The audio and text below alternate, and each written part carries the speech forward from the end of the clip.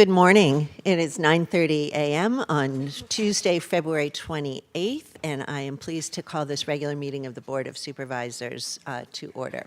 Turning to Nancy, who's our clerk this morning, to please take a roll call. Supervisor Arenas? Here. Supervisor Chavez? There. Supervisor Simidian? Here. Vice President Lee? Present. President Ellenberg? I'm here. We have a quorum. Thank you very much. Supervisor Arenas, would you lead us in the Pledge of Allegiance this morning, please?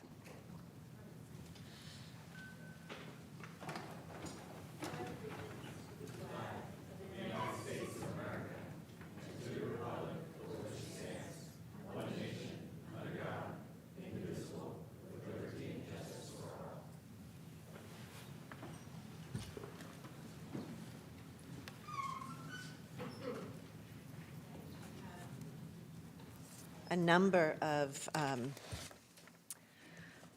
let's do our invocation first. My apologies. Thank you. Supervisor Chavez, thank you. Good morning. I am very honored to introduce our invocator, Pastor Sean Gerdier. And Pastor Sean was born and raised in Richmond, California. In 2012, he earned his teaching credential in special education from San Jose State University. Go Spartans, and soon began his teaching career in the city of San Jose. He taught special education for 5 years in San Jose Unified School District, where he earned the Teacher of the Year honors. Through his diligent work with his high school's Black Student Union and community efforts, Pastor Sean was recognized and sought as the keynote for San Jose State's Black High School Empowerment Conference. In 2016, Pastor Sean earned a master's in education from National University and administrative credential through the Santa Clara County Office of Education LEAP program. He then began serving as a high school administrator, pioneering and championing many programs to support students that society had labeled at risk. Such programs include after-school support and intervention, which eliminated after-school detention and replaced it with mental health and substance abuse services, along with a career and homework support. Pastor Sean Gerdier now is the lead pastor of Bible Way Christian Center. I'm so honored to have you here today. Thank you. Let us pray. Gracious God, we thank you for this opportunity to call the community for this meeting. We thank you for each and every one who is here today, those who have graced us with their presence and those who are with us in spirit. You have blessed us with supportive people who seek the welfare of this wonderful county, your people, your churches, schools, agencies, businesses, and society at large. You are a God of peace, and we invite you to preside over this meeting. Even if we have different opinions, give us unity of spirit. Layla Gifty Akita once said, "There is beauty and power in unity. We must be united in heart and mind, one world, one people." Father, your holy scriptures teach us that the peace of God, which surpasses all understanding, will guard our hearts and our minds in Christ Jesus. So, Father, we look to you to shape our motives, intentions, and actions. We submit these things to you, for we know your Holy Spirit will guide us in all truth and righteousness. In the words of the late, great Bishop Oscar Dace, I pray for victory, power, and no defeat, Lord God. Just victory and power. In Jesus' name, amen. Sean, thank you. Thank you.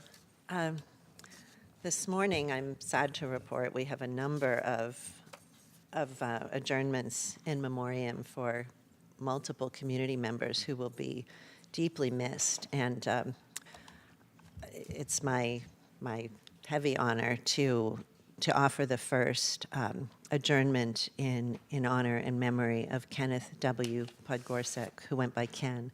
Ken was a longtime community member and dear friend to many throughout San Jose and our entire region, and passed away far too soon at age 62.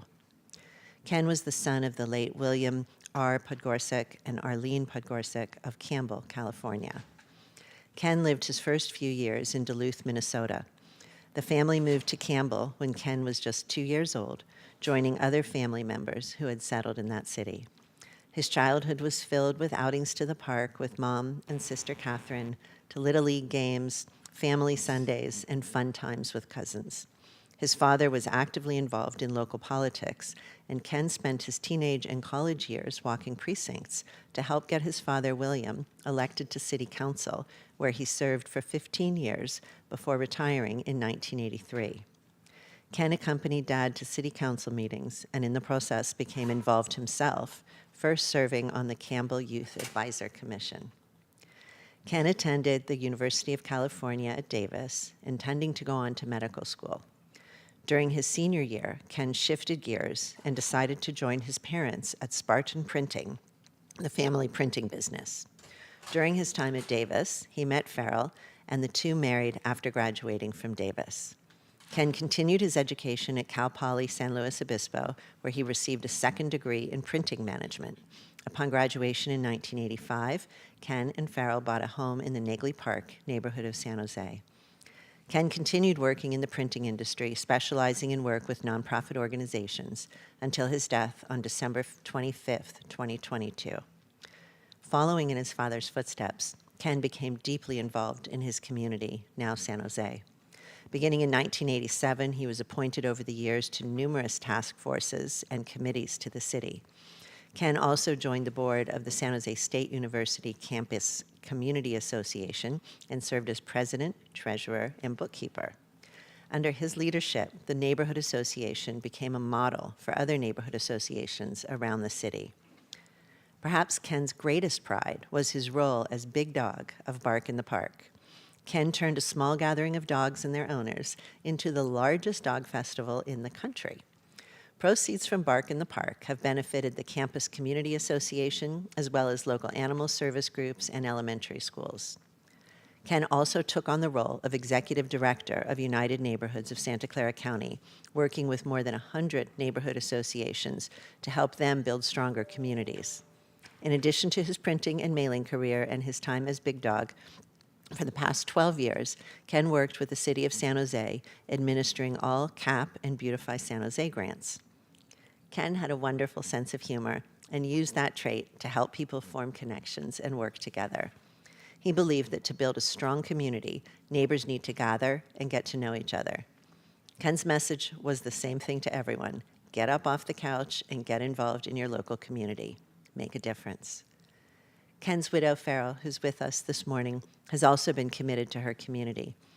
We first met when I was a trustee at San Jose Unified, and she was a librarian at Horace Mann Elementary School. Through that introduction, we found many opportunities to work together, including Read Across America, the school's IB school projects, and more. Farrell, I've so enjoyed getting to know you, and I'm very deeply sorry for your loss. May Ken's memory always be for a blessing. Ken is also survived by his daughter, Rachel May Podgorsek, son, Will Podgorsek, and sister, Catherine Azad. At this time, I know my colleague, Supervisor Chavez, would like to say a few words about her dear friend, and then I'll invite Farrell to come to the dais if she likes. Thank you. Today, it's really with a heavy heart that we have so many leaders that we're saying goodbye to. And I just wanted to say, I think Susan did a lovely job of just kind of explaining the breadth of Ken's contribution to our community. And to be frank, Farrell, I just want to share personally how very sorry I am for your loss. You were a dynamic duo and really appreciated you in so many ways. I did want to just say one thing about Ken. I met Ken and Farrell in probably 1997. And one of the things that I was most struck by was this incredible commitment, not just to the community kind of writ large, I think a lot of people talk about that, but really the engagement that you had with everybody in our community. Everybody knew where your porch was, everybody knew they could get advice, everybody knew they could get help. And that kind of neighbor is exactly what we need to continue to rebuild our community. And so on Sunday, we had an opportunity to toast Ken, and we toasted him with a toast of to a great neighbor and a great friend. And so thank you for letting me weigh in. Absolutely. Farrell, come on up and join us.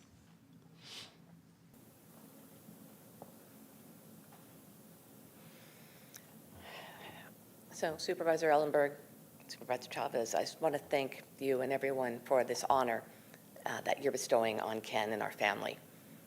Ken did follow a legacy of his father of community service and action and took it, most people think, to the extreme with what he did. But he truly believed that by getting out and supporting all the neighborhoods and the neighborhood leaders, and he worked with over 110 neighborhood associations, we would have a better city. We'd have happier people, better community, stronger community, and definitely safer communities by getting out, meeting each other, working together. And I hope what everyone who knew him can take away is that, as you said, get off the couch, do one thing, take one step, and make a huge, huge difference in your city, your community, your neighborhood, and your family. So thank you so much for this honor. Thank you. Next, we're going to hear an adjournment for another community giant leader, Bea Mendez. And I'll look to Supervisors Chavez and Arenas. Thank you very much. And today we are also adjourning in honor of the memory of Bea Mendez. I want to acknowledge her daughter, Elizabeth Pacheco, Liz, her sister, Frances, her niece, Susan, and her close friend, Linda, who are joining us today. For 50 years, Bea provided tireless leadership in our community, particularly for Latinas and all victims of domestic violence. In 1971, she recognized before almost anyone else that victims of domestic violence and their children lacked a safe place of refuge and support services when they fled their abusers. Her grassroots efforts and perseverance led to the creation of the Women's Alliance, WOMA, in 1974, and it began providing charitable and educational services for domestic violence survivors, particularly those from the Latina community. In 1989, WOMA became Next Door Solutions to Domestic Violence, and currently they respond to 15,000 crisis hotlines calls and provide services to over 2,500 people each year, moving survivors and their families from crisis and violence into safety, stability, and self-sufficiency. None of this would have been possible without Bea's dedication, passion, and advocacy. She was not only a treasure, but a true leader and a visionary. You know, at the time, people didn't think of domestic violence as a crime. They thought it was just part of being in a family.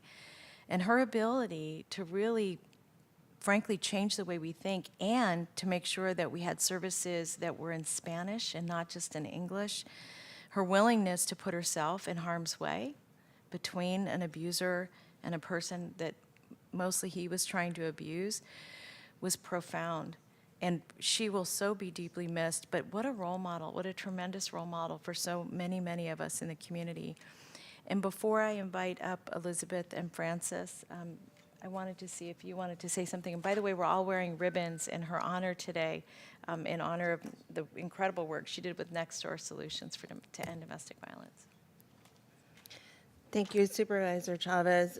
We are wearing ribbons to honor Bea today, but we will honor her with the work that we are committed to as supervisors in serving survivors of domestic violence as well as sexual assault, and so that we can continue to keep her legacy alive and all the work that she laid down for all of us.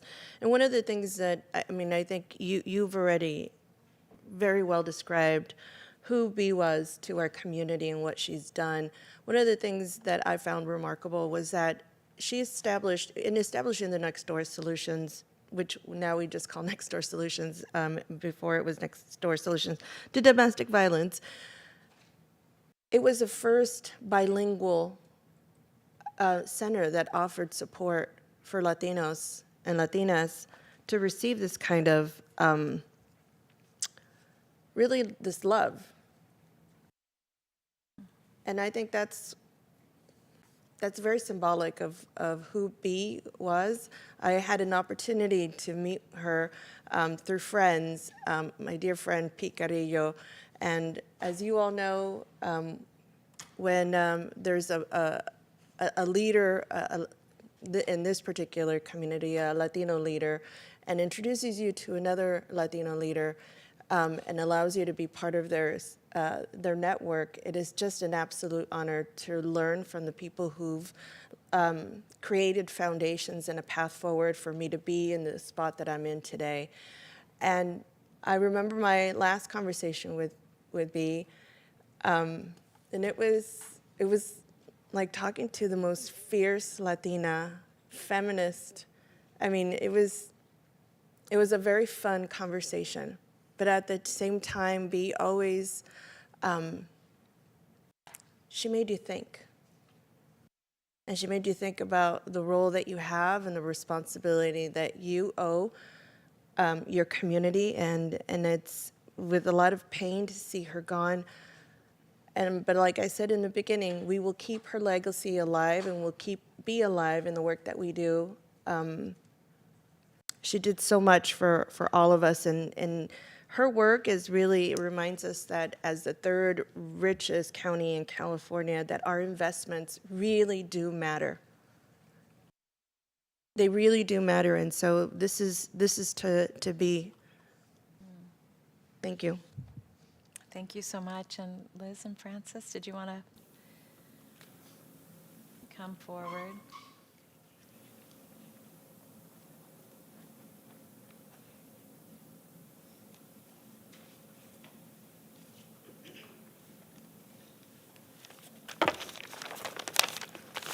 Good morning.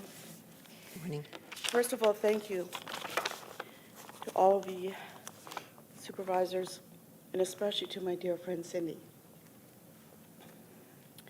a friend of mine for many years, and to the entire Board of Supervisors for the invitation and honor to speak at your meeting regarding the recent passing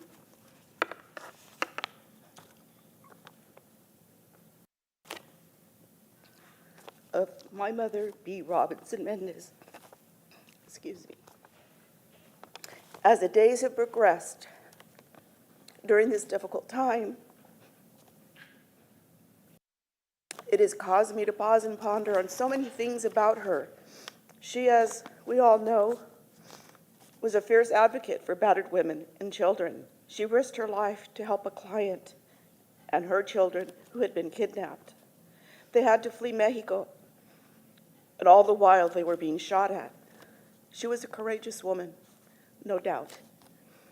I believe she touched people's lives in many ways, and it was because of her compassion and love of helping disadvantaged persons, and for multiple reasons.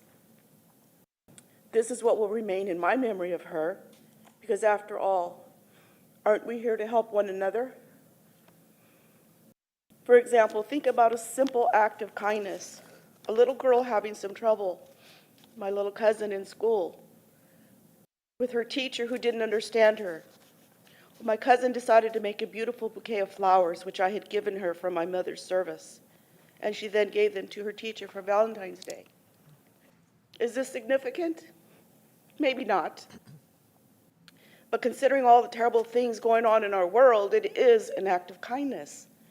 And that, my friends, is the essence of my mama's being. Trying in her own way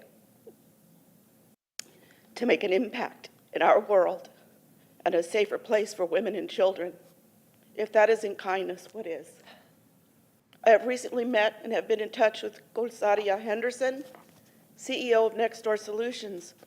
I explained to her I wanted to keep my mother's legacy alive, so we decided to have donation cards made and pass them out at her service, as well as the ribbons that you're wearing today. Unfortunately, I ran out. However, if you can, please consider going to Next Door Solutions website and please make a donation to that organization. You see, you never know when a person may be in need of a small but important act of kindness. And for some, it could mean an act beyond kindness. It could be the difference between life and death. Thank you again, and may you be blessed with peace and kindness. Si se puede. Elizabeth. Thank you for your beautiful words. Your mom would be so proud of you. Thanks, Shirley. My name is Frances Tenori.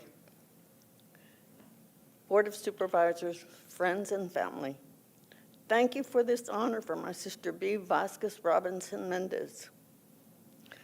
My sister was a believer in the work she did, bringing to this crisis of protecting people from battery abuse.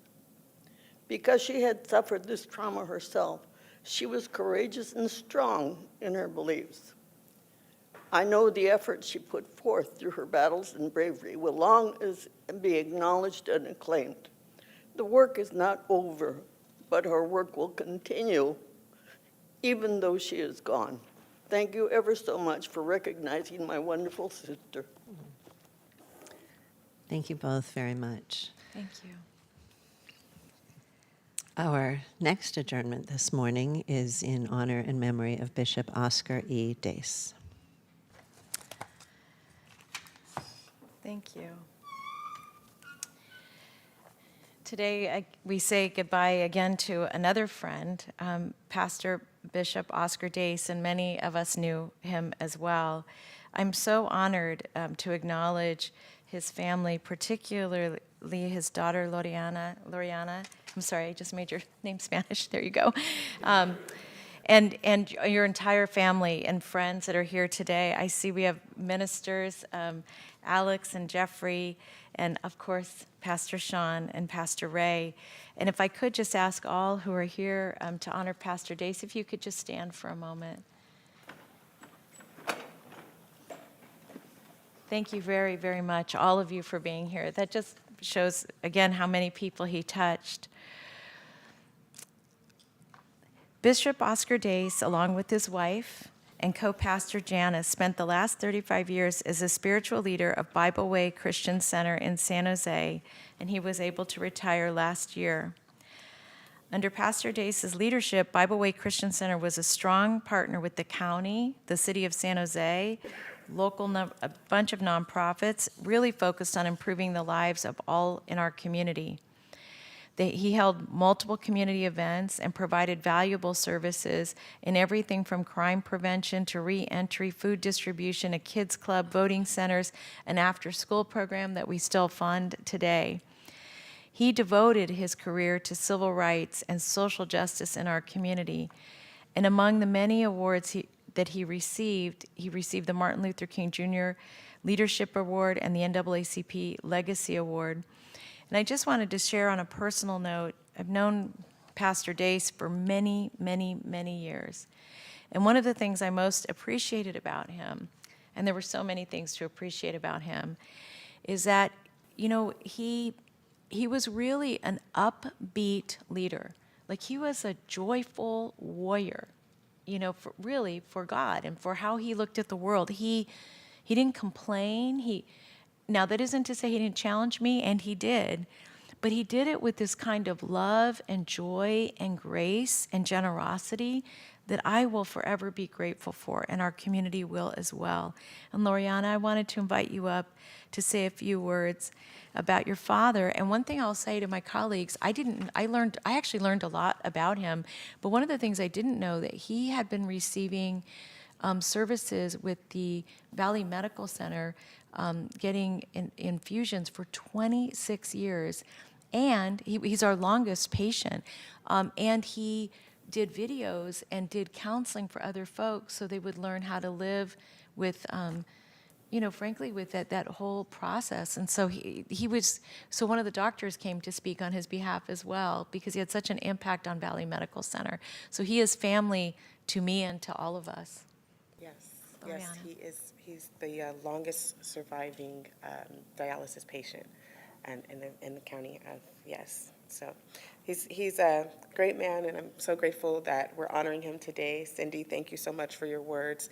I go by many titles. I'm a mom, I'm a pastor, I'm a community organizer, but as of late, the title that I've been most proud to carry is to be the daughter of Bishop Oscar Dace. My dad was born with a heart murmur. We talked about him being on dialysis. He was also a kidney patient. And at the age of 33, after a long period of feeling weak and fatigued, my dad went to the hospital and learned that he had heart failure. And over the course of his life, he underwent many procedures and surgeries to keep his heart beating. Many doctors and onlookers might say that he had a weak heart, but they couldn't be further from the truth. My dad's heart was strong.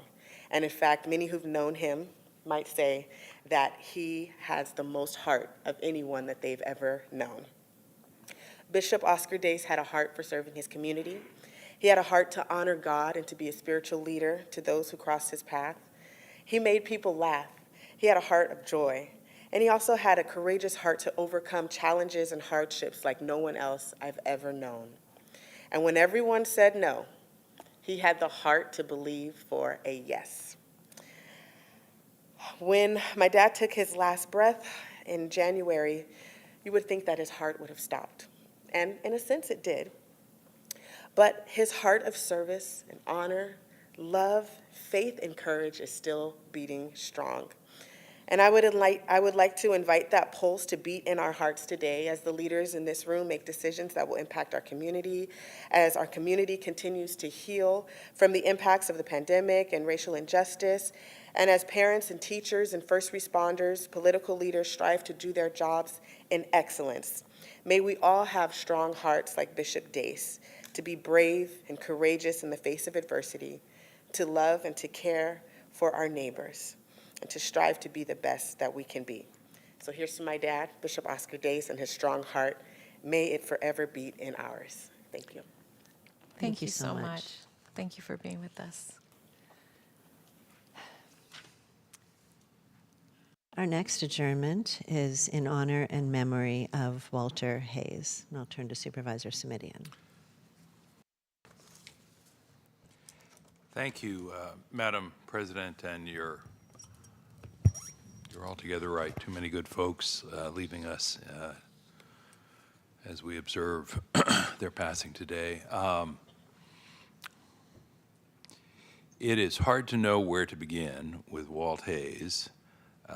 We talk about living a full life. Walt lived to the age of 87, and he packed so much into those 87 years that I can't begin to do it justice today. So I want to acknowledge that up front.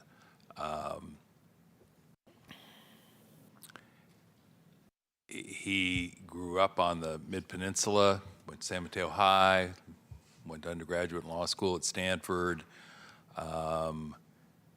was actually a member of the San Jose City Council in the late 60s, early 70s, landed in Palo Alto then in the 70s, where he and Kay, his wife, made their home in subsequent years, and gave so much without any expectation of acknowledgement or celebration. I suspect, in fact, he would be a little surprised to know that we were adjourning today's meeting in his memory. He was first, last, and always an environmental advocate and champion. I just want to share something that I did not know about Walt until, as well as I thought I knew him, until I read his obituary in the paper, which is that it was a summer opportunity to chase butterflies when he was about 10 years old at what is now part of Big Basin Redwood State Park that inspired his lifelong love of nature and environmental advocacy. And I share that one small tidbit from an 87-year life because I think we sometimes forget that we can help shape people's lives by the work we do here, by the work that the 23,000 employees of the county do, in ways that we might never imagine or ever know. And so all those years ago, before it was even called Big Basin Redwood State Park, there was a kid chasing butterflies who gave and gave and gave for 3/4 of a century thereafter. It's just, for me, a very touching image.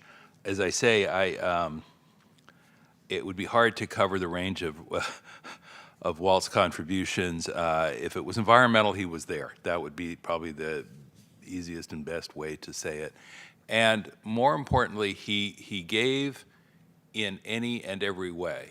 So the observation that I thought captured Walt so well came from former Palo Alto Mayor Peter Dreckmeyer, an environmental champion in his own right, who said nothing was beneath him and nothing was above him. He did it all. So if it meant getting into the creek and pulling the rubbish out, he did that. If it meant using his talents as a lawyer to help guide the work of the various nonprofits that he associated with, he did that. If it meant sitting as a board member, he did that. If it meant mentoring a young person, he did that. As Peter said, nothing was beneath him and nothing was above him. He had as well other passions. He was a stand-up advocate for peace. He was a leader in not just our local Rotary, but because he understood how fortunate and blessed and privileged the community he lived in was, he did work with Rotary on an international level, Honduras, Kenya, Ghana, because he wanted others to have the fullness of life that he had experienced himself.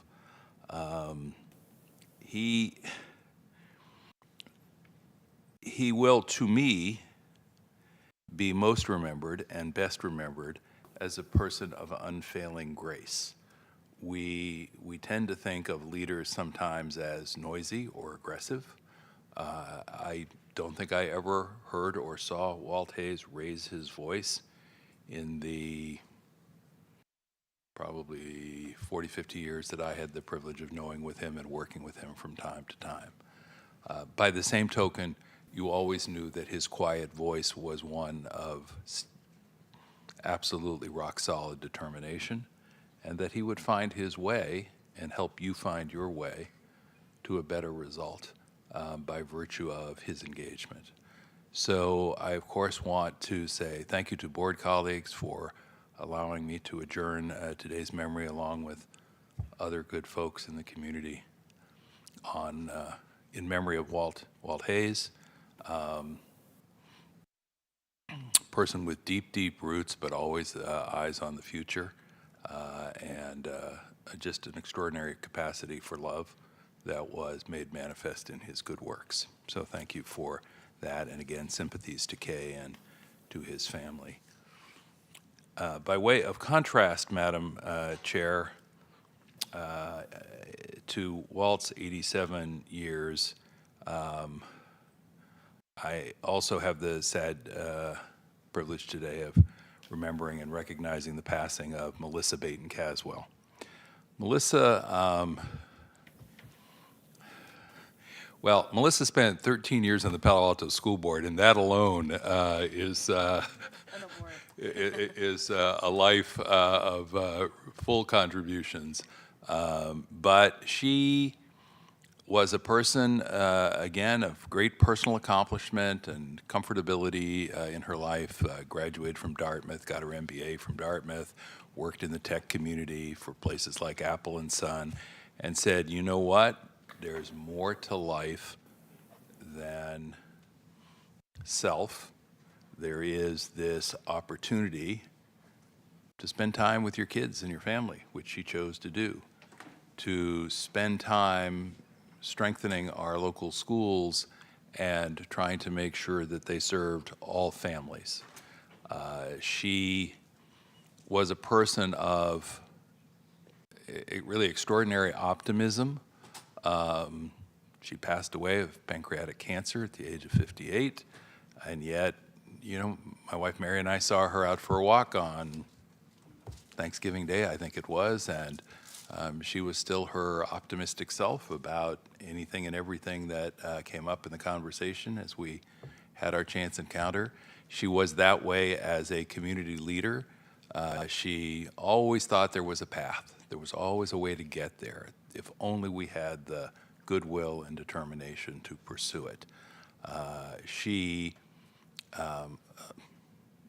again, was a person who saw beyond the local boundaries, and so she chaired the Santa Clara County School Boards Association during her tenure on the board with 30-plus local school districts. She and I chatted because that was a role I played many years earlier, and we both talked about how, frankly, helpful that was to both of us in understanding the range of needs and circumstances that these 30-plus school districts had, that our county was in many ways blessed, but unevenly so. So to Lee and Melissa's family, I will just say we send our condolences. I'm so sorry that such a special person was taken so early. But to end on an optimistic note, as Melissa would exhort us to do, it gives me some sense of hope that our communities are full of good people, like Melissa Baton Caswell and like Walt Hayes and like the folks who were honored earlier.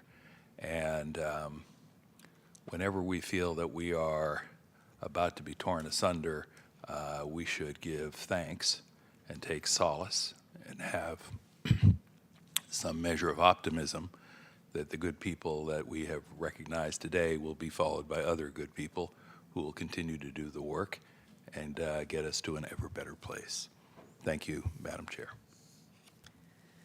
I want to thank all of my colleagues for their beautiful words on behalf of so many of our community members who have recently been lost.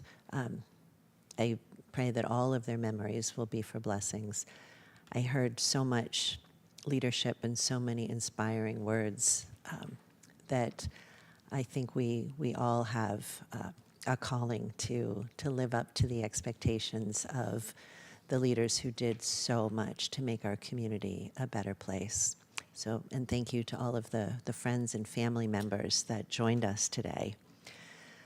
Art is something that lifts us, that can break our hearts, and we're going to turn in this moment to the next item, which is the presentation of a proclamation on behalf of the Board of Supervisors in honor of Youth Arts Month. I'm going to come up to the podium for that presentation and invite Sophia Fojas, the Arts Coordinator at the Santa Clara County Office of Education, to join me. I'll also pregame that our next item is public comment, so anyone in the chambers who is interested in speaking in public comment should please fill out a speaker card right now. Folks who are listening on Zoom, now would be an excellent time to raise your hand so that we have a sense of how many individuals would like to speak with us this morning.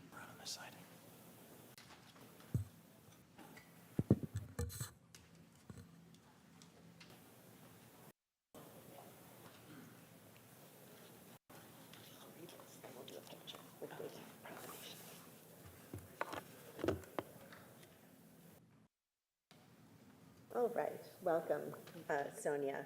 The office of if you look outside, as I start inartfully, it's the Santa Clara County Office of Education Alternative Ed Department, along with Art House Studios and Silicon Valley Creates, who created the student art that's currently on display in the breezeway outside of these chambers.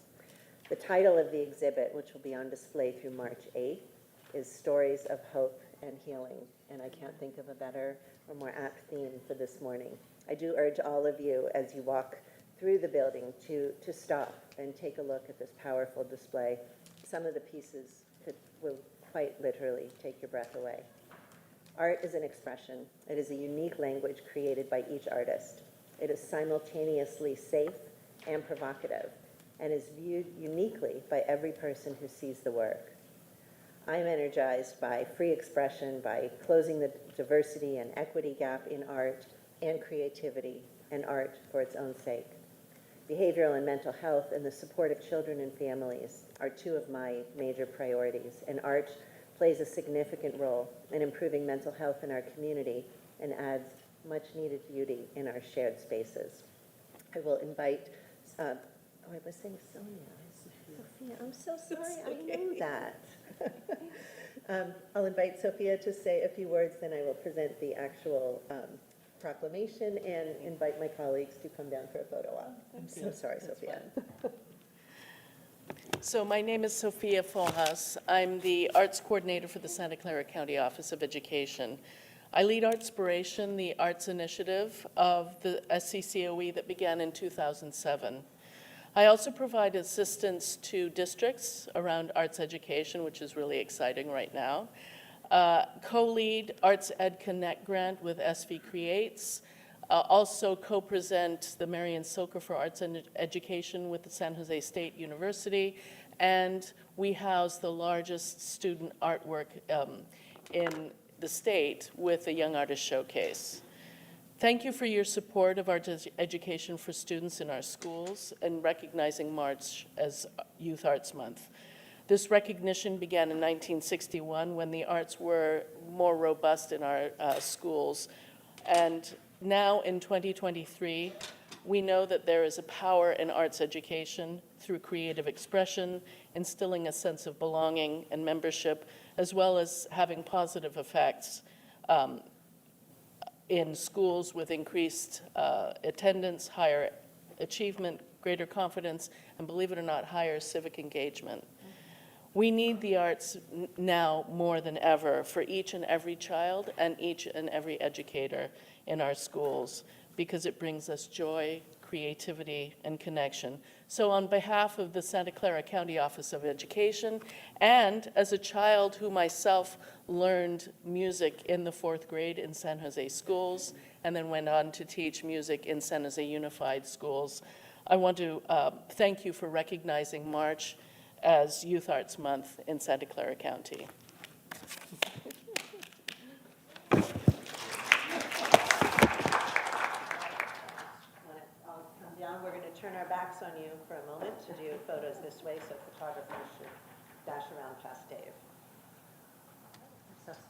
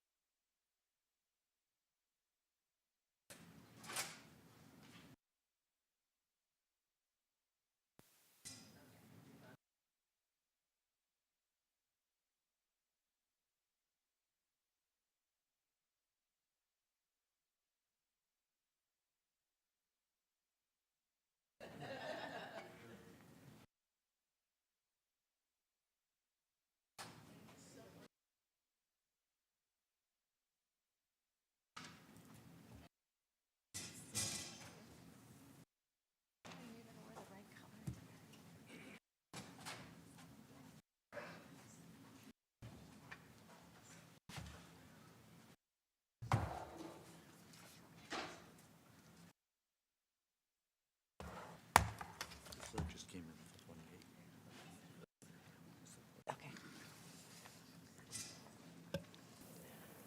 All right, we are now moving on to item 6, which is public comment.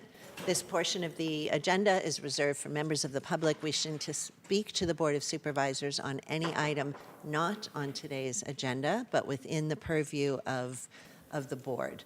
Do we have, and I'll note also again for speakers on Zoom who would like to join us, please put your hands up now. What I will do is first call any speakers who are in the chamber and then turn to speakers who are on Zoom.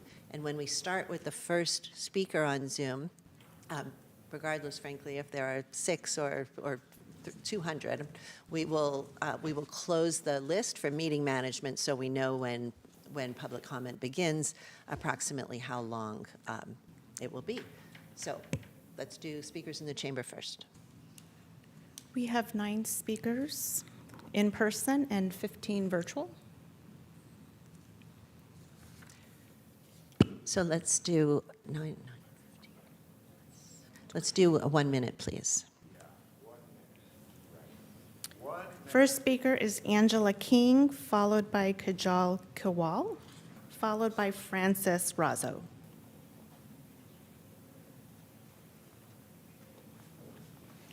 Good morning, Board of Supervisors.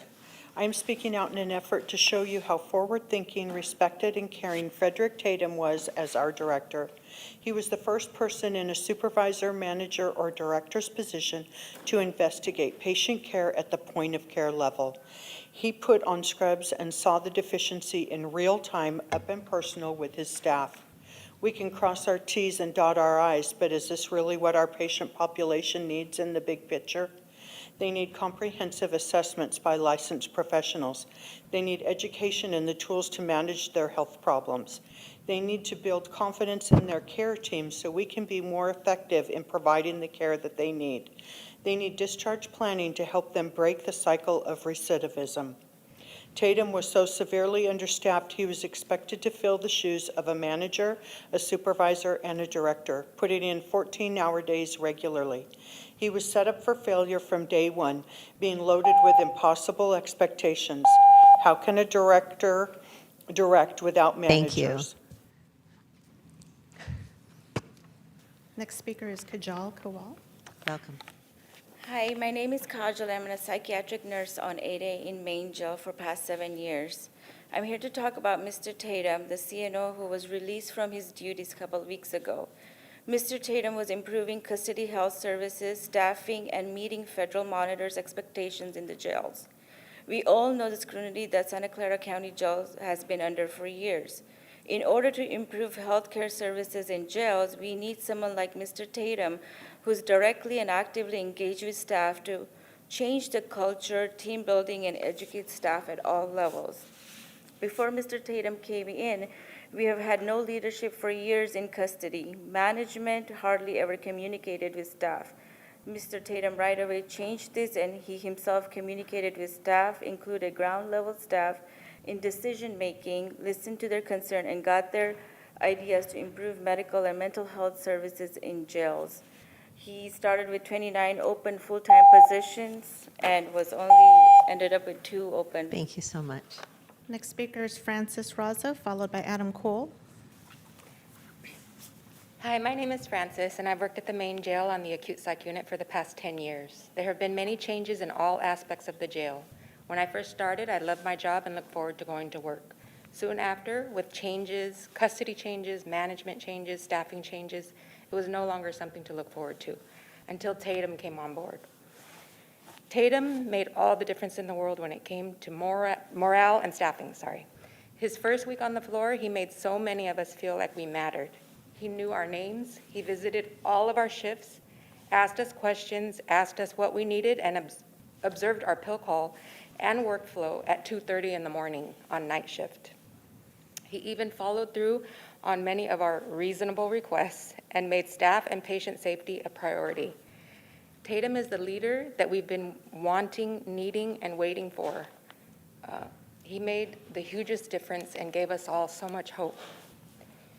Please reinstate our Chief of Nursing Officer, Frederick Tatum. Thank you. Thank you.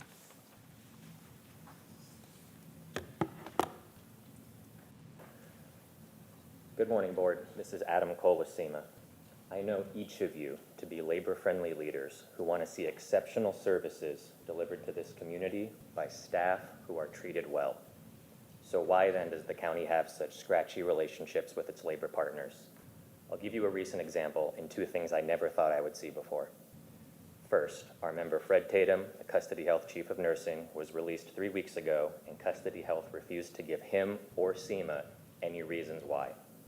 Second, more than 100 line staff from around Main Jail, Elmwood, Custody Health signed a petition demanding Frederick Tatum's reinstatement, citing him as a positive force for change, advocating for the reinstatement of a senior leader, someone almost an executive, something I never thought I would see.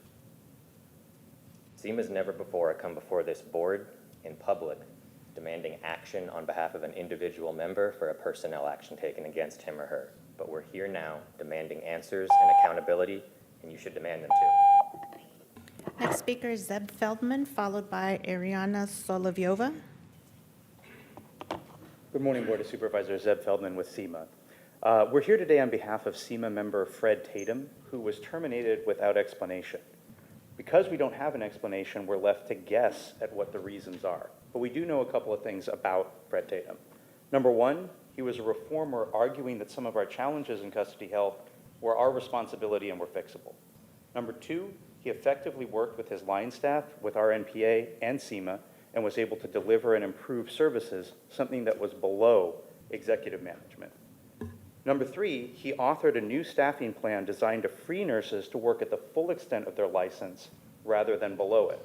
A plan that a week after Fred Tatum's termination is being implemented without attribution to him.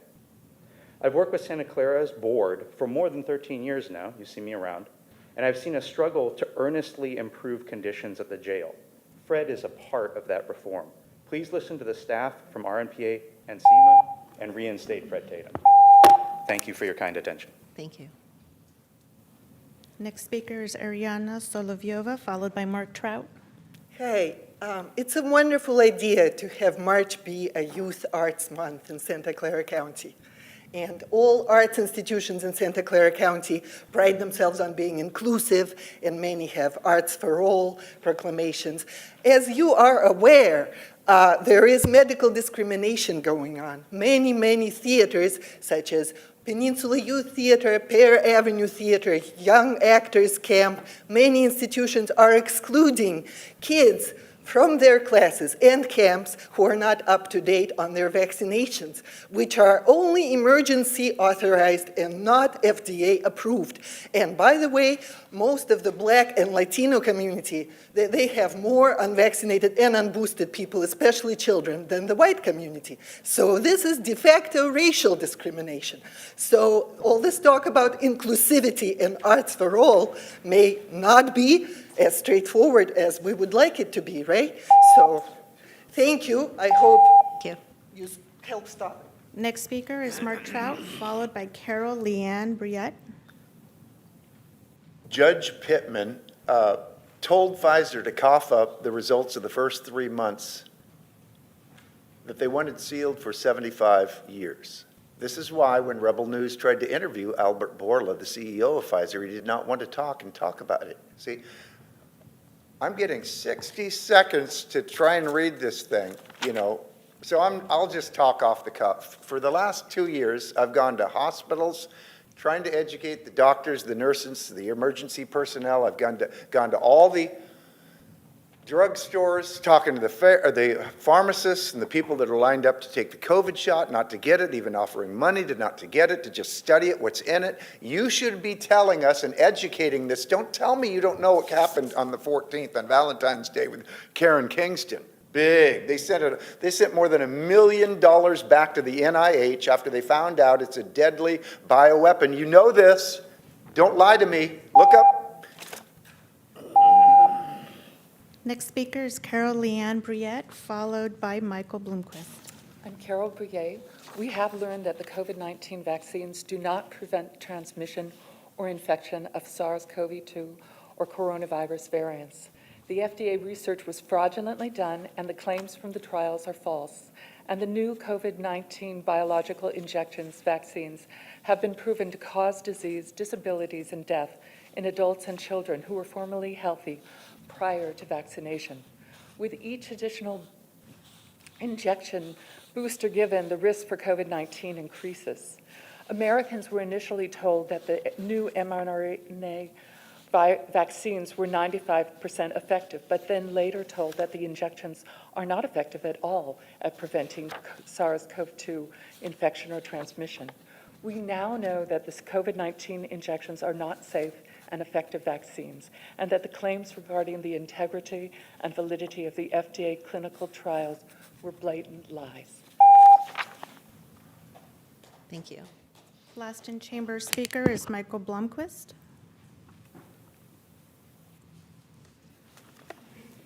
Early last year, Pfizer released their annual report to the Securities and Exchange Commission on the efficacy of its current mRNA vaccines and its ability to make money off of COVID. Page 6, quote, "Our future revenues on our COVID-19 vaccines are uncertain. We may not be able to demonstrate sufficient efficacy or safety of our COVID-19 vaccine. Significant adverse events may occur during our clinical trials or even after receiving regulatory approval," unquote. Pfizer is basically admitting in their own documents that due to safety concerns and the inability to demonstrate efficacy on their vaccines, they are not likely to gain regulatory approval for their vaccines. Santa Clara County residents would like to ask you, the Board of Supervisors, were you aware of this report since it has crucial information that is directly related to COVID vaccine safety? If after today, what do you plan to do with this information? That concludes our in-person Thank you. speakers. And how many speakers do we have? 16. Oh, I'm sorry, my apologies. Apologies. Please go ahead. Supervisor Arenas, who handles land use in your office? Do you have somebody in your office? You're welcome to connect the speaker to one of your team members. Looks like you've got somebody standing by to answer the question. Actually, that would be Patrick McGarity. Okay, thank you. Usually, I The didn't board know doesn't, that we could respond to public comment. board doesn't need to Thank you. respond to questions of public comment. So I'm here today. We've had a bunch of issues with San Jose Water Company and then with the grading violation for dirt piles. I'm sure the two things are related. You have a policy or an ordinance that exempts them from grading permits if they're under the CPUC's exclusive jurisdiction, which is ridiculous because we had to go through all of this with some litigation, a mandamus action, and the CPUC's exclusive jurisdiction is just for rate setting. In this particular case, they ended up building a parking lot that was adjacent to our road, relocated the road, didn't record a new right-of-way, and I'll get with Patrick on the other, the details. Thank you. And Nancy, again, remind me how many people? 16. 16, just letting know before we start, again, to our Zoom participants, if you're interested in speaking on public comment, please raise your hand at this time. When the first speaker begins speaking, we're going to close the queue. And Nancy, when you're ready. Alicia Donati, I am unmuting you. Please accept the unmute. You have 1 minute to speak.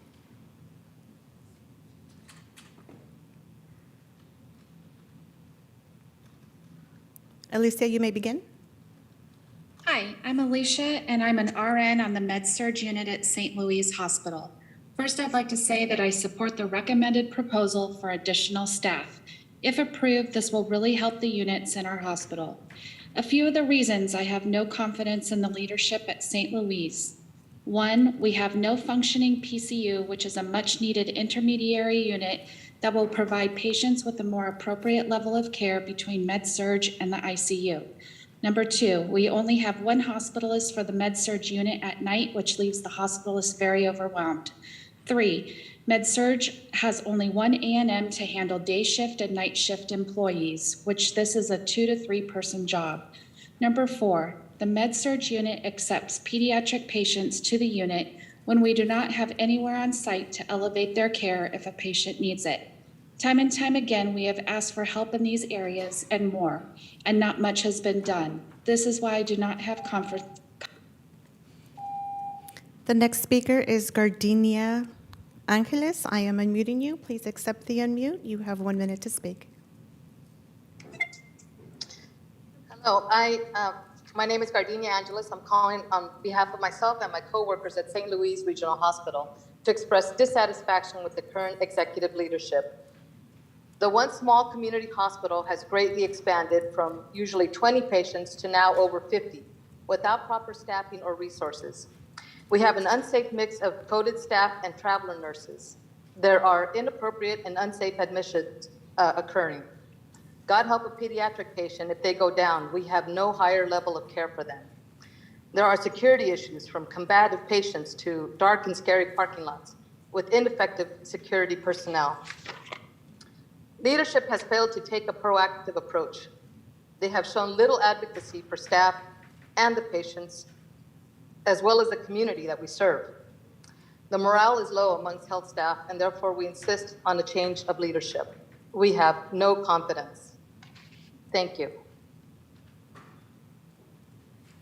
Next speaker is Helena Moncada. I am unmuting you. Please accept the unmute. You have 1 minute.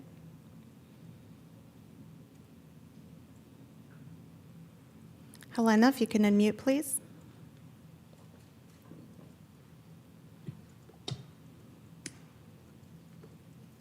Good morning. My name is Helena. I'm an RN at St. Louis Regional Hospital in the Med-Surg unit. First, I would like to acknowledge item 15 that's on today's agenda. Thank you for considering this item. I urge you to approve it. Our hospital is in desperate need. I would also like to express my concerns regarding no confidence in our leadership, which continues to result in poor patient outcomes, delay of care, and patient safety. Some of the issues we continue to face despite bringing it to the attention of our executive team include understaffing and reliance on travel nurses, no truly functioning PCU, overwhelmed night shift doctors. We only have one A&M on our unit. There's non-adherence to policies and procedures and protocols. ICU doctors refuse patients requiring higher level of care. We have a non-functioning call light system on our overflow unit. There's no autonomy for our charge nurses. And we accept pediatric patients without the ability to escalate them for higher level of care if needed. Thank you for your time. Next speaker is Alan Kamara. I'm unmuting you. Please accept the unmute. You have 1 minute. Good morning. Good morning, Board of Supervisors. This is Alan Kamara. So the reason why our nurses come to you is because you are the ultimate decision maker for the county. It's because we feel at every level of advocacy before we can come to you. We just don't come to you because, as you are hearing, we have many issues in front of us. One is St. Louis, the nurses, the membership feel like they've been treated like stepchild in the enterprise.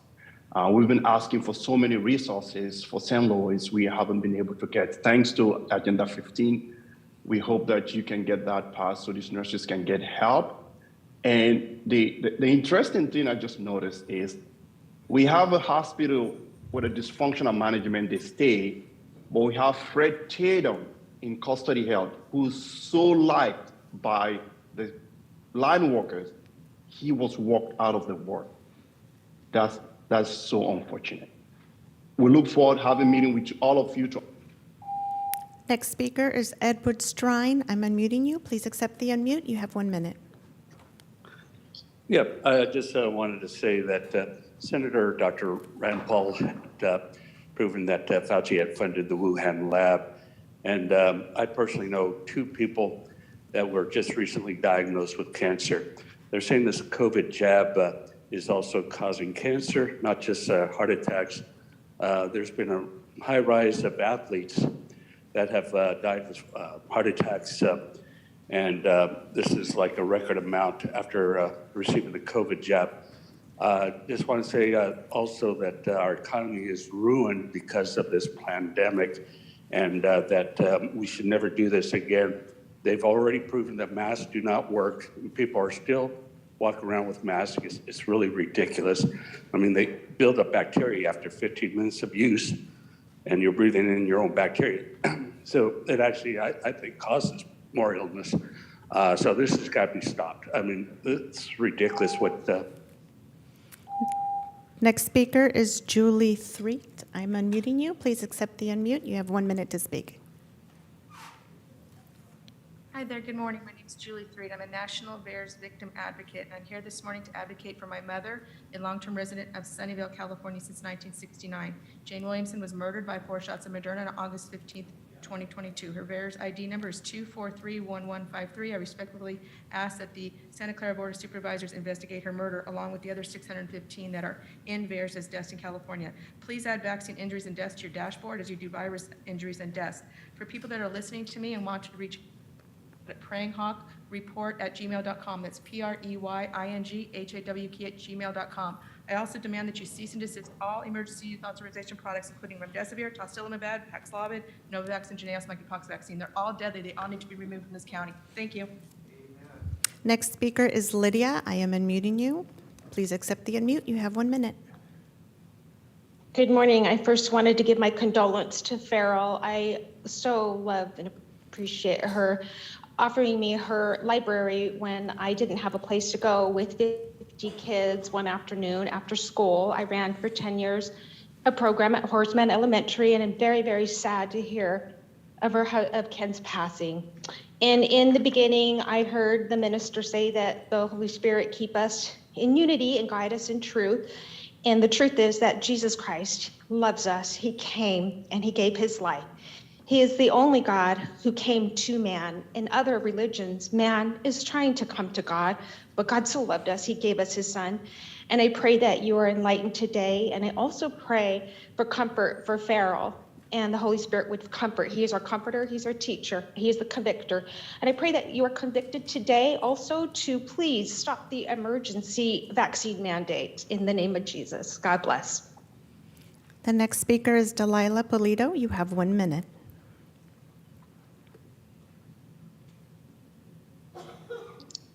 Good morning. The California COVID-19 state of emergency ends today. You were quick to implement all these mandates due to the state of emergency. So will you be quick to end the vaccine mandate since the state of emergency ends today? Everything is now business as usual. You are having meetings in person now, not having to wear a mask. The unvaccinated are now treated the same as the vaccinated. So it makes no sense to keep the vaccine mandate. There's no reason for the unvaccinated workers to have to work under a reasonable accommodation. I've heard from numerous college graduates that are discouraged from applying to the county because you still ask vaccination status on the application. Please stop with the discrimination. Thank you. Next speaker is Jessica Salons. I'm unmuting you. Please accept the unmute. Hi. And my apologies, we'll have to restart. I accidentally muted them. So Jessica, if you could please unmute again. Hi, yes, I'm a resident of Sunnyvale, thank you. I'm a proponent of increased layered pandemic protections. I'd like to see the county update all HVAC units. Cleaning indoor air during an airborne pandemic is essential for our health. I'd like to see the re-implementation of universal masking in government facilities and on public transit to be in solidarity, especially with immunocompromised and disabled people who use these services. I'd like to see the county keep open free PCR test sites as the virus is still with us, and these are really helpful when people are infected. I'd also like to encourage the continuation of wastewater testing so that we know what our community transmission levels are. And I'd like to see a recommitment to educating, which is clearly something we need, to the public about the need for layered protections and about long COVID. Thank you. Next speaker is Blair Beekman. I am unmuting you. You have 1 minute to speak. Hi, Blair Beekman. To try to add to the list from the previous speaker, I really hope you would like to continue the public meeting process on Zoom to make it more accessible to people who are autoimmune compromised and have disability issues.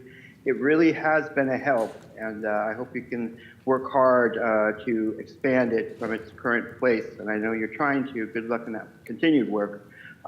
Really a good luck in the closed session meeting process. I've been asking for months now that a few simple words and sentences to describe what exactly you're going through at the public meeting, closed public meeting process can help a lot, tremendously. And it can really help with the issue of the hiring of the new chief executive a few months ago. It's help and it's accountability. It does something awesome that I'm sad that you're continuously so austere in not wanting to at all practice open public policy practices. Thank you. Next speaker is Sharon Luna. I am unmuting you. You have 1 minute to speak. Good morning. This is Sharon Luna, and I wrote a letter to the Supervisors, Planning Department, Planning Commission, and attorneys in regard to the removal of a longtime San Martin Planning Advisory Committee member, Diane Dean. She received a letter requesting her removal the county, stating that the county just found out that her term expired. This is untrue and not factual. I, as a resident, attended many meetings, and I did some investigation to see how many times Diane Dean advised the county over the years. She advised them 16 times of her status, and the county employees stated, don't worry. I find that Diane has been a valued member to the SIMPAC. We understand. The next speaker is Lily M. I am unmuting you. You have 1 minute to speak. Hi, everyone. My name is Lily, and I'm an intern at Young Women's Freedom Center. We know that implementing the recommendations detailed in the Young Women's Thrive report will not only have a meaningful impact on girls and gender-expansive young moms and parents impacted by the justice system. This work needs to be centered by communities, specifically those impacted firsthand, which in this case would be towards creating and implementing programs that are co-created by young moms and parents in the Santa Clara County. We deserve a future that destigmatizes and shifts the narrative to ensure young moms are provided the visibility, resources, and access they need to fully thrive in this county. Thank you. Next speaker is Andrea Goloher. I'm unmuting you. Please accept the unmute. You have 1 minute. Hi, my name is Andrea Gallagher, and I'm calling to express strong support for the proposal to allocate $20 million of ARPA funding to expand the apprenticeship initiative and create a childcare and early education infrastructure grant program to rebuild the economy. These investments are critical for growing our county's capacity for early learning and childcare. Thank you for creating this thoughtful proposal and for listening and responding to the needs of families and the childcare workforce. I encourage the supervisors to support this proposal and to continue partnering with Strong Start Santa Clara and First 5 Santa Clara as these investments are implemented. Thank you. Next speaker is Sylvia Ortiz. I'm unmuting you. Please accept the unmute. You have 1 minute. Good morning, everybody, and my condolences for everybody that spoke upon their loved ones today. I wanted to bring up I wanted to bring to your guys' attention this program that I work for at Young Women's Freedom Center. First of all, I'm Sylvia Ortiz, and I am a youth and community organizer. But bringing up the Young Women's Freedom Center, When Young Moms Thrive is a great opportunity for all youth and females that are young mothers and who do not have the support that they need. This is an uplifting organization, and it is meaningful to all of the girls that live in Santa Clara County or surrounding areas, because this program gives us resources that are visible to their eye, and every single resource that would be for housing, food, and support and mental health, because you know it is stressful as a young mother. Next speaker is Anna. Anna, you have 1 minute to speak.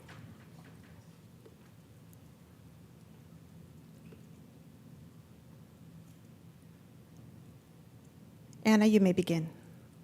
Yes, hello. My name is Anna. I am a nurse at St. Louis Regional Hospital, and I want to urge you to approve the budget increases so that we can have more staff and resources at our hospital.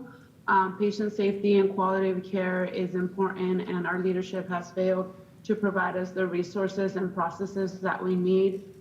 Confidence and leadership has steadily declined over the past 2 years that I've been there. There's no concise communication.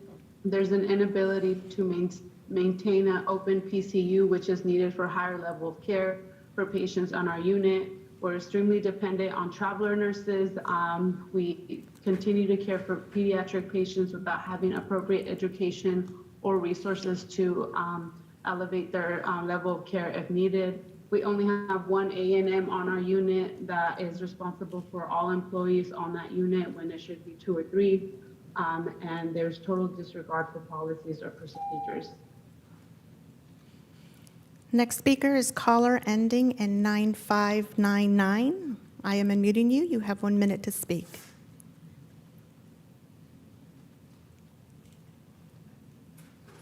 Good morning, Board of Supervisors. My name is Nikki. I'm a med-surg nurse at St. Louis Regional Hospital. My colleagues and I have no confidence in our leadership. There are many issues on hand jeopardizing our patient safety and overwhelming us nurses. But the main issue that I would like to address today is we are in dire need of a step-down PCU unit in our hospital. Since PCU was open for PCU patients in fall of 2021, it has been inconsistent. It has been open and closed, and it has been inactive for months now. So this issue and request for continuing a PCU unit in our hospital has been brought up to leadership, but nothing has been done. Up to today, our hospital PCU unit holds med-surg patients, and our med-surg nurses are taking care of these patients. And I can't remember when was the last time we have PCU patients in these beds. So please hear this and understand our frustration. How is this safe for both patients and for nurses? We need our beds for PCU patients. Next speaker is Pamela Campos. This is our final speaker. I am unmuting you. Please accept the unmute. You have 1 minute. Hi, good morning, everyone. I am so thankful for the ability to provide virtual public comment to the Board of Supervisors meeting. My name is Pamela Campos, and I am a co-organizer with Parent Voices of Santa Clara County. We hope to have a lot of parents providing public comment this morning on item 8 regarding funding for childcare infrastructure and workforce development.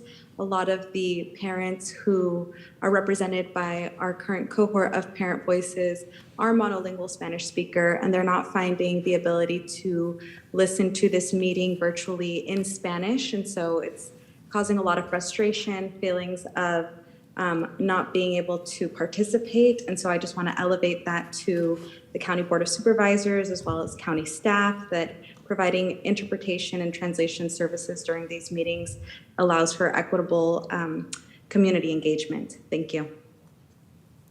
And that concludes public comment. Thank you very much. Item 7 is approval of the consent calendar, and I know that today is quite a doozy of a consent calendar. So thank you, Nancy, for what you're about to do, to read all of this, and then I will turn to my colleagues to see if... Supervisor Ellenberg, if I may, I want to ask if we can take an item prior to the consent calendar, and that, colleagues, it's item 28, and this is regards to the Young Women's Freedom Center. We have a lot of young women here, but they did have a hard stop at 11. I'm so happy to do that. In fact, it just slipped my mind for a moment. Very glad to do that. So we're going to hear item 28 now and then return to the consent calendar. Thank you. And if colleagues, if it's okay, what I'd like to do is give just a little bit of background, make a motion, see if there's some comfort level there, and then go to public speakers. Is that all right? I don't know if we need to take an action to move the item. No, the board can hear an item out of order. Great. Thank you so much. Colleagues, the Young Women's Freedom Center launched an innovative pilot program with our support in 2021 that engaged young mothers ranging from ages 12 to 26 throughout the county, with a particular emphasis on East San Jose and Gilroy in a youth participatory action research initiative that centered around their lived experience. Through listening sessions, trainings, and guided learning, the young moms of the program developed their research, writing, and advocacy skills to provide a final presentation at the Children, Seniors, and Families Committee, which Susan and I got to hear, with policy recommendations for the county to improve the systems that engage young moms and their families, and to design and implement programs that are culturally responsive and stigma-free for young parents to achieve better outcomes. So I ask that the staff bring this before the full board to continue the county's engagement with the participants of When Young Moms Thrive in the implementation of the policy recommendations presented to the board today and fully operationalize the purpose and mission for this very successful program.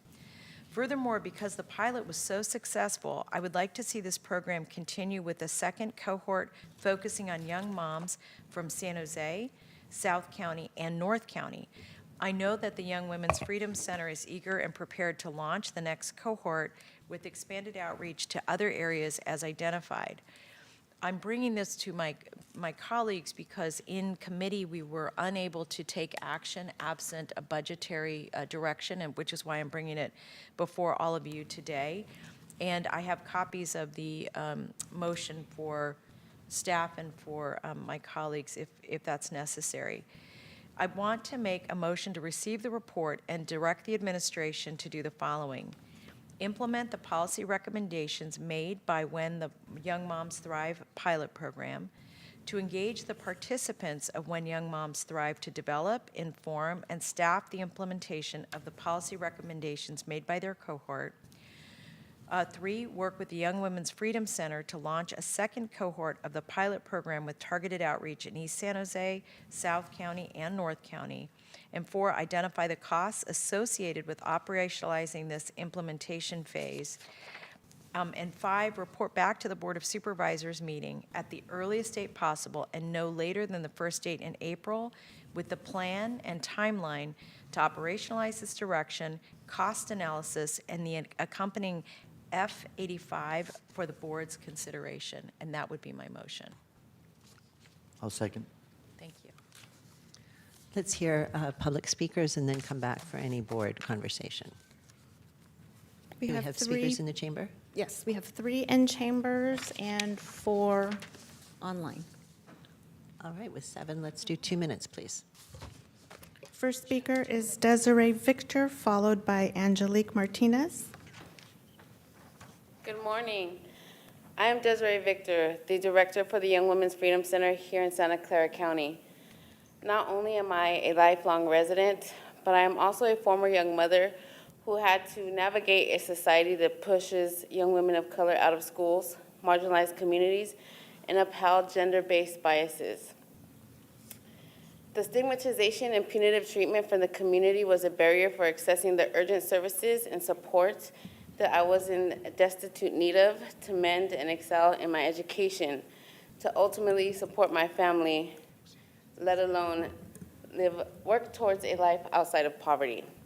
The work that has been accomplished by the When Young Moms Thrive initiative that many of you here have championed has proven and dissolved the narratives that young mothers are inept and incapable of being good mothers. Not only did this project work to dismantle this harmful ideology,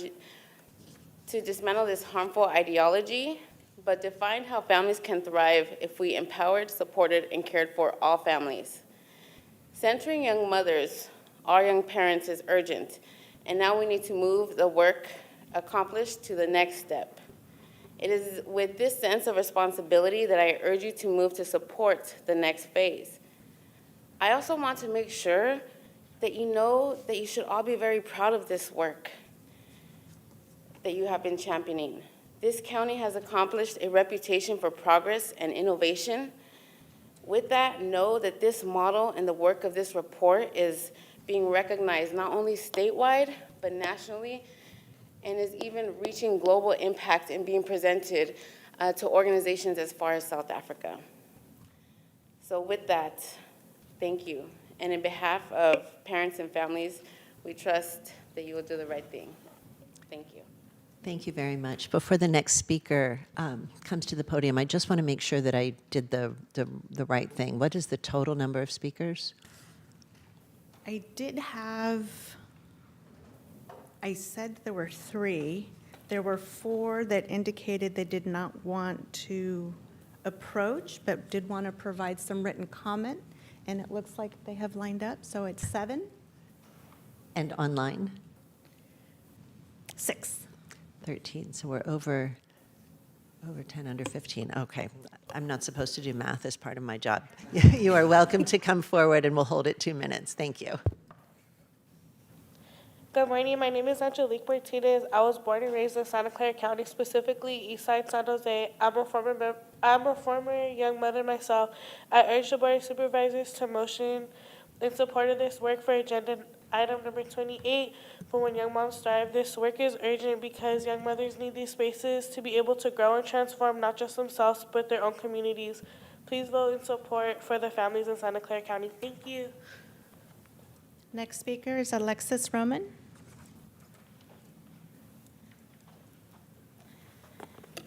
Hi, good morning, board. My name is Alexis Roman, and I'm the Senior Programs Manager at the Young Women's Freedom Center. In the past year, I had both the honor and opportunity to work closely with over 100 young mothers, parents in Santa Clara County who were consulted for the expertise as members in this community.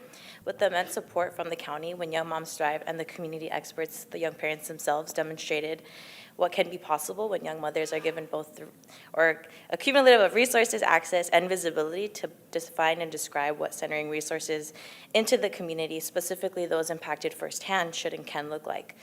This work made possible through the powerful voices and lived experiences. We can create powerful intentional programs for young mothers and parents led by them themselves. Our current and future generations of mothers, children, and families deserve a future that destigmatizes and shifts the narrative to ensure that young mothers and parents in the county can fully thrive. As seen in the report, I really fully, truly hope that you please vote in support to motion item number 28. Thank you and muchas gracias. Next speaker is Angelica Noriega. Good morning. My name is Angelica Noriega. I'm very honored to be here representing the Young Women's Freedom Center and as an advocate of all young mothers in Santa Clara County, including myself. I'm here today because I would like to urge the Board of Supervisors to vote in support of Agenda Item 28, because when young moms thrive, we all do. This work is not just important for the young mothers of Santa Clara County, it is urgent. Young mothers deserve to be destigmatized and have fair access to resources needed. As you may all know, it takes a village to raise a child, and so it is our responsibility to make sure that our communities have what they need in order to do so. Please help us support these young parents and their families. Thank you for your time. Next speaker is Adriana Jansen. Hi, my name is Adriana Jansen, and I'm the program coordinator at the Young Women's Freedom Center. I urge the Board of Supervisors to motion item 28 for When Young Moms Thrive. Having experience being a young mother at the ages of 19 and 21, it is important for me to stand behind organizations like the Young Women's Freedom Center, who encourage young parents with programs and opportunities that provide self-agency and determination by centering lived experiences. We know that implementing the recommendations detailed in the When Young Moms Thrive report would not only have a meaningful impact on the lives of girls and gender-expansive young mothers and parents impacted by the justice system. As a coordinator, I see how programs like these can really benefit young mothers as they learn how to navigate work-life balance and utilize shared experiences. This work needs to be centered by communities, specifically those impacted firsthand, which in this case would be towards creating and implementing programs that are co-created by young mothers and parents in Santa Clara County. We deserve a future that destigmatizes and shifts the narrative to ensure young mothers are provided the visibility, resources, and access is needed to fully thrive in this county. Thank you. Next speaker is Felicia Martinez. Hi, my name is Felicia Martinez. I am an intern at the Young Women's Freedom Center. I was born and raised in Santa Clara County, specifically San Jose, and a current young mother myself. I urge the Board of Supervisors to motion in support of this work of Agenda Item 28 for Young Moms Thrive. This work is urgent because I've seen firsthand how this program works and how it benefits young mothers in various ways. This work needs to be centered by communities, specifically those impacted firsthand, which in this case would be towards creating and implementing programs that are co-created by young mothers/parents in Santa Clara County. We deserve a future that destigmatizes and shifts the narrative to ensure young mothers are provided the visibility, resources, and access needed to fully thrive in this county.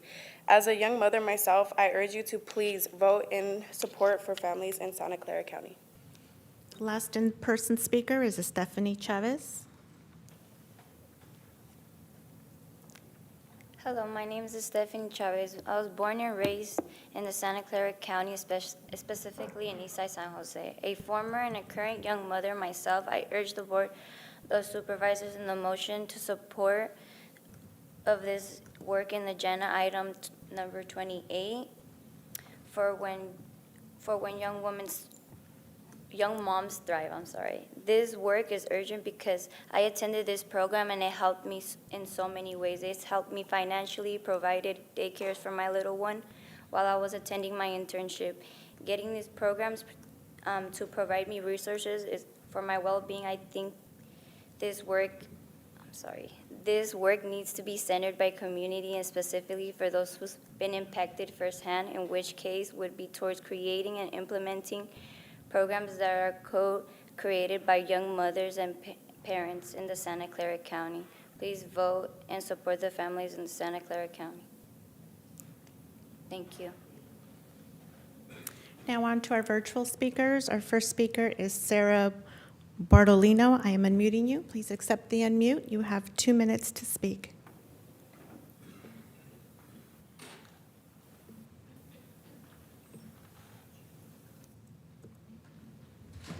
Sarah, you may begin. Okay, can you guys hear me okay? Yes. Okay, my name is Sarah Bartolino, and I was born and raised in Santa Clara County, specifically San Jose. I wanted to urge the Board of Supervisors to motion in support of this work for agenda item number 28, When Young Moms Thrive. This work is urgent as it provides a safe space for young mothers to seek support and provides resources that are not necessarily common known to everybody in the community. That's it. Thank you. I waive my time. Next speaker is Anastasia. I am unmuting you. Please accept the unmute. You have 1 minute to speak. Hello, my name is Anastasia Cisneros. I was a fellow for When Young Moms Thrive pilot at the Young Women's Freedom Center. I was blessed with the opportunity to receive the support that the center offered during the hardest and most amazing event of my life, young motherhood. Using my lived experience and passion for this work, I was blessed to have been able to be a part of the research and work on making a change. We know that implementing the recommendations detailed in the Young Moms Thrive report would not only have a meaningful impact on the lives of girls and gender-expansive young mothers and parents impacted by the justice system. This work needs to be centered and led by communities, specifically those impacted firsthand, which in this case would be young parents, as those co-creating and implementing essential programs and sharing critical resources in Santa Clara County.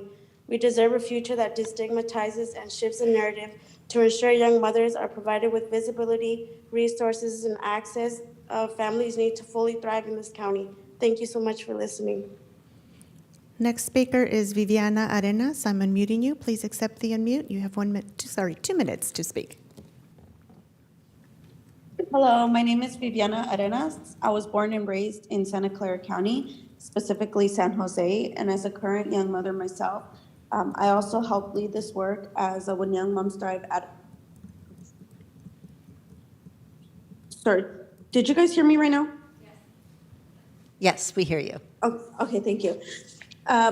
As a young mother myself, I also help lead this work as the When Young Moms Thrive Advocacy Fellow, and I'm currently a community activist and a member of multiple action boards in Santa Clara County and the Silicon Valley. I urge the Board of Supervisors to motion in support of this work for agenda item number 28 for When Young Moms Thrive, We All Do. This work is critical for young mothers and families to thrive, and as it allows them to have the say on decisions that impact them directly. Please vote in support for the families in Santa Clara County. It's important that each of these recommendations is implemented because they are each interconnected and supports the other recommendation. Young parents need people who will support them and their children. We need a seat at the decision-making table and have shown it through the research and data what it looks like when we are at the front lines leading the work. I would like all staff present, if possible, whether you are a young parent or not, to urge the Board of Supervisors to support young parents and their families. Lastly, I would just like to say that as a member of When Young Moms Thrive and as a leader of When Young Moms Thrive, I've seen firsthand like the work that it is when young parents are at the front line and we're able to gather together and create a community and a space that centers us directly, and it supports our children and it empowers them to grow, and it empowers our children to see their parents growing as well and being leaders for their community. So thank you for allowing us to do that. And I urge for the second pilot program. Thank you. Next speaker is Chantal Hildebrand. I'm unmuting you. Please accept the unmute. You have 2 minutes. Hello, can you hear me? Yes. Lovely. Good morning. My name is Chantal Hildebrand, and I'm the Deputy Director at Alliance for Girls, the organization that partnered with the Young Women's Freedom Center on the When Young Moms Thrive initiative. Young moms face many challenges in accessing resources and services due to structural barriers, lack of financial support, harmful gender norms, and stigma. The Young Women's Freedom Center and Alliance for Girls deeply appreciated the support that this board gave us to implement the first cohort of When Young Moms Thrive and highlight the key data-driven recommendations that young moms in your communities created. I urge the board to continue to create spaces where young moms themselves have a seat at the table in decision-making at the policy level and in the implementation of the When Young Moms Thrive policy recommendations. Increasing funding for subsidized programs for young moms, mandating stigma-free trainings led by young parents for childcare providers, instituting a universal basic income pilot program to provide monthly payments for at least 100 young moms in Santa Clara County, and expanding services for young parents under the age of 18. Please vote in favor of item 28. Thank you. Next speaker is Destiny. I'm unmuting you. Please accept the unmute. You have 2 minutes. Can you hear me? Yes. Hello, my name is Destiny, and I was born and raised in Santa Clara County, specifically Southside San Jose, and as a current young mother myself, I urge the Board of Supervisors to motion in support of this work for agenda item number 28 for When Young Moms Thrive. This work is urgent because at the age of 14, I became pregnant, and I was alone with a low support system at home, and the center really helped build up my confidence to be a young mom and to want to thrive in a community that is going to support me. Please vote in support of the families of Santa Clara County. Final speaker is Arabella Guevara. I'm unmuting you. Please accept the unmute. You have 2 minutes to speak.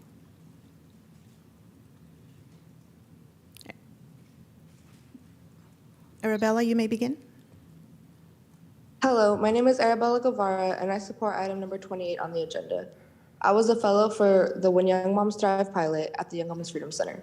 I was blessed with the opportunity to receive the support that the Young Women's Freedom Center offered during the hardest and most amazing event of my life, motherhood. Using my lived experience and passion for this work, I was blessed to have been able to be part of the research and working on making a change. This work needs to center and be led by communities, specifically those impacted firsthand, which in this case would be young parents, as those co-creating and implementing essential programs and sharing critical resources in Santa Clara County. We deserve a future that destigmatizes and shifts the narrative to ensure young mothers are provided the visibility, resources, and access families need to fully thrive in this county. Thank you. That concludes public comment. Thank you very much. I'll return to Supervisor Chavez and any other supervisors that have questions or comments. Thank you. I do want to turn to Dr. Smith and ask if there are any concerns about the motion before us.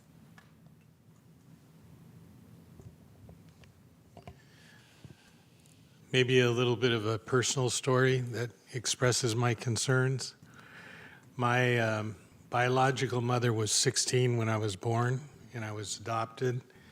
I got to know her later on in my life and understand how important it was for her to have support. I won't go through the entire story, but I just want to reemphasize this is a critical issue, critical step forward, and we'll, from an administrative perspective, support whatever the board wants us to do. Thank you, and thank you for telling us that, Jeff. I appreciate it.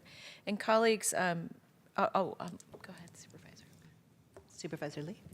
Yeah, I just want to say thank you so much for all the young mothers for your courage to come speak to support this important referral this morning. And moreover, to thank you for bearing the responsibility, doing the heavy lifting you do every day to take care of your child as a young mom in this very, very expensive Silicon Valley. It not only takes a village, and it certainly takes mucho dinero to raise a child. And we need to better educate our greater community to destigmatize and provide the access to resources and jobs and education in order to empower both the mom and the child. Many of young moms are still children, and that having a child should not be the barrier to stop their education, as we all know the importance of education to the future to lead a better life. Thank you. Thank you. Supervisor Arenas. Thank you. I was really proud to hear from all of you in person and online, especially when you claim east side of San Jose. Because I was raised in east side, as you could tell. my smile from ear to ear. I love that you're here, and I love that you're thriving. And most of all, I love that you're providing a pathway for your children to thrive just as well. And so congratulations to the work that you've done thus far. I can't wait to see the work that's going to come ahead of you. And in order for you to continue to contribute to your community, I know that there's a lot of hard work, a lot of sacrifice, time spent away from your family, potentially, your children in the next room. But it is all for something, and it's for the greater good. And so I just want to thank you for that level of sacrifice and selflessness on your part, even though you're dealing with a lot your own selves, right?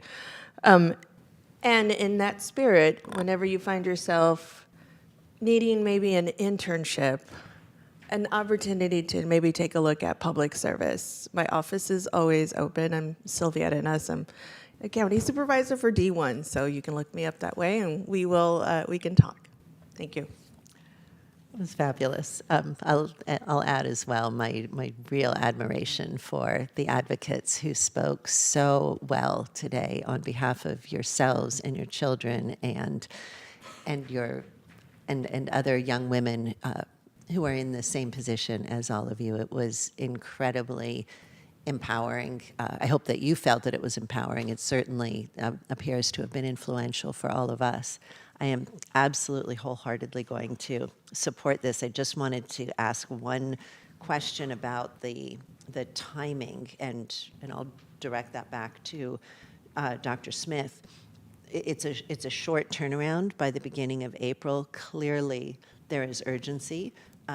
The reality will be also that something else will be pushed back or delayed if this goes in front. So I just want to hear that there is bandwidth and ability to do this in the time frame that Supervisor Chavez is recommending. We'll make it happen. There you go. I have no further questions. Thank you. And first, we should take a vote so that it really can happen. So just, I want to say thank you again to Dr. Smith and to my colleagues, both for hearing this early and also for your incredibly thoughtful feedback. One thing I just wanted to acknowledge, I really, really appreciated the lived experience, comments that all of you made today. You did a brilliant job, and for those of you online, thank you very much also. I just wanted to lift up some of the things that you talked about. I think being able to take agency and responsibility for yourselves and the way you see the world was really powerful. I think that you highlighted the importance of the stipends, the access to childcare, and even to laptops, which was part of this last program, which made a huge difference, I know, for these young women. And so I am really just saying to my colleagues, I would be honored to have your support on this action. And I really wanted to say to the Young Women's Freedom Center, just continue to do great work and helping us think about the world differently. And to Julie and Sarah, thank you for all your feedback. And one thing I'll say is a lot of work has been done. I think where we've been stuck is really on the budget side of it and the finance. So the staff did everything they need to do. Now it's really up to us to just get the money for the program. So that's really where we're at right now. Excellent. Nancy, let's vote. Supervisor Arenas? Yes. Supervisor Chavez? Yes. Supervisor Semidian? Aye. Vice President Lee? Absolutely, yes. President Ellenberg? Yes. Motion passes. Thank you. Congratulations to all of you.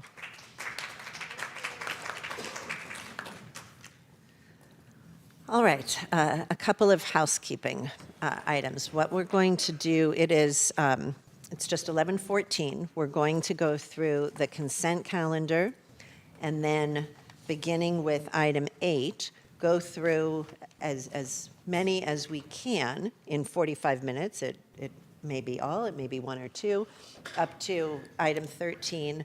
We'll break for lunch at noon. And what I'd like to survey all of you is whether you would be comfortable with 30 or 45 minutes. What? 45? 45? All right, so we will take a 45-minute break at or very close to noon. So, Nancy, go tackle the consent calendar, please. Items on the consent calendar may be subject to the Levine Act as indicated in the language on the published agenda. Any party or their agents and any participant who has a financial interest or their agents must disclose on the record a contribution of more than $250 made to a board member, as described on page 3 of the agenda. The consent calendar update. There is a request from Vice President Lee to consider item numbers 15, 16, 17, 18, 19, and 20 concurrently with item number 27, and a request from Supervisor Chavez to remove item number 47 from the consent calendar to be considered concurrently with item number 27. Item number 15, approve request for appropriation modification number 126 in the amount of $3,558,749, increasing revenue and expenditures in the St. Louis Regional Hospital budget relating to 55.05 positions for census adjustment at St. Louis Regional Hospital. Item number 16, adoption of salary ordinance number NS-5.23.114, deleting and adding various positions in Santa Clara Valley Healthcare. Item number 17, approve request for appropriation modification number 127 in the amount of $1,609,987, increasing revenue and expenditures in the Santa Clara Valley Medical Center budget relating to 70 positions to expand services at Valley Health Center in Morgan Hill. Item number 18, adoption of salary ordinance number NS-5.23.115, adding 70 positions in various classifications in Santa Clara Valley Healthcare. Item number 19, approve request for modification, appropriation modification number 125 in the amount of $6,387,150, increasing revenue and expenditures in the O'Connor Hospital budget relating to 117.45 positions supporting census adjustment at O'Connor Hospital. Item number 20, adoption of salary ordinance number NS-5.23.123, deleting and adding various positions in Santa Clara Valley Healthcare. Item number 27, receive report relating to the Santa Clara Valley Medical Center Master Plan.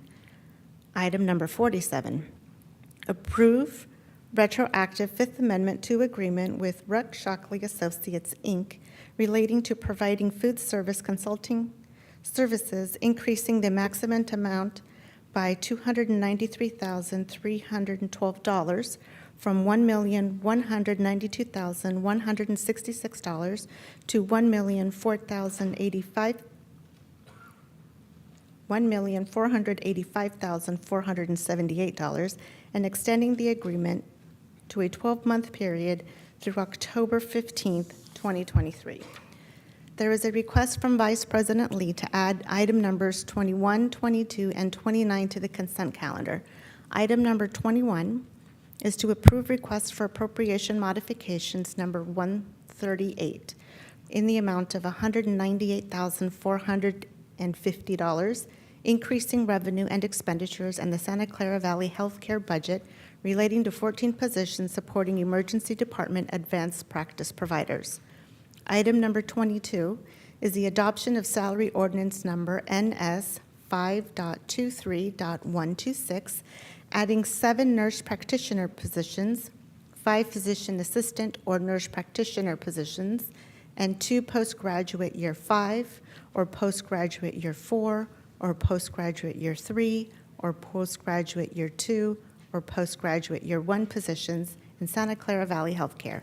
Item number 25 is adopt resolution calling on the federal government to maximize its support for Santa Clara County to assist those affected by winter storm conditions. There is a request from President Ellenberg to hold item number 30 to March 14th, 2023. Item number 30, consider recommendations relating to the use of digital cameras and camcorders by the Employee Services Agency. There is a request from administration to hold item number 31 to March 14th, 2023. Item number 31, receive report relating to a guaranteed basic income pilot program for unhoused high school students. There is a request from President Ellenberg to hold item number 32 to May 2nd, 2023.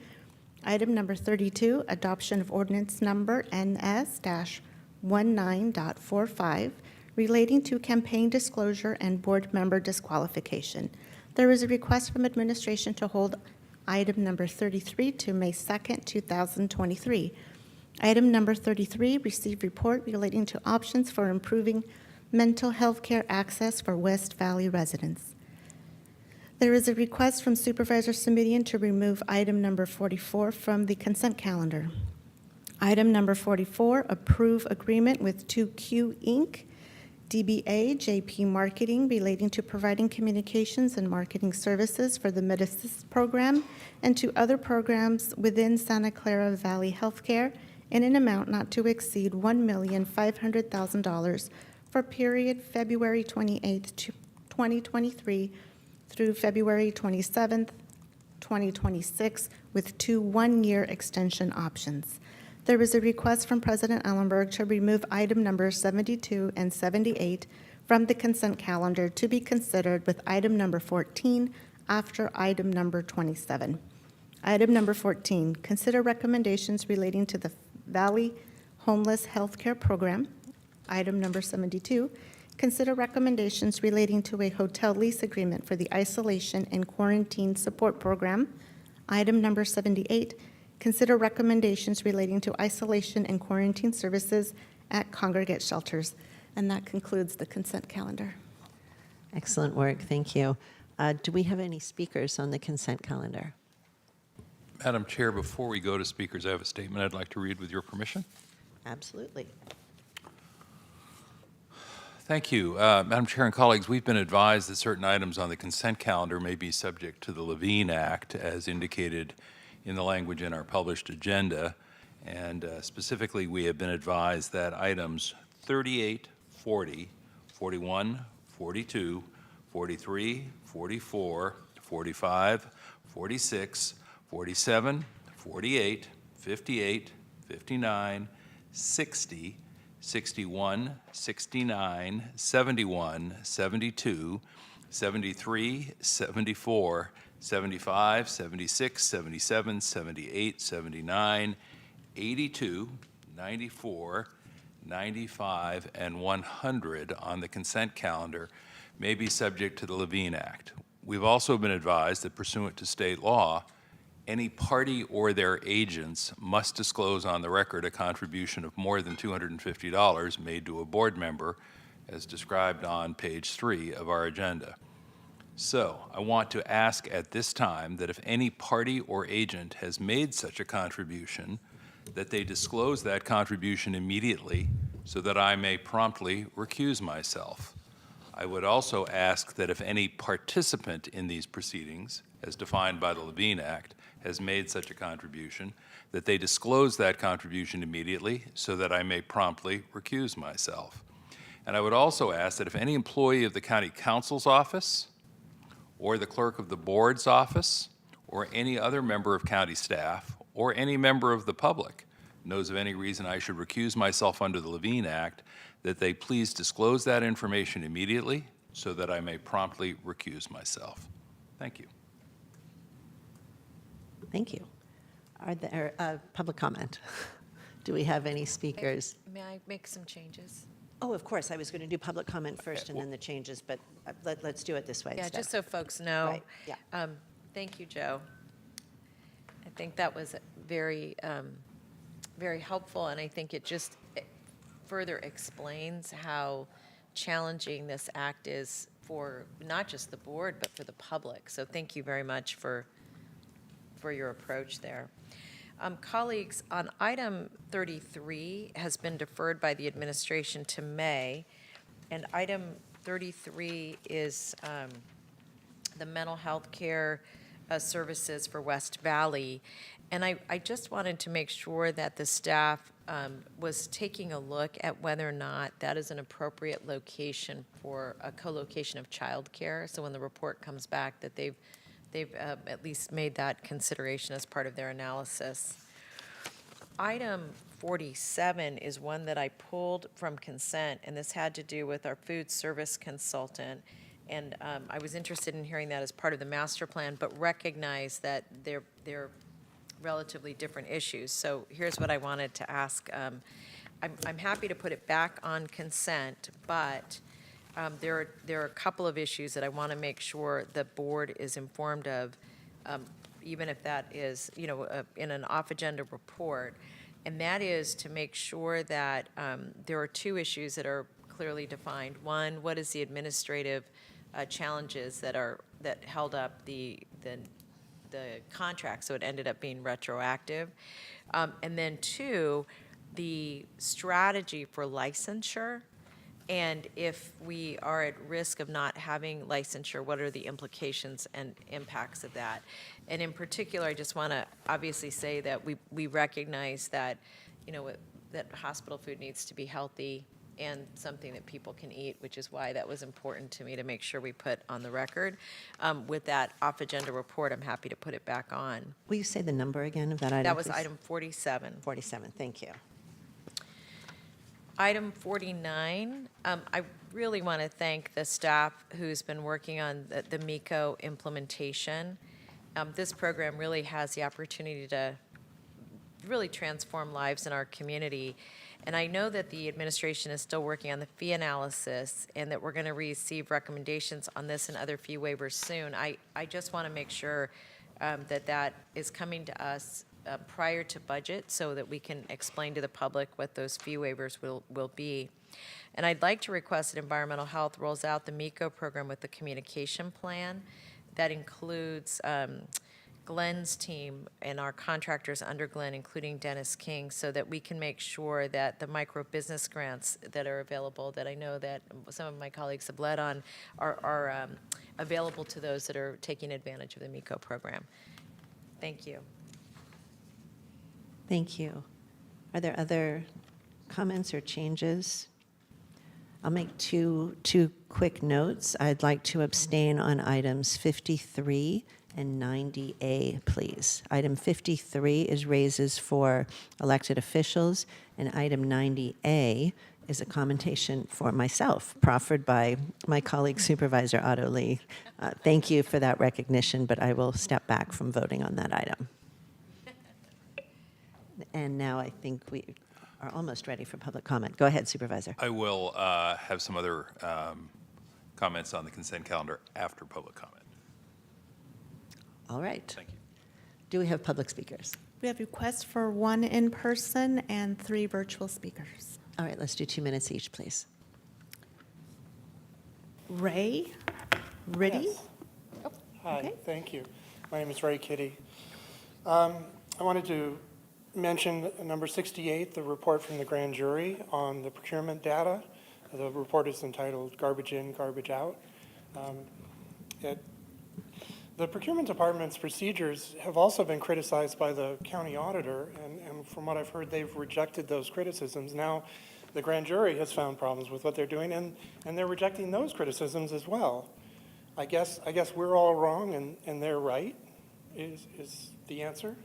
My main issue with this is that it's a lot of money. You know, they put out PDFs. I scrape those PDFs, and I have a site, opencalaccess.org, where I have a data application that shows the data. And what you can see in the data is a lot of really big reports with no information behind them. For example, Abode Services, you know, is a great organization. They have two of their contracts are for almost $90 million. I'm sure they're doing wonderful things for the homeless population in the county, but it's just labeled consulting services. You know, there's no information about what the contract's for. So consulting services actually covers just over $1.65 billion in contracted value out of, about $6.7 billion total contracted value. This is over many-year contracts, right, multi-year contracts. So it's concerning. We don't have problems of, illegality and malfeasance at places like San Francisco. You see things happening, things in the news. We don't seem to have that, but it's a very big black box, and it's not really how a transparent government agency behaves. So I just wanted to, highlight this and ask that. Thank you. On to our virtual speakers. Our first speaker is Abigail Hinson. I am unmuting you. You have 2 minutes to speak. You may begin. Good morning, Board of Supervisors. My name is Abigail Heinzen, and I'm the Advocacy Manager at Veggielution and also part of the Si Se Puede Collective. I'm here today in support of the Microenterprise Home Kitchen Operation, or MICO, pilot program, which is item 49 on the consent calendar. I wanted to start by thanking Supervisor Cindy Chavez for championing MICO at the county level. We really, really appreciate your support. A few weeks ago, Veggielution hosted a lunch in Alameda County featuring a permitted MICO. At this lunch, we brought together hopeful MICO operators from Santa Clara County, current MICO operators from Alameda County, and government officials. I want to especially thank Department of Environmental Health Director Dr. Malin Underwood and Assistant County Counsel Mr. Tony Lopresti for taking the time to come to a weekend event to hear about why the MICO program is so important. It's people like you taking the time to sit down with residents and learn about their lives and dreams that create a truly responsive government. At the lunch, we heard how MICO would provide an opportunity for families looking to have an additional flexible work option where they can set their own schedule and be their own boss. It would also be the only cottage food option that would allow a home business to prepare full meals, allowing an entrepreneur to try out running a restaurant without many of the usual startup costs for space and equipment. Cottage food operations are overwhelmingly operated by women and immigrants of color. By supporting MICO, we show our support for hardworking mothers, sisters, and friends who are pursuing a better life for their families. Veggielution's Eastside Grown program, which is a small business entrepreneurship program for East San Jose residents, currently has a cohort of 20 fellows hoping to launch a cottage food business. Santa Clara County has had cottage food laws since 2013, regulated by our Department of Environmental Health. MICO is currently permitted in 9 counties in California with more than 240 businesses. This is a safe program that highlights the cultural and culinary diversity we have here in Santa Clara County. I hope that you'll support adopting this 3-year pilot program for MICO. Thank you. Next speaker is Cynthia Colmenares. I am unmuting you. You have 2 minutes. You may begin. Hola, buen día. Mi nombre es Cintia Colmenares, miembro de la comunidad de San José, del este de San José. El día de hoy quiero hablar para apoyar la 49, proposición 49, porque sería un gran programa si se desarrolla MICOS. Una compañera no pudo estar presente, pero me gustaría decir lo que a ella le gustaría expresar. Su nombre es Elena Cantoral. Ella quiere pedir su aprobación a ustedes, queridos miembros del Consejo, para que aprueben, por favor, la ley de MICO, ya que ella, siendo egresada del programa de Eastside Grown Fellow que ofrece Veggielution, nuestra granja local en el este de San José, hemos aprendido a manipular los alimentos de una manera segura y también recibir el entrenamiento de gerente de cocina y recibir la certificación del Estado. Esta gran oportunidad nos ha impulsado a emprender nuestro propio negocio y pues en su caso de ella es vender sus propias recetas con un enfoque saludable que beneficia la salud de nuestra comunidad. Si ustedes aprueban la ley de MICO, abrirán una oportunidad para que ella, nosotros, todos los de nuestra comunidad, tengamos un autoempleo, generemos nuestros propios ingresos y manejemos nuestro tiempo en casa como resultado de tener una situación económica más estable y por asimismo podemos todos contribuir a la economía del Estado. Esto nos ayudará a mejorar la calidad de vida para ella, para mí y para todas nuestras familias. Muchas gracias. Muchas gracias. We have a translator who will speak now. Rosario, go ahead. Yes. Good morning. My name is Cynthia Colmenares, and I'm part of the East San Jose. And I am here to support the proposal 49, and this is for the approval of the MICOS law. I want to talk on behalf of my my fellow citizen Elena Cantoral, who is not here, but I would like to address some words on her behalf. And she would like very much to get approval of the Migos law. This has allowed us to form our local communities, and our local farm has allowed us also to manipulate food in a very secure way. We have received training, and also we have received a certificate from the state.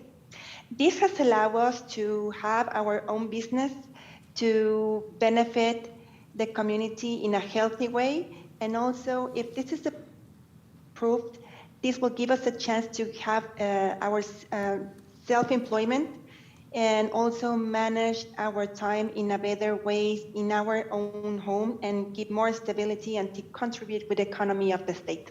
Thank you very much. Next speaker is Blair Beekman. I am unmuting you. Please accept the unmute. You have 2 minutes.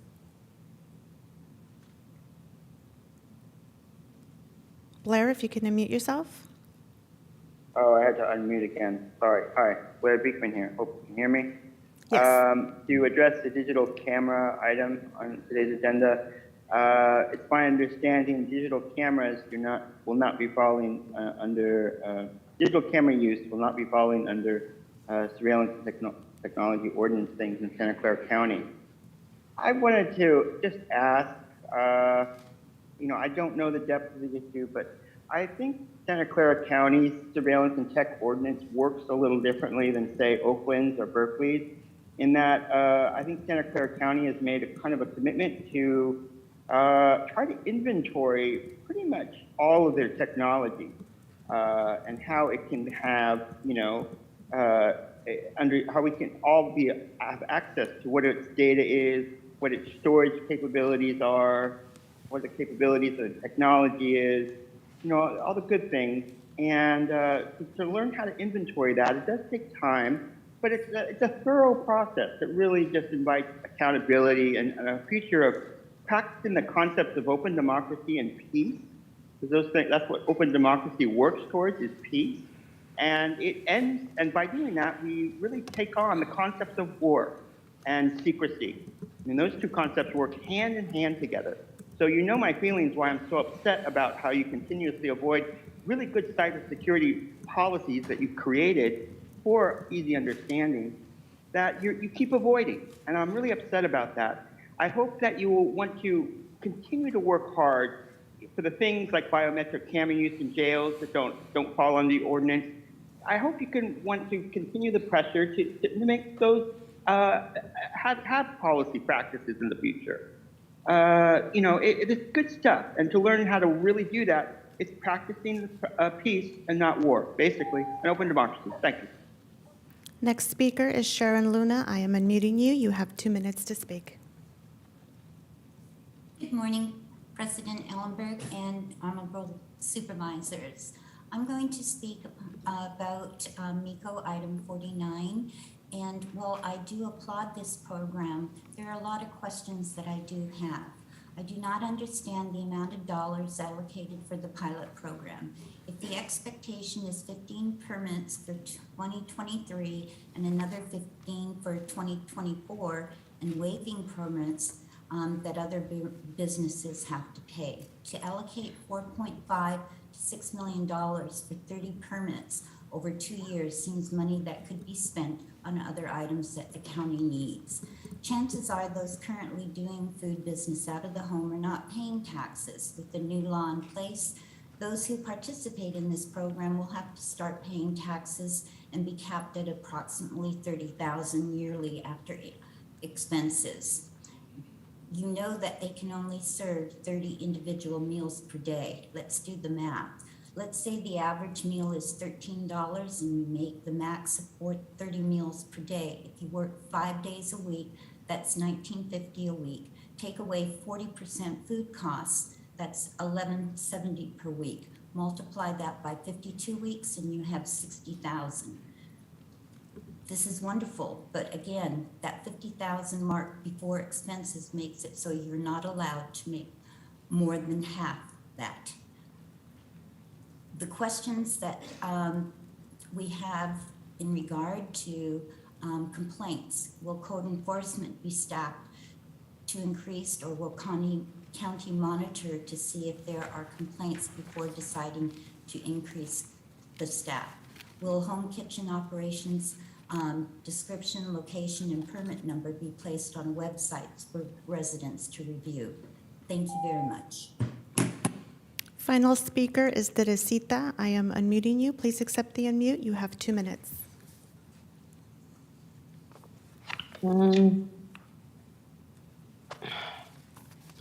Sorry.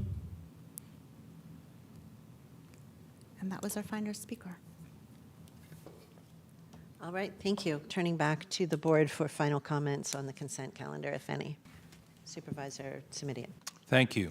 I'd like to ask that we keep item 29 on our regular agenda. It was identified as a possibility for consent, but I do think we would benefit from some conversation and perhaps the opportunity to provide further direction.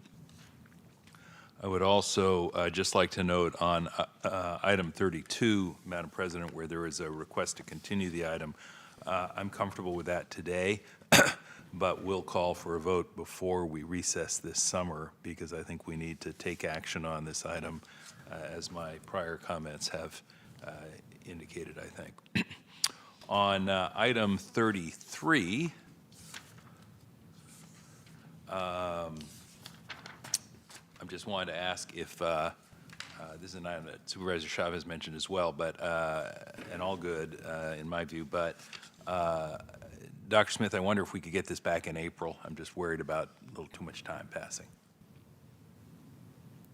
Yes, we'll get it back in April. Thank you. I would ask that the minutes reflect that request and a gracious agreement from staff. And then on item 53, Madam President, you indicated you would abstain. I will also be an abstention. So for the clerk, that's Simidian abstaining on item 53. And then on item 83, I will simply be a no vote. So keeping 29 on, commented on item 32. Thank you for the agreement to bring item 33 back in April rather than May. Abstaining on item 53 and a no vote on item 83. Thank you, Madam Clerk. I know you're processing it from us all. Thanks. Supervisor Chavez. Yes, thank you. On item 68, we had a public comment on that, and I see that we have Gene here, and I just wondered if he wanted to give any perspective. This was on the grand jury report.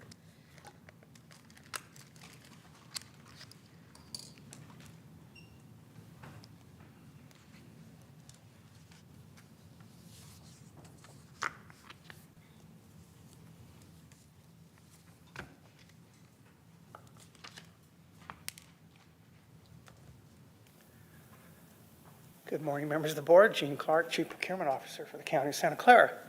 Thank you, Supervisor, for the opportunity.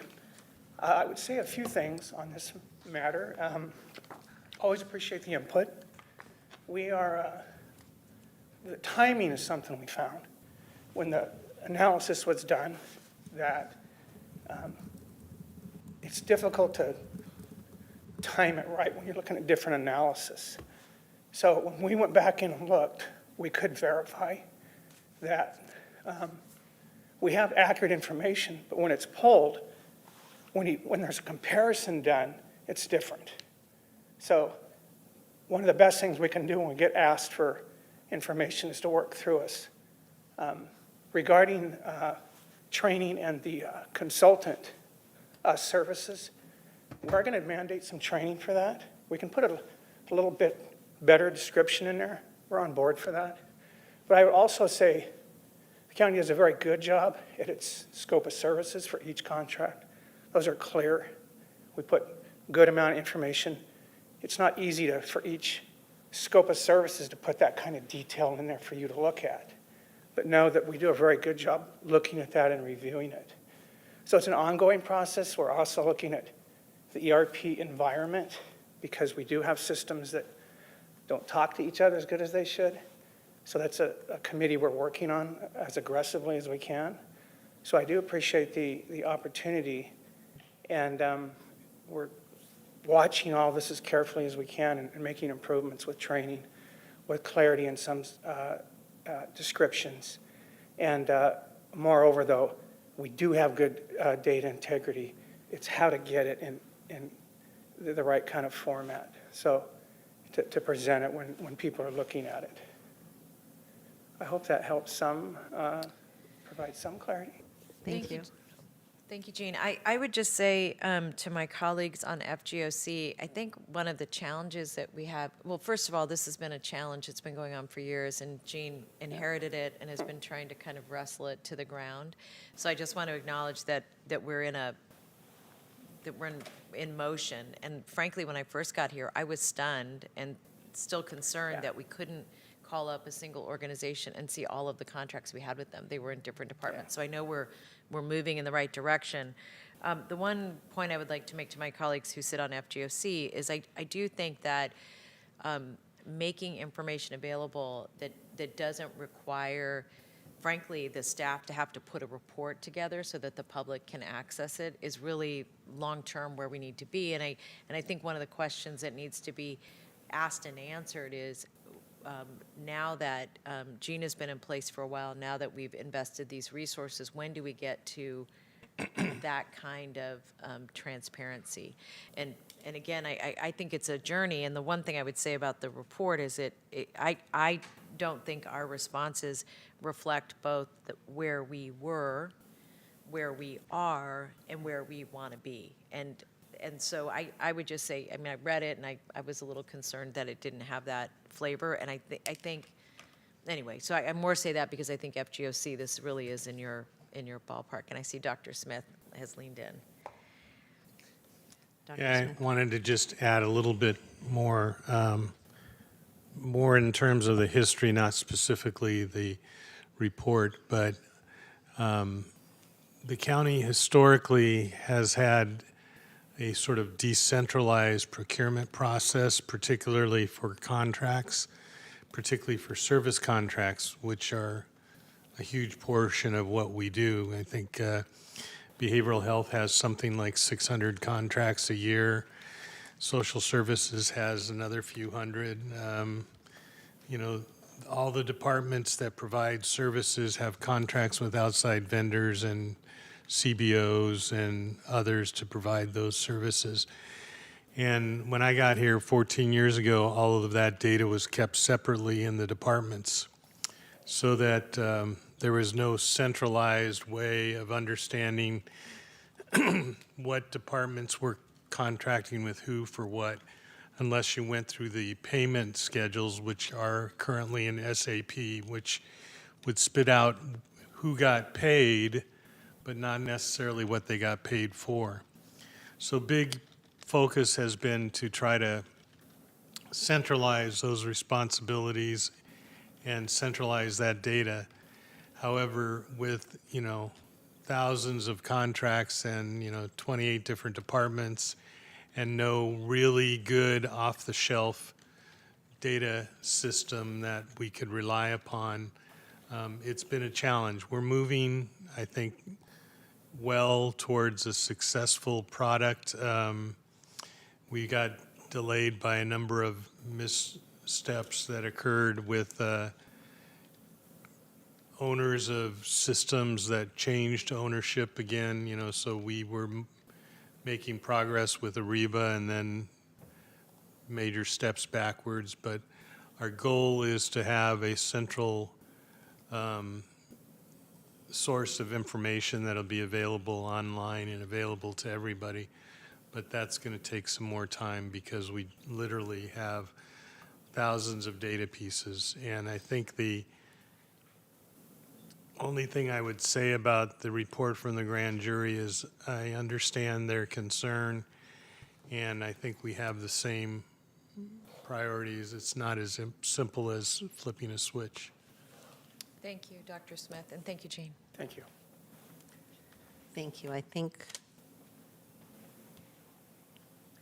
we, I need to correct, I tried to abstain on 90A, but they're not, they're no longer presented as individualized items, so I'll just abstain on the whole item 90. And with that, let's take a vote on the consent calendar. And we'll then do item 8. I know we have speakers who have been waiting for quite a while, so we might push a little bit later than 12, but we'll break right after item 8. Oh, So we do- moved. Second. Chavez. That With the was changes. a motion by Supervisor Chavez, second by Supervisor Arenas. Yes. Supervisor Arenas? Yes. Supervisor Chavez? Yes. Supervisor Simitian? Aye, especially on item 90, Madam President. Vice President Lee? Aye. And President Ellenberg? Yes. Thank you. Motion passes unanimously. Thank you very much. We are going now to item 8, which is to consider recommendations relating to administration of a grant program for licensed center-based and family childcare home providers to expand quality childcare slots and continued coordination of childcare and early education workforce initiatives in Santa Clara County. Madam Chair, point of personal privilege, if I may. I note that this item has from the clerk of the board, LA1, which is Levine Act indication. So what I want to say is that we have been advised that item 8 on today's agenda may be subject to the Levine Act, as indicated in the language in our published agenda. We have also been advised that pursuant to state law, any party or their agents must disclose on the record a contribution of more than $250 made to a board member, as described on page 3 of the agenda. So I want to ask at this time that if any party or agent has made such a contribution, that they disclose that contribution immediately so that I may promptly recuse myself. I would also ask that if any participant in these proceedings, as defined by the Levine Act, has made such a contribution, that they disclose that contribution immediately so that I may promptly recuse myself. And I would also ask that if any employee of the county counsel's office or of the clerk of the board's office or any other member of county staff or any member of the public knows of any reason I should recuse myself under the Levine Act, that they please disclose that information immediately so that I may promptly recuse myself. Thank you. Thank you. Sarah Duffy.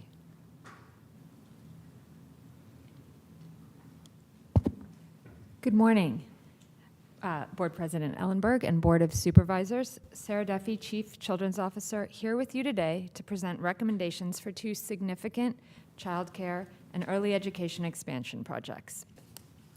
In November 2021, the board approved American Rescue Plan Act, or ARPA, funding for the Children's Agenda and child care services related to COVID-19. The recommendations offered today will leverage $20 million in ARPA dollars to alleviate families' high need for quality child care and early education options, strengthen the child care and early education workforce, and support the economic recovery and growth associated with parents and caregivers as they return to school and to work. Many local families have experienced firsthand the challenges from the steadily decreasing supply of childcare that has grown even more severe during the pandemic. These challenges are particularly stressful for lower-income families where parents and caregivers are working and in school. The first recommendation proposes using $15 million in ARPA dollars to expand the availability of center and family-based childcare slots. This would allow center and family childcare home providers to reopen or add spaces and classrooms to their programs through infrastructure grants that can be used for new construction and facility improvements to make centers licensable. This could include planning and pre-development costs and permitting. Minor facility maintenance and improvements to open new classrooms. This could include physical renovations to increase a facility's capacity to serve infants, toddlers, and children with special needs, including plumbing and fixtures, equipment and furnishings, playground upgrades, and kitchen renovations. And operating costs, such as rent, mortgage, insurance, wages to hire new child care and early education staff to increase capacity to serve infants and toddlers. Right now, there are vacant spaces that can be renovated to create high-quality childcare. Grant funds that cover all or near the full cost of construction, maintenance, or operational needs at market rate can help expedite the transformation of these spaces. During the application process, grantee selection criteria would encourage support for families who have been disproportionately impacted by the pandemic. A geographic, socioeconomic, and racial equity lens will be a key component of the application selection process.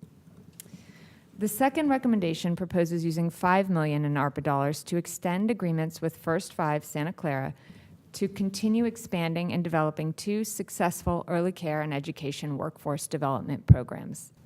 In response to an April 2022 board report on the Children's Roadmap to Recovery, the fiscal year 22-23 adopted budget included $5 million to address childcare workforce shortages that funded 3 initiatives to add more childcare teacher professionals to the field, to strengthen pathways for a diverse transitional kindergarten workforce, transitional kindergarten workforce, and enhance infrastructure supports for family childcare home providers.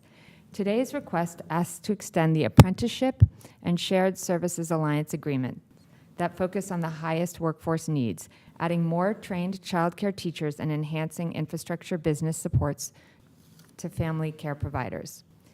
The apprenticeship program, in partnership with First 5 and local colleges, including Mission and De Anza colleges, provides an entry ramp into a career in childcare and early education through an earn and learn program combining paid work experience with college coursework. The proposed expansion will cover 2 more apprenticeship cohorts for an estimated 90 additional apprentices by 2026. Funding will also be used to grow the Shared Services Alliance, a coordinated program developed by First 5 and local family child care home providers. This alliance provides these small businesses, which are largely operated by women of color, with co-designed resources to cultivate their businesses. Infrastructure supports for family child care home providers are acutely under-resourced, and the Shared Services Alliance design team will recommend and develop infrastructure support that could include access to substitute teacher pools, enrollment systems, and tuition management supports. To bring the infrastructure grants program to fruition, the county looks to enter into an agreement with the VMC Foundation to administer grants for construction, maintenance, and operational needs for the expansion of center and family-based child care slots. We request approval of an exception to competitive procurement to enter into a sole source agreement with the VMC Foundation, as well as delegation of authority to negotiate an agreement. We're also requesting delegation of authority to amend the existing agreement with First 5 to extend the Apprenticeship and Shared Services Alliance programs. Thank you, and I'm happy to answer any questions you may have.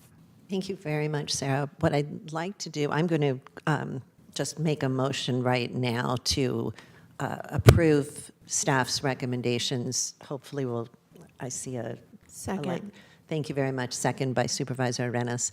Let's go to public comment, and then we'll come back for any of our own comments before the vote. Before I go to public comment, I'll make the announcement that item number 8 is subject to the Levine Act. Any party or their agents and any participant who has a financial interest or their agents must disclose on the record a contribution of more than $250 made to a board member as described on page 3 of the agenda. We have 1 request, in-person request, and 14 online.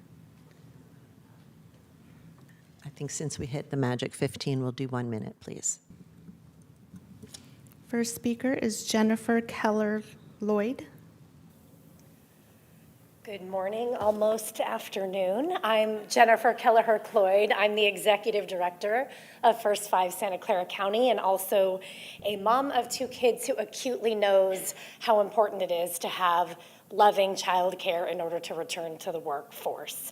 I first want to just thank the visionary leadership of this county in understanding that investing in the care of our youngest residents is also an investment in our economy, and I think the support of both labor and our business community supports that. Our team at First Survive is very committed to continuing our partnership with the county Office of Ed, and all of our other employer partners and childcare providers to build on the initiatives that we have started to bring more people into the workforce. The pipeline really is the long game. But the combination of facilities, programs, and staff support will equal more opportunity for our kids and children. And I look forward to your yes vote. Thank you.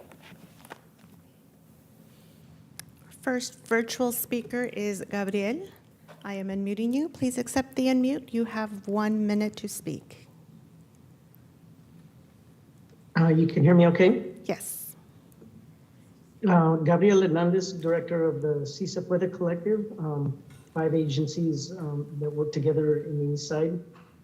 In support of the, item 8, for us, we started a program, Jobs to Grow program, where we began to train community members to become food entrepreneurs and also childcare providers.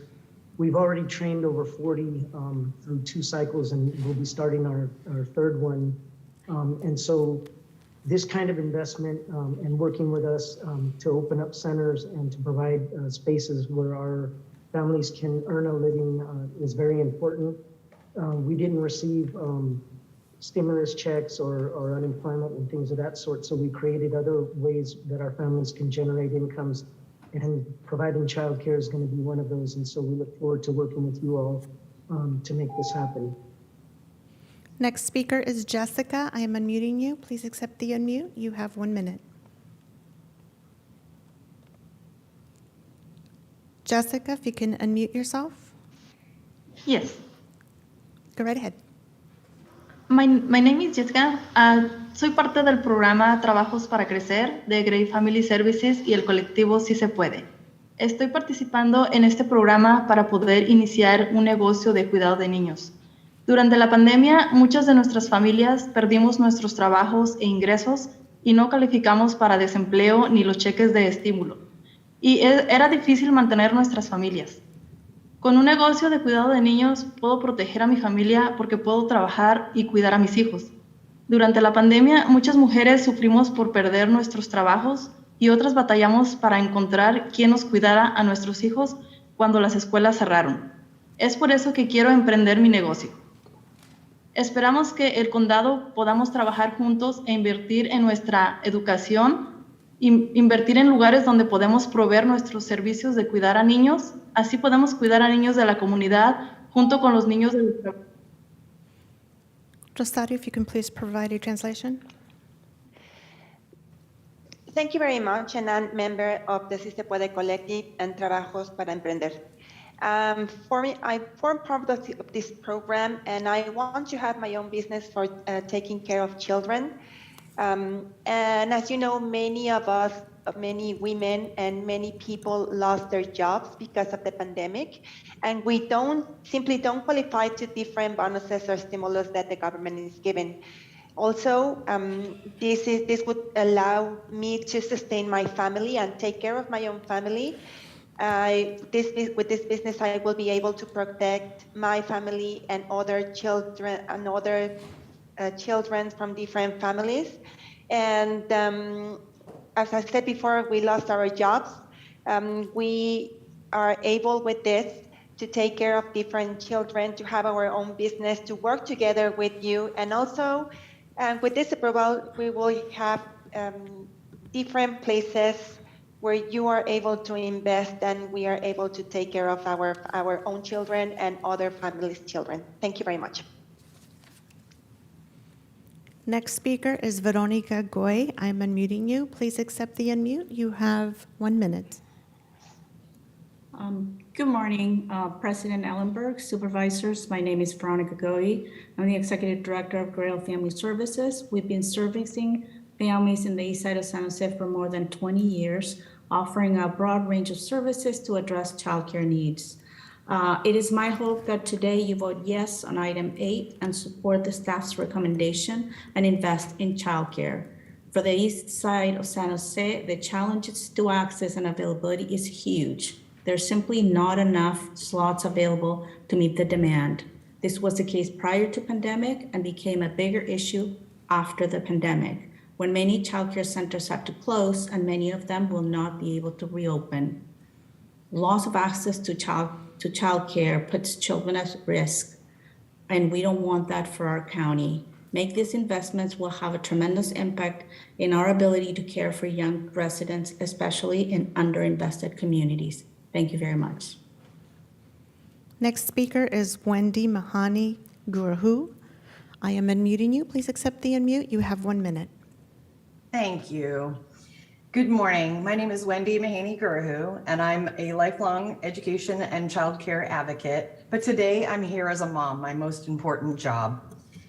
As a single mom, younger in my life, I was earning around $28,000 a year as a special education teacher in San Jose, and I was struggling. The thing that really saved me was the fact that my employer subsidized my childcare costs for 70%. If they had not done that, I would have needed to lean on our public support system. So supporting childcare is supporting the workforce.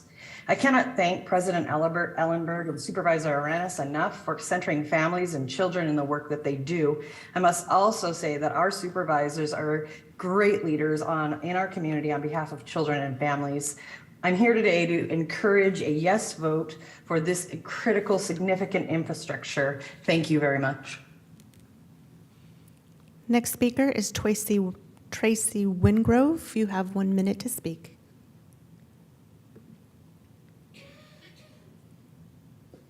Thank you. I echo the comments of the earlier speakers and encourage the supervisors to vote yes on this item. There is a lot of data that we've seen that universal early education can help not only prepare our children for kindergarten, but also help the family financially, as other speakers have mentioned, and that additional women could go back into the workforce once women have quality childcare. I also wanted to mention that at Healthier Kids Foundation, we screen about 6,000 preschoolers, kids in daycare, and kids in family childcare centers. With more kids in childcare, we could screen with our preventative screenings more effectively and reach more kids on the healthcare side as well. Next speaker is Patricia Moran. I am unmuting you. Please accept the unmute. You will have 1 minute to speak. Yes. Good afternoon, President Ellenberg and Vice President Lee and the Board of Supervisors. My name is Patricia Moran, a family and childcare provider and member of Childcare Providers United, CCPU. Today I'm speaking in support of item 8, which allocates $20 million of ARPA funding to go towards expanding the first 5 apprenticeship and shared service alliance programs for the early child education workforce and to create and implement a child care early education infrastructure grant program to rebuild economy.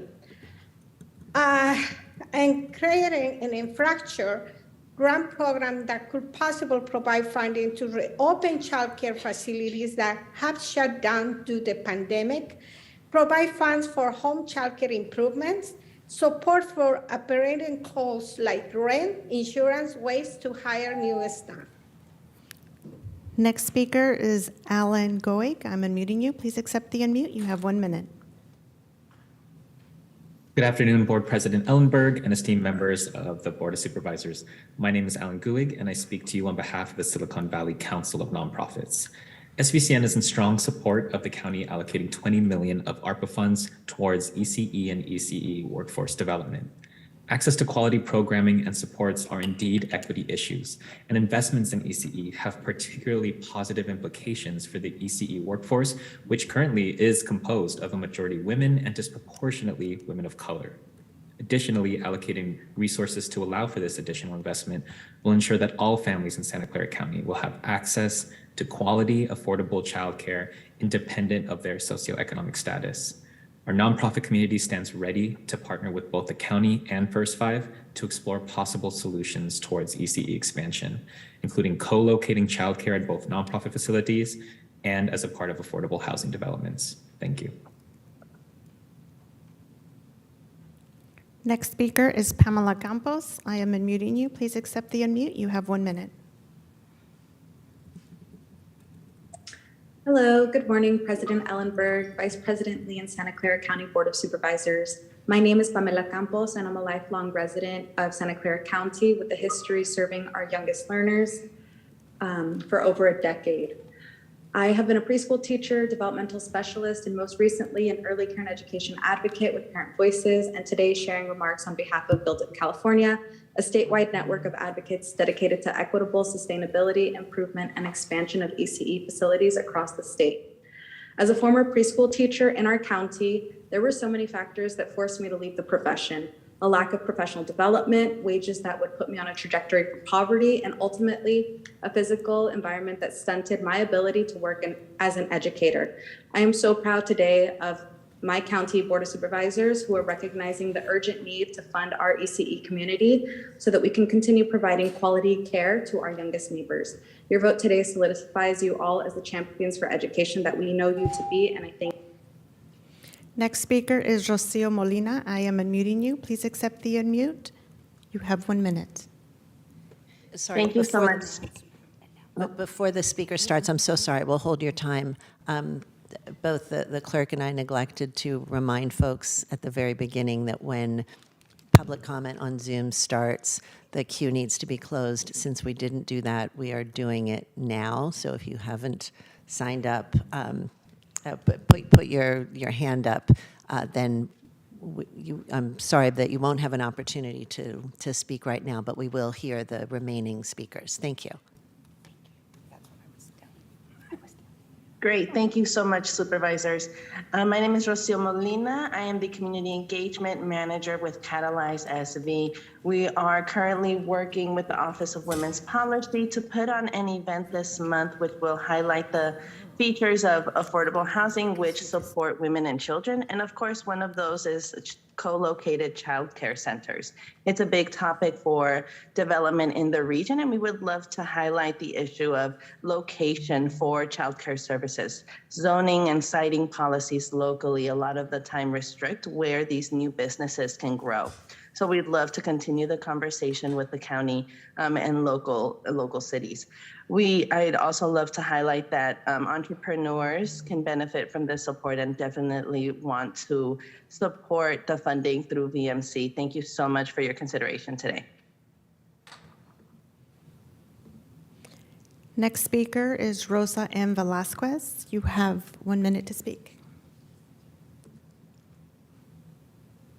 Sí, buenas tardes. Mi nombre es Rosa Velázquez. Soy una mamá con 5 niños.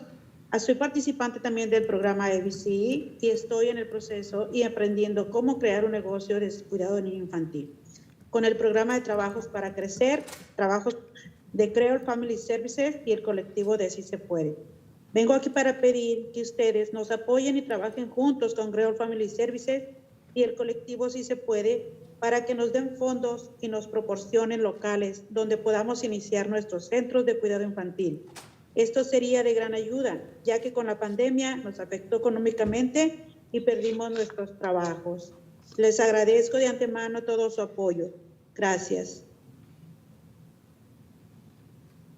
Rocio, if you would please Good provide af- translation. Yes. Good afternoon. My name is Rosa Velázquez, and I am a mom with 5 kids. Thank you for the opportunity for creating businesses for the child, for taking care of children. And I also form part of the program with Real Family Services and Sí Se Puede Collective. Let's work together and let's find places in order to have centers for taking care of children.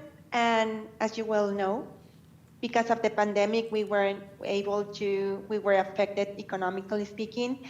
And that's why I would like you to vote yes for this program. And thank you very much in advance.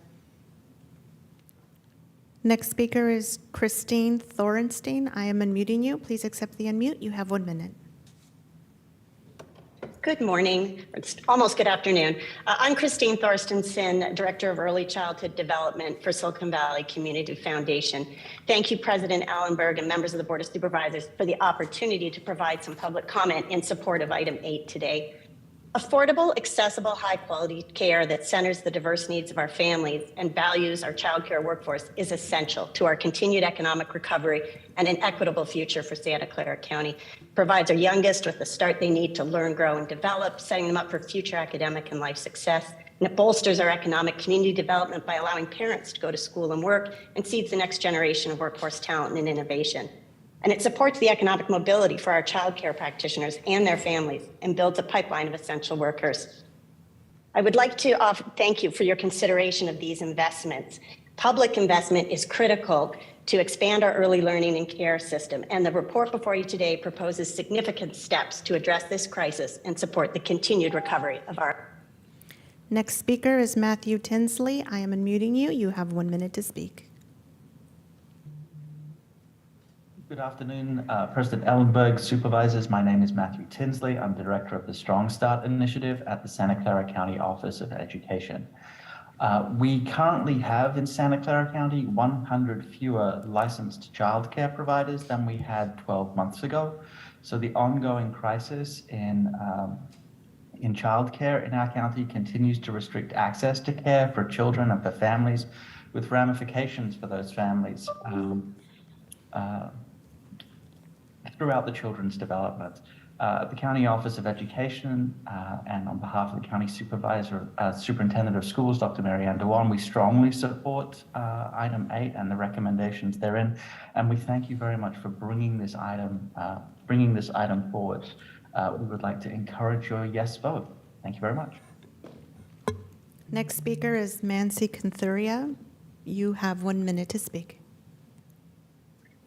Hi, my name is Mansi, and I'm the Associate Director of Health and Care Policy at Working Partnerships USA, and I'm also giving a comment to express my strong support for the proposal to allocate $20 million of ARPA funding to expanding the apprenticeship initiative and investing in early child care across Santa Clara County.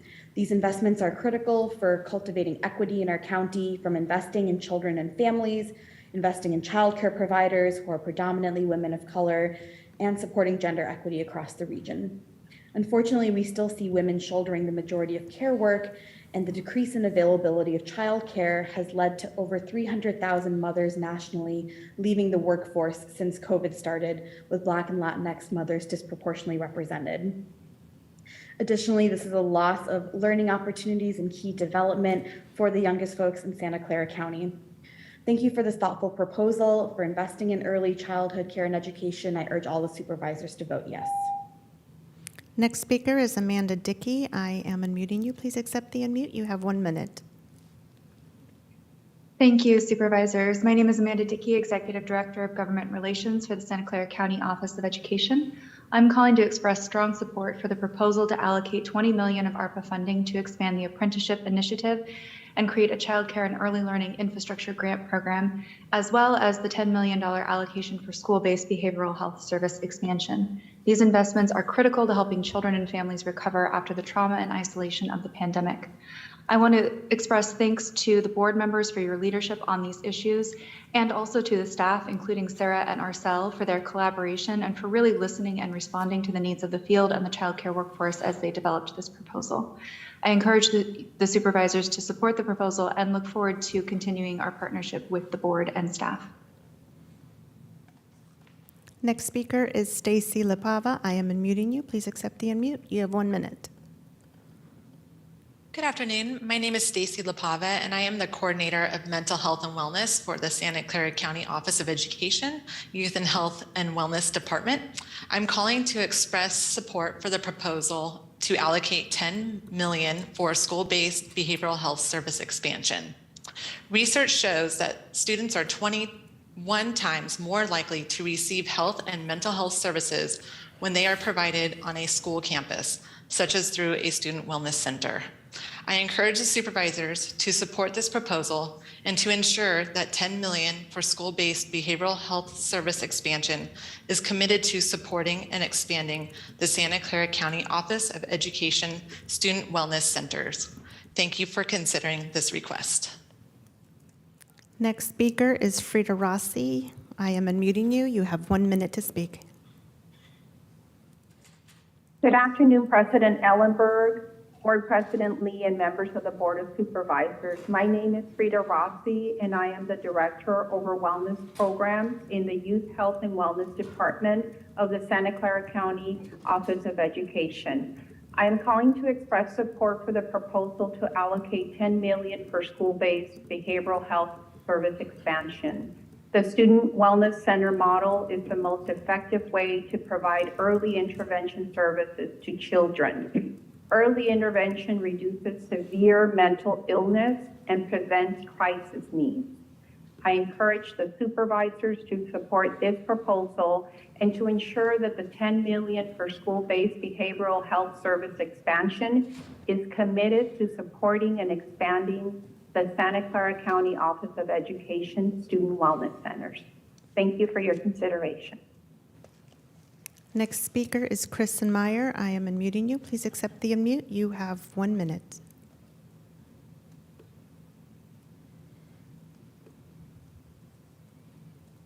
Kristen Meyer.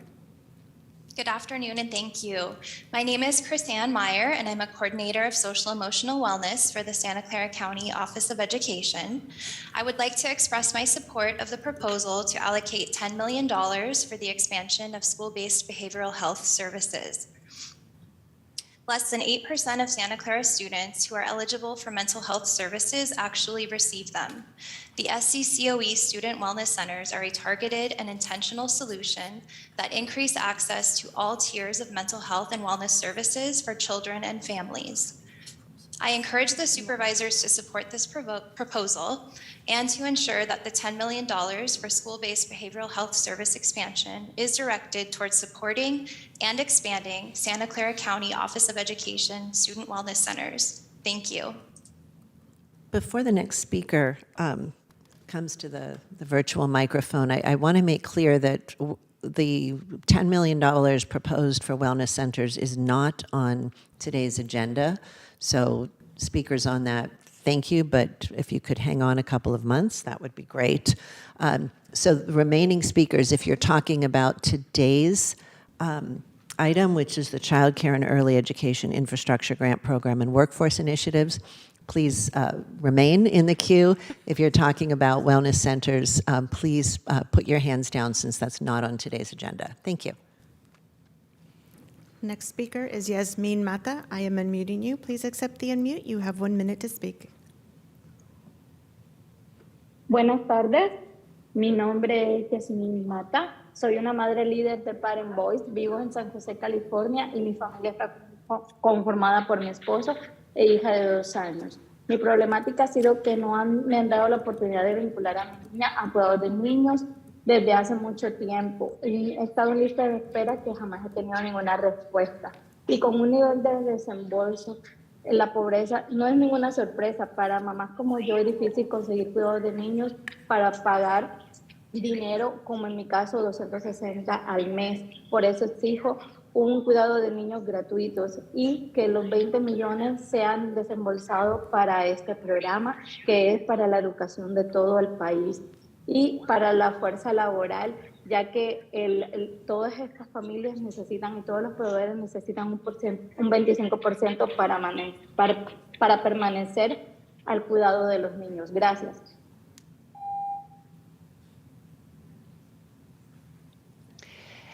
Good afternoon. My name is Yasmin Mata, and I form part of Parents Voice also, and my family is born. I live in San Jose, and my family is born by my husband and my 2-year-old daughter. I haven't had the chance to link my daughter to the service, so that's why it's been very difficult for moms like me to pay different services. So that's why I demand a free service for childcare. And also I demand that 20 million to be released for this program because also families need this 25% to remain in the business for taking care of children. Thank you. Final speaker is Teresita. I'm unmuting you. Please accept the unmute. You have 1 minute. Hola, mi nombre es Teresita Rodríguez y tengo 4 hijos. Estoy aquí para pedir ayuda para que soporten a nuestros hijos en esta experiencia y que el año pasado la ciudad comenzó a trabajar un plan para organizar diferentes programas para ellos. Estoy aquí para pedir que este plan reciba los fondos necesarios para que puedan continuar el próximo año. No podemos poner el futuro de nuestros hijos en segundo plano. Su bienestar debe de estar al frente del centro. Insisto al Consejo a priorizar estos programas esenciales en el presupuesto de este año. Gracias. Good afternoon. My name is Teresita Rodriguez. I'm a mother of 4 children. I ask your help and I'm here for asking your support for the children. Last year, the city started to work with different plans and different programs, and I'm here to ask the proper funding to continue with these programs for the next year. The future of our children shouldn't be in second place. This should be a priority. So that's why I would like you to take into consideration these different services that are of an essence. Thank you very much. That concludes public comment. Thank you very much. Supervisor Arenas, your light is on. Yes, it is. Thank you, Madam Chair. I'm going to keep my comment short because I think our folks who came to public comment, whether they were in person or online, have really just said it all to us. The message is very clear. This childcare infrastructure is so vital. It leads to a greater workforce development, to success and opportunities for many of our families. And this last speaker actually really struck me what she said, and she said, you know, poverty, it doesn't surprise anybody when you're poor that you can't afford childcare. And when you can't afford childcare, you can't go to work, and then you can't go to work, you can't afford to stay in your home. I mean, this is a whole cycle, and so we know not only does childcare provide early learning quality opportunities for our children, and a safe place to be, and reduces risks to our children, but they also provide an opportunity for the whole family to progress and to have and to allow for opportunities to flow into their lives and in their households. And so it is with just absolutely great pleasure to support this and to be on this side of this partnership. As when I first started this, well, when I first started, it was many, many years ago, but that was with First Five, and childcare was at the center of it. And we were clamoring about childcare, and not many folks really responded, except for those of us in this room who just absolutely understand how vital it is for the success of families when you don't, and when you do, and you don't have childcare. But the pandemic's changed all of that for us. And for that, I'm absolutely grateful that there's a silver lining, and that not only do moms and advocates understand the importance of childcare, but now our government, our local stakeholders, our federal government, I mean, just the worldwide understands and appreciates childcare. Now it's up to us to decide what is it that we want to do, and how do we want to take, what kind of steps and kind of investment do we want to make sure that the children in our backyard are taken care of. And for me in South County, we have children who are holding a voucher, a free pass into childcare, and nowhere to go. So that is just as bad as not having a voucher. And how frustrating is it for that family and those families? And so when we talk about homeless prevention, when we talk about making sure that our folks have financial success, this is just as vital. And so with that, I'm just going to thank, of course, President Ellenberg and Supervisor Chavez for the work that you've done to get us to this point. I think this is just absolutely exciting, and what this represents for this system means that we can actually fill that pipeline, give people an opportunity for a job, and then keep our children in a safe and a beautiful place that honors them. So thank you all, and of course, in the rest of I'm sorry, I don't mean to just signal out Supervisor Chavez and Ellenberg, but of course you all voted just as well, Supervisor Lee and Simidian, to make sure that our families are taken care of in this county. And so thank you so much for your support. I look forward to voting yes. Thank you. Thank you, Supervisor Lee, then Supervisor Chavez. Yes, no, thank you so much for President Ellenberg and Supervisor Chavez for this important, impactful referral and your leadership on this.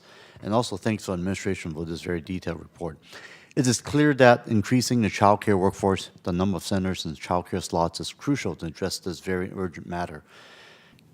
In discussion with one of my staff members who's a young mother, she mentioned that when she worked as a child care center as a college student back a few years back, the owner of the center will employ women with children and allow them to bring their kids to that child care center and not charge them for tuition or fees. They had basically free child care, and they're getting a salary while taking care of other kids as well. I know that conversation has also taken place for my staff about the feasibility of using ARPA funds to help this effort. In light of this conversation, I would like to request that going forward, as part of the initiative to increase the child care and early education workforce, that we include the resources needed to help subsidize child care center owners on-site child care for their own employees. For the young mothers we've heard earlier today, being able to work in close proximity to the kids and providing them with child care at no cost would be an incredible beneficial opportunity. The freedom to work, the freedom to go back to school and allow them to graduate from high school and college, as they say, earn and learn. Too many mothers had to end their careers due to the high cost and lack of childcare. This proposal is a significant investment for the future, and we always say motherhood is the most important job. Well, today we're putting the money where our mouth is. And I hope that this is a childcare infrastructure model that other jurisdictions will emulate to help empower mothers and families throughout California and our country. Thank you. Thank you, Supervisor Chavez. Thank you, and I too wanted to thank both Supervisors Ellenberg and Arenas, and also our Supervisors Lee and Simidian for all the leadership you played on this area. You know, one of the interesting opportunities that I think we have with Supervisor Arenas being here is that a lot of work that she was doing in the city of San Jose is really aligning with what we're doing now and really figuring out how we're going to link that. And so I have a recommendation that I would like to ask the maker and the seconder of the motion if they're comfortable with it. One is that I actually pulled out an old referral, Supervisor Ellenberg, that you and I did before COVID to ask for actually the work we're doing right now, but I think what we saw with COVID was just that the need was even bigger than we could have imagined. And so now the timing of this is really good, and now we have you, Sarah. You were just a glint in our eye at the time. So what I wanted to ask, if my colleagues were comfortable, was to ask for a quarterly report on our child care investments at a local level through the Children's Family Seniors Committee so that we could look at how we're partnering, for example, with the City of San Jose and the County Office of Education so we can see the network as it builds out. And then second, I would like to ask that the Office of Child Advocacy, that we, in addition to just making sure we're doing that quarterly report out of both funds in and how the expenditures are going, is that we do take a look at all of our old referrals, and this kind of goes back, Supervisor Ellenberg, to something you've been trying to resolve that have to do with child care. Because when I was looking at the referral that you and I put forward, I remembered that Dave did one and Ken did one, and I think it might be beneficial because I think a lot of them are being addressed now, and it may suit us to have a fresh set of eyes. Honestly, Sarah, you look at that and say, yes, we've completed that, or no, we haven't, so that we can just put those to bed that we have resolved, and those that are outstanding determine whether or not those ideas are still relevant based on where we are today. And those child care issues addressed everything from wearing our hat as employers to how we were handling early learning and child care relative to those who are in custody, to the investments that are being made today, including a discussion we'll have later about where we're placing child care facilities. But I think it might help everyone to be able to kind of hone in on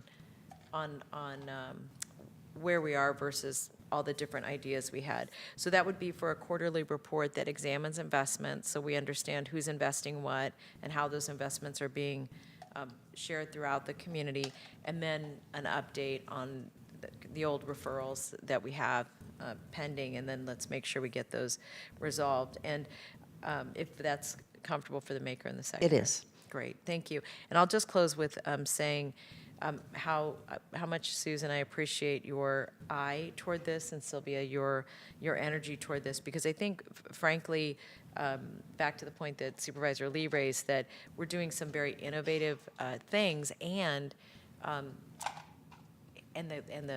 the gap is so significant that understanding if we're really leaning into that gap is going to be important for us to understand, both from a child development perspective, our vision around being able to make sure that we're doing more in prevention, and then how this impacts the economic development, which I really appreciated the number of people who were able to knit that together today, because all of that is critical, and we have to be able to use a single public dollar to solve more than one problem. So this is really great. I'm very excited to support it. Thank you. Thank you very much. Supervisor Reyes? I do have a question. Do you have a list of those referrals, Supervisor? Yes, my office keeps them. So we've been trying to share them with Sarah, and yes, we will make sure we make those available to you too now that you're here. Wonderful. Give you some history. Yeah. Thank you. Thank you. Supervisor Lee, your light is still on? I'm sorry. I'm ready to vote. Okay, I'll just kind of put a cap on all of this, and really it's exciting to hear all of you. During the joint venture Silicon Valley State of the Valley's release of their annual index a couple of weeks ago, we learned that childcare costs have risen twice as quickly as the regional inflation rate. Yeah, 42, it gets better. 42% of children in both Santa Clara and San Mateo counties live in households that are not self-sufficient, with the largest reported factor influencing self-sufficiency being childcare. And just recently, the Council for Strong America released a report on how the nation's infant-toddler childcare crisis costs the economy $122 billion in lost earnings, productivity, and revenue every year. So,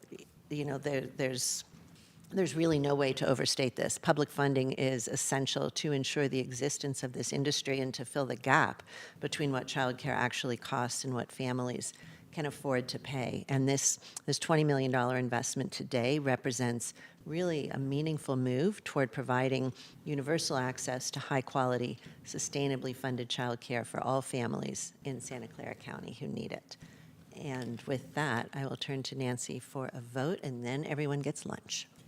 Supervisor Arenas? Yes. Supervisor Chavez? Yes. Supervisor Semidion? Aye. Vice President Lee? Aye. President Ellenberg? Yes, wow.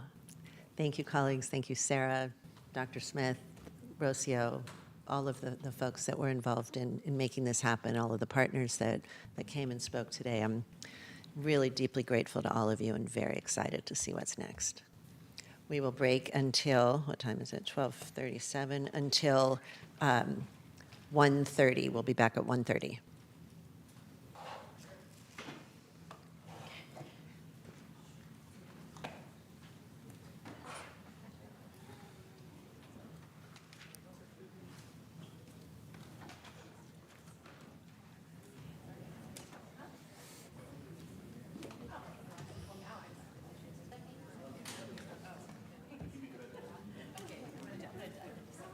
Good job. Congratulations. That's awesome. Yes, open my laptop. Is it back now? Yeah, I couldn't connect. It's been a joy of trying to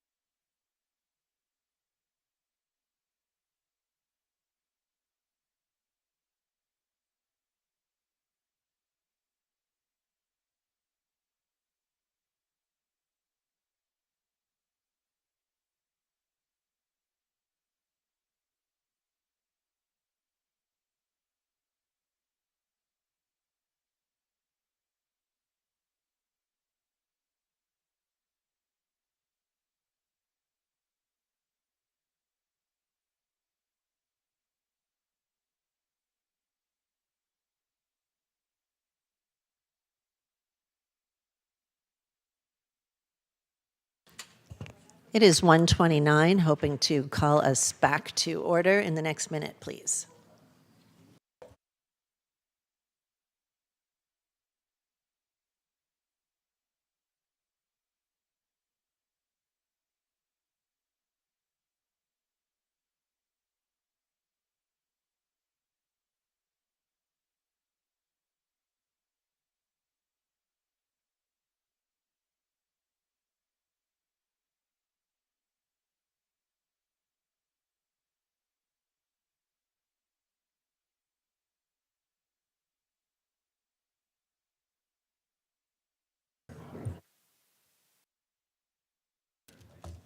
Welcome, Jess.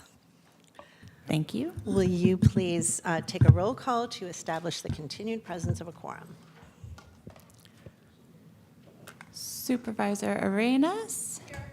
Supervisor Chavez. Here. Supervisor Semidian. Here. Vice President Lee. Present. President Ellenberg. I am here. We are all the way up to item 9, which is a referral from Supervisors Chavez and Lee to increase access to gun buybacks and relinquishment of guns. Thank you. Do you want, Supervisor Lee, would you like to start, or would you like me to? Thank you. Colleagues, I just want to thank Supervisor Lee, and we're bringing this referral forward to really just solidify the good work the county has already been doing. What this referral asks is that the DA, sheriff, and administration come back prior to the budget with options for us to try to accomplish 2 big things. One, that we hold at least 2 gun buybacks annually, and that these events have been successful in the past, and we think by providing incentives and also scheduling them more regularly so people know that they're coming and where they're going to be. And then 2, that the sheriff return with his thoughts on how we can best improve the access to the community of the relinquishing their guns at the headquarters on Younger and at our substations. And as an example, really looking to the staff to consider whether or not there are appropriate incentives that could be made available, and also that we do enough communication so that it's people are able to access that service. And anyway, that would be our motion. And I will second that. First of all, thank you, Supervisor Chavez, for co-sponsorship on this one. And as I mentioned many times before, we see a lot of mass shootings on the news, but what we are also realizing is that many of the other non-mass shootings relate to gun injuries and gun suicides. Those are actually on the rise all across the country. Worse yet, gun violence is now the leading reason for death among children and teenagers, ahead of illness, ahead of car accidents, which is something that most people don't even realize. And we really need to have more ways for our residents to be able to dispose of these unwanted firearms in their homes in a safe and secure manner. And that's the reason why Supervisor Chavez and myself are bringing this referral forward. Hosting the guns buyback is actually just a small lift in continuing to prevent gun violence and promote safety and responsible firearm ownership. This past year in 2022, our office has championed 2 gun buyback events, one in Peters and one in Morgan Hill, with the local police departments and the DA's office great help. More than 700 firearms were voluntarily turned in at those 2 events, including 26 assault-style rifles, 7 ghost guns, and even a sawed-off shotgun. We need to do more to save lives and get the word out to our community about these events and programs of our gun relinquishment program with our sheriff's office. And so I really am looking forward to hear back from our Sheriff Johnson on what options that could be considered for more robust relinquishment program. And also to hear back both from the Office of District Attorney and Office of Sheriff on whether or not they can work collaboratively in continuing these gun buyback events throughout our county. At the end of the day, we are absolutely not have any issues of infringing anybody's rights to own a gun. We're merely providing a service, a very important life-saving service, to get rid of unwanted firearms in our community. Thank you. Thank you both. Do we have any public speakers on this item? I have 1 speaker in chambers. And any on Zoom? No. All right, let's give our speaker 2 minutes, please. Our first speaker is Mark Trout. You'll have 2 minutes. Please approach the podium.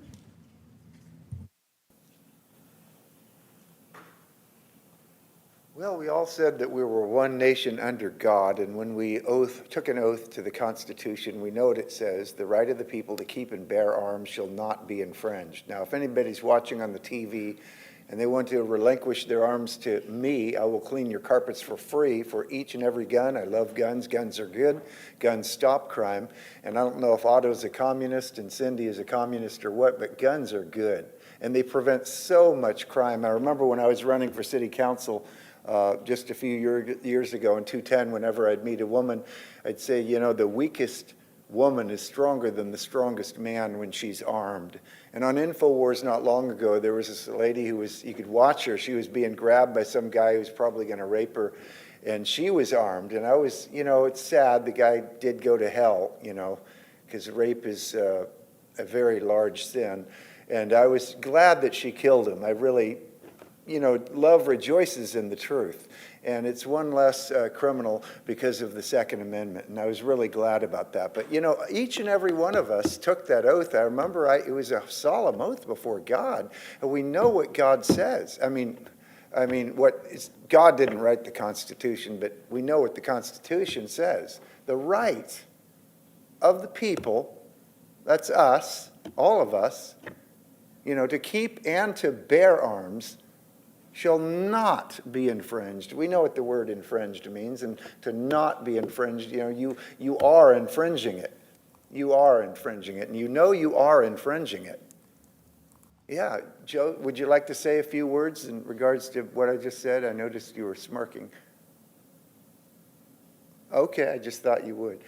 But, you know, this is not right. The Lord heard you say it, okay? And there is coming a day when you're going to give an account of every idle word to the Lord Jesus Christ.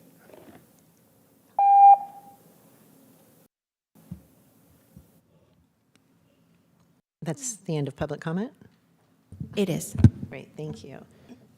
Supervisor Jimenez. Thank you. I appreciate my colleagues' efforts to lessen the number of guns out in our community, as they pose a great risk to not only ourselves as adults, but to our children for many different reasons, whether it's instability because there's issues that are pressing upon them, and what they really need is support, behavioral health support, and not access to a weapon. So thank you so much for the work that you're doing there. I saw that there was at the last collection or the last buyback, there were 7 ghost guns, which is really scary. Yes. Right? It really just is absolutely scary that anybody can have access. Well, anybody could have access to this, but that people are actually creating their own and have access to that is absolutely just horrendous. And so, one of the questions that I have is, from the 700 firearms that you collected, how many of them do we know, and do we keep track of this? But I just wonder if there's folks who sell their guns back to us and then potentially purchase another gun. You know, and this is the only real way. Well, I guess they could sell it to another person, but this is a very credible way of selling off your gun. And so I wonder if there's any like repeat folks who continue to bring back guns, and what do we do about those folks? May I? Please. President Allenberg. Yes, so, yeah, there has been discussion regarding what, you know, because the purchase price that we are buying those guns are significantly less than the market value. For example, a handgun is $100, and for the assault-style weapon is $200. Street price on the assault-style weapons these days are close to $1,000. So certainly by turning it to us, the money that they get is not equivalent to supposedly buy something else that would be equivalent technically. But ultimately, what we also do, everything that we receive back, none of them ever get reused. They will be destroyed and melted and whatnot. So none of those would ever be reused as a weaponry or sold to somebody else. And one of the big things why the service is so important is the fact that the person who is relinquishing the guns, sometimes they could try to sell it to another individual or sell it at a gun show. Well, you do not know where the gun would end up. And if it turns out a crime scene that this gun is being used, that could obviously cause all kinds of potential other issues as well, right? So I think that's why this service is really something that's important. And just to answer those who's confusing what this is about any gun that the person doesn't want. They want to get rid of it, and that's only a time when this works. We have nothing to do with those who are responsible gun owners, and as a matter of fact, what we do at these events is that in addition to purchasing the guns, we actually do hand out gun locks, because very likely they might have other guns to make sure that they're locked away.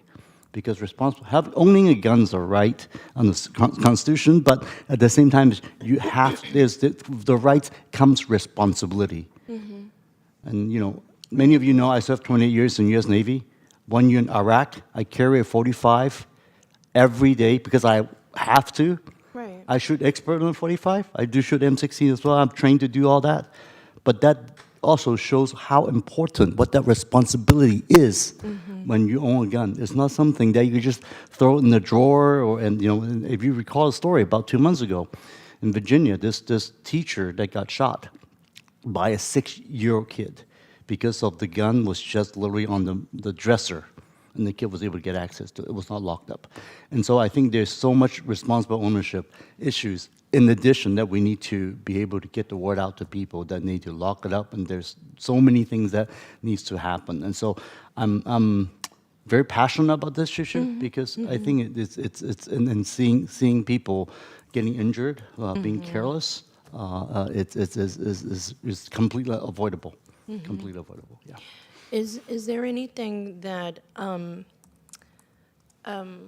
so I'm guessing that we don't keep track of that we don't keep track of folks and we don't know whether they're repeat sellers. I see your point about the $100, but still there's some folks who may, well, anyways. That's a lot of effort to put into a buyback event, and I get the overall most people are trying to really get rid of those guns. And there are actually others, through the chair, there are other proposals by giving gift cards instead of cash too. So there are other ways to do this. Perfect. Or gas cards, for example, because gas is so expensive, so there are other ways we could. Oh yes, gas is always a good one. The other item that I just wanted to suggest is because guns create a greater risk for our children, and the gun that folks are turning in might not be the only gun that they have in their household. I wonder if there's any opportunity to have folks on site that could provide resources for behavioral health supports and, just an opportunity for maybe some of those kids that are actually going with their parents to receive some of that information. Even suicide prevention. I mean, we know that children who have access to guns usually use guns as a measure to end life. And so I just think it's a really good opportunity to touch some of those households that we normally wouldn't know about, right? There's no registry, so we have no idea who's purchasing these guns. Yeah, through the president. When we get the guns being turned in, we hand them a nice little baggie of goodies. In there, there's the gun lock, and there's all the pamphlets in terms of accessing mental health issues, suicide preventions, all those type of resources are being provided specific for that reason. And many of them actually do fill out a survey that we took, and it's completely anonymous, to understand why they're turning in and what they're going to do with the money and all that. So those are the statistics that we're learning from these events to improve the next one.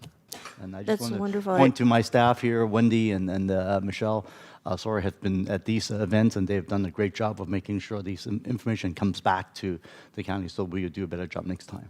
That's wonderful. What I was referring to is on-site services, so a person that could actually connect with folks. Yeah. But I'm so glad to hear that there's resources already put together, and thank you to your staff as well, Wendy and Michelle, for the work that you're doing, because we just don't know how many lives we're actually saving in this effort. And so I want to thank you and Supervisor Chavez once again for the effort that you're taking. I think that this is just another opportunity for us to touch bases with those households that are not registered, are not obligated to be registered. We don't know who they are. And maybe in the city of San Jose, we were having a level of registry by having an insurance, but even that is very loose. So anytime we can have an opportunity to touch base with these households would be perfect. Absolutely. Thank you. Thank you both very much. Sounds like we were on the verge of needing a lunch date, which I would always recommend. And I'll just add that in the motion, I think asking the staff to look at what resources can be available, because one thing that we do is we have Crime Stoppers and other on the criminal side, so making a booth or a person available, we can work with public health when the report comes back. Yep. Perfect. Thank you. Thank you all. I want to add, come to this perhaps from a slightly different perspective. I am, as you all know, very supportive of root cause approaches to addressing violence, and I very much appreciate my colleagues wanting to take additional action to tackle this issue head on. But I was reflecting that with this referral coming on the heels of funding 9 positions in the district attorney's office and only 1 position in the public health department for gun violence prevention work, I'm really concerned about a pattern of putting our violence prevention dollars exclusively or very primarily towards law enforcement agencies, thereby really expanding the jurisdiction of agencies which in fact are not best positioned to address the root social and economic drivers of gun violence in our communities. In some cases, law enforcement has been shown to be contributing to the challenge. The Cost of Gun Violence report found that legal intervention by law enforcement accounted for 7% of all firearm deaths from 2016 to 2020. And following the mass shootings in Half Moon Bay and Monterey Park, gun prevention experts warned public officials of the dangers of responding to gun violence primarily with law enforcement investments, including a piece by the CEOs of the Sierra Health Foundation and the Hope and Health Fund. This was just published in the Merc on Friday, February 2nd. I did voice this concern when the board discussed the gun task force proposal, and the board unanimously supported, and thank you all very much, my direction for administration to report back with options for agencies to house the outreach work on gun law education. I haven't yet seen a response to that direction, and I'll reemphasize today that I believe that our county needs to broaden our response to gun violence through a more robust public health, community-based, and evidence-backed response. I will support the referral today, but I'd like to know that I would like a proportion of county investments in violence prevention that are going to be recommended for fiscal year 2023 be focused primarily or at the very least significantly on public health and non-law enforcement agencies. And I can make that direction a separate motion, or if the makers of the motion and second are amenable to that, I'm happy to offer it as a friendly amendment. So, Supervisor, just to ask a couple questions about that. I mean, one thing that I genuinely don't know, and I would be interested in better understanding, is we have had a campaign through public health for some time around violence prevention. And it's supposed to be inclusive of a whole bunch of different areas. And, the campaigns, we all have a role to play campaign. And I've had a different concern. My concern has been that I've been concerned that we don't, on the prevention side and the intervention side, that it's very difficult for us to understand how broad the impact is, where it's actually going, how it's aligned with all the other prevention work we're trying to do in schools. So I think what you're raising is a really important point. In my opinion, one thing that might be of value to understand today is what are the current investments we're making through, primarily through public health, and maybe there are others around violence prevention writ large, and then what are they assessing as the need that they have in terms of what's effective now and where do they need to grow. You know, I have a similar interest. I would just like a little more information so that we would best understand what they need to be effective, and frankly, even the role, the program we have now, I don't know much about it, really. And so I'd be happy to have that come back through Children's Family Seniors to actually have the staff give that report if it's helpful to you, to Maybe, getting this. If you don't mind, let's do it through Public Safety and Justice. Since Oh, we're both perfect. raising Yeah. this, we're there. And what I think is challenging is that overall, you know, the investments that we make in public health compared to investments in law enforcement is really vast. So I don't know what the effects are either, and I'm very interested to direct a report to FGOC. I know already that our April agenda is packed, but May we have the budget. So let me think this through for a minute. But if they have been less effective than they seek to be, it would really be important to parse out whether they're doing the right programs but not enough, or whether they simply That's don't exactly right. have the right programs. But in order to find that out, also we have to resource them. So I am glad to ask for a report to come to Public Safety and Justice. It's too soon to get it in March, I assume. So let's do it in May, because April is heavily impacted. And Dr. Smith and James, with regard to the budget and the proposal that will come from the county executive's office, how do you recommend that we approach this if we don't have the data yet, but want to make a commitment to resourcing public health to the degree that actually empowers them to be able to do significant prevention, root cause analysis, and early intervention You know work? what, Supervisor, may I just forgot about something. So when we voted on the I'll be back. on the gun violence public health report on the cost of gun violence, we actually put a plan in place that had a series of actions that they were going to take relative to gun violence. And my recollection, and I know that lead staff person's not here that was leading on that, but my recollection is that we were going to get a report back on that direction, because the board took direction on like, I think 4 different items, and that is supposed to be coming back to the board, to the full board, before budget, because we'd already made that request.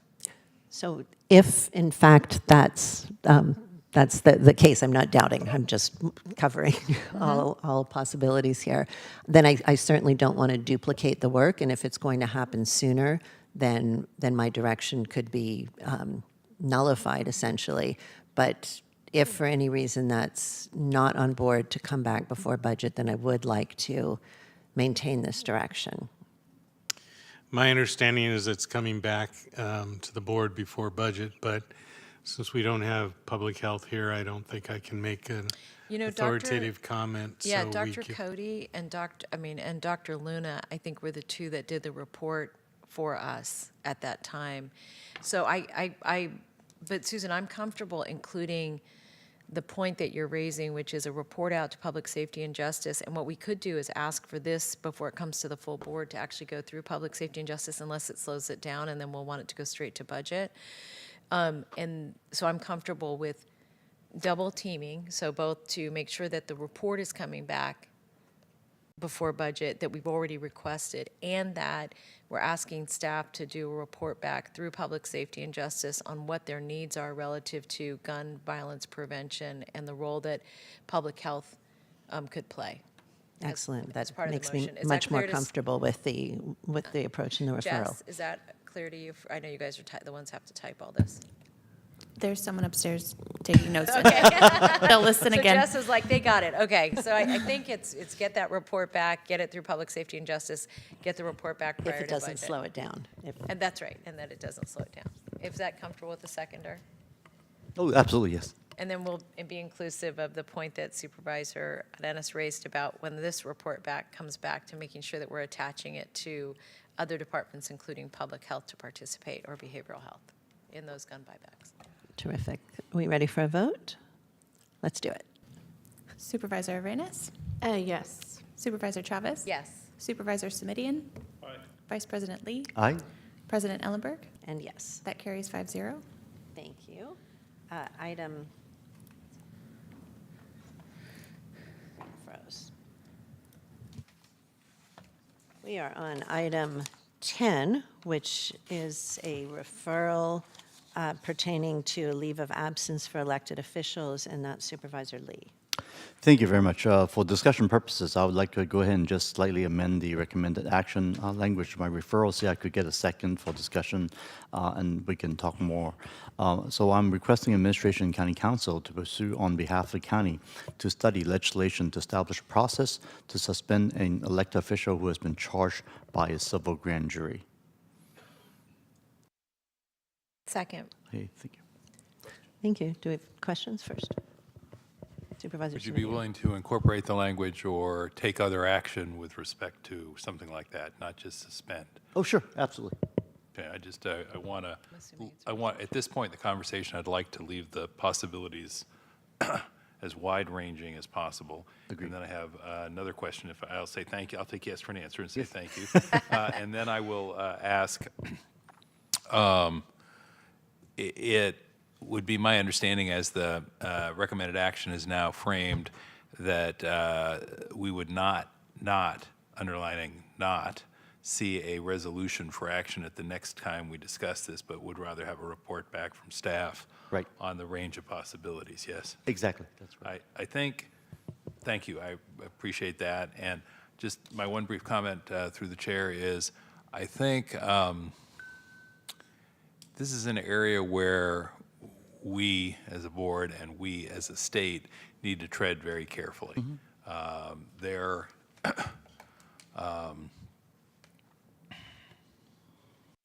Our county is not the only one that has had struggles with its elected sheriff. That said, I think on the one hand, we want to have a tool available if we have a challenging situation. On the other hand, we have to respect the fact that sheriffs are duly elected officials given the current system we have. There has been some legislative efforts, as I think you know, to open up the range of possible candidates for those offices. I'm not sure where that conversation sits at the moment, but I think there's a built-in tension here. I think it's real between, on the one hand, respecting the will of the voters and the fact that they've elected folks. On the other hand, not being in a position where you just have to continue to suffer in silence. And we've just been down our own very difficult path on that front. I think certainly we don't want to be in a position where we have further politicized a law enforcement function,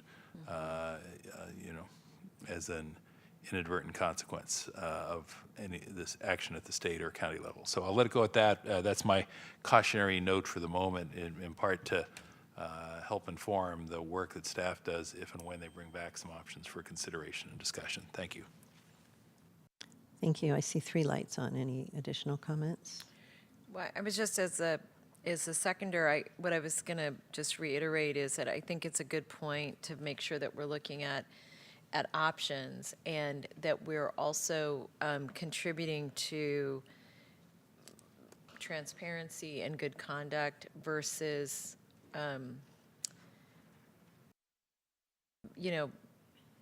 more mayhem and kind of trickery, which is, I think, a little bit of what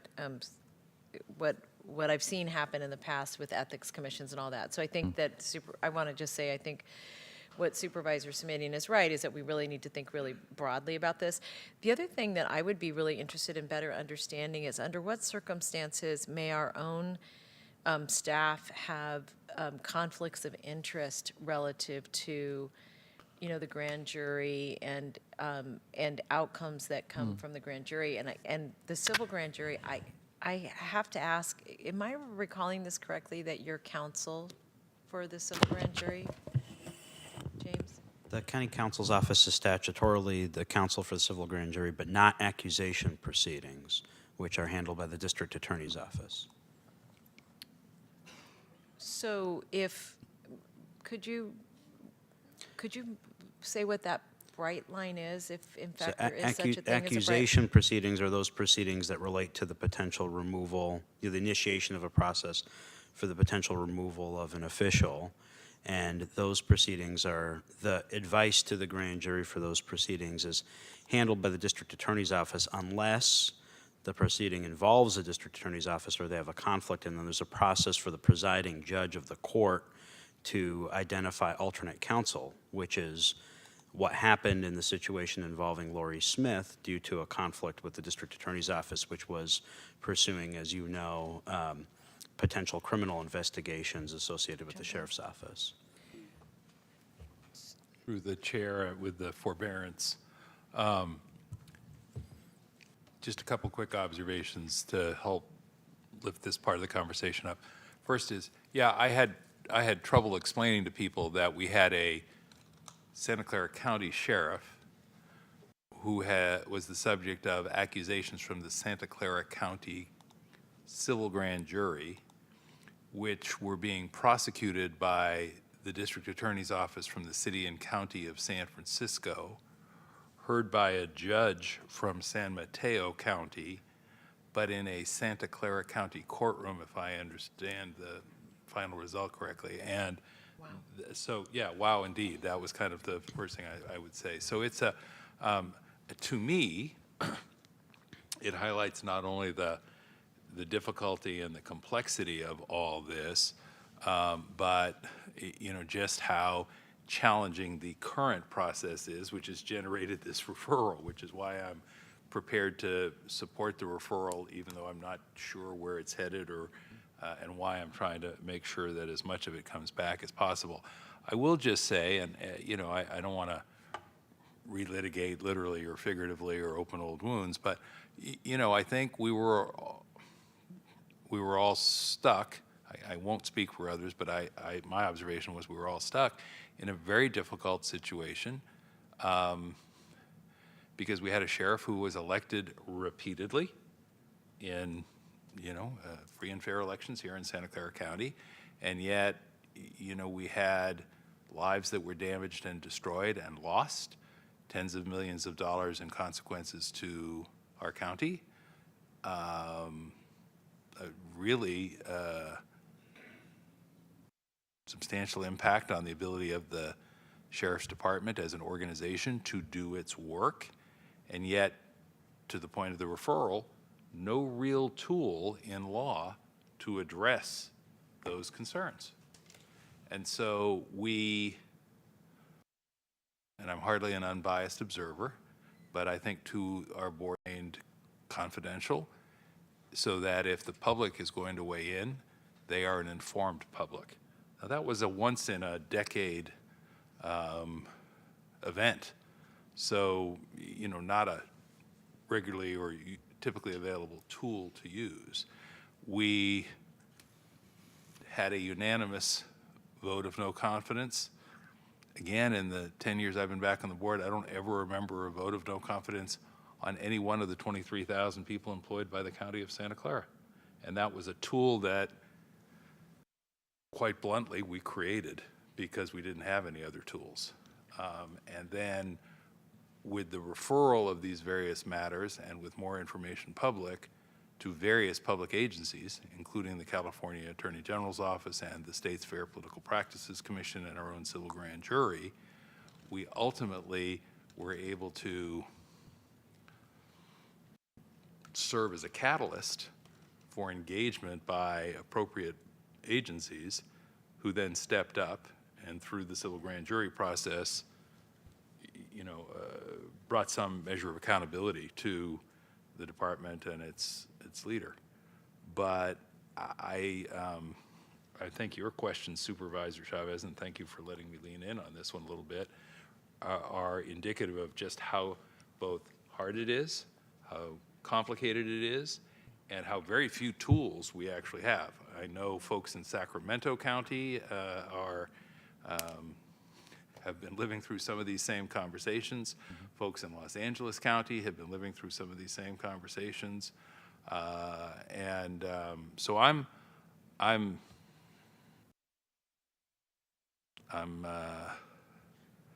anxious. I'm not sure that we're going to find an easy or obvious remedy to the challenge of accountability with respect to elected officials, particularly in law enforcement. But I think it's a conversation that it's important we continue to have, and maybe we find a good path, maybe we don't. Sorry, that's my take for the day.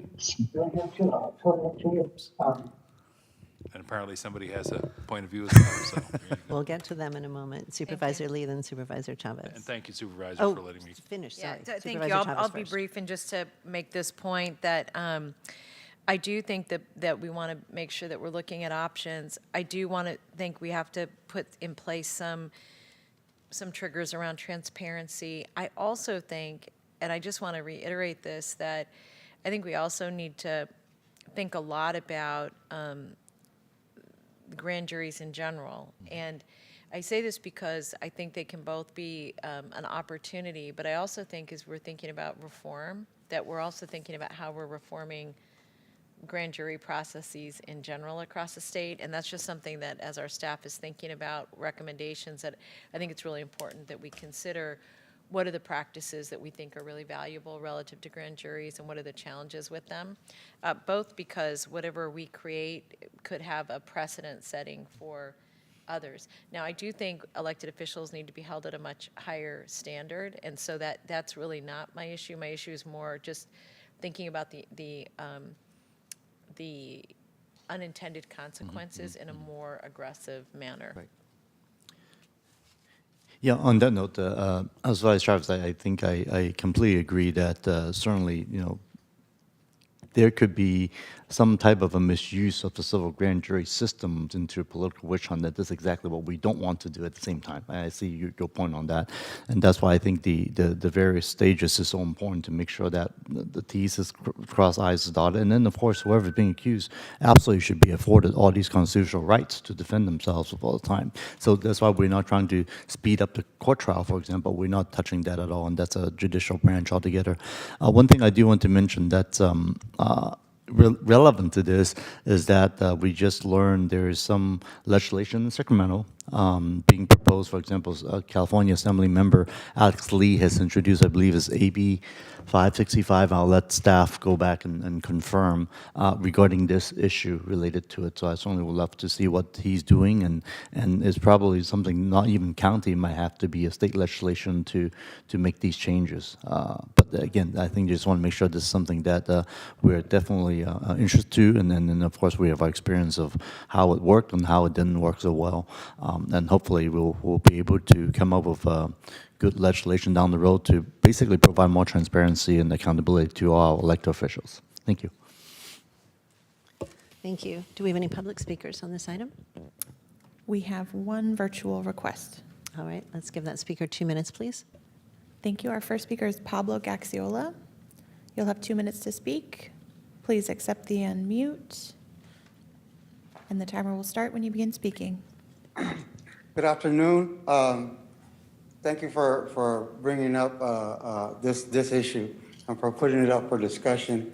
I think that, from my own opinion, and I'm not just showing favor because I sit on that board, but there's a body that is already in place, and so the consideration around, going against the voting public is putting more teeth into the abilities of councils like CCLEM, which was kind of put together as a remedy and a driving force towards transparency in a much needed area.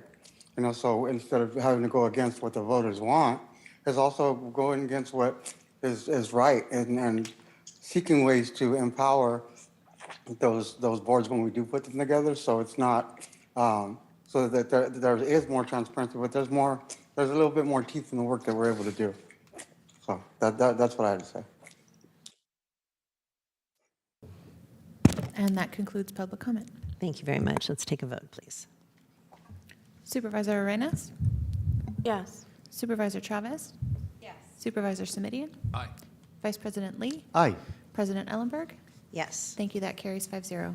Excellent. Item 11 is our final referral of the day, and it is regarding COVID-19 vaccine distribution. And I'll look to Supervisors Simidian and Lee. Well, first, let me thank Supervisor Lee for joining me in the referral. And the short version is, I wish we were done, but we're not.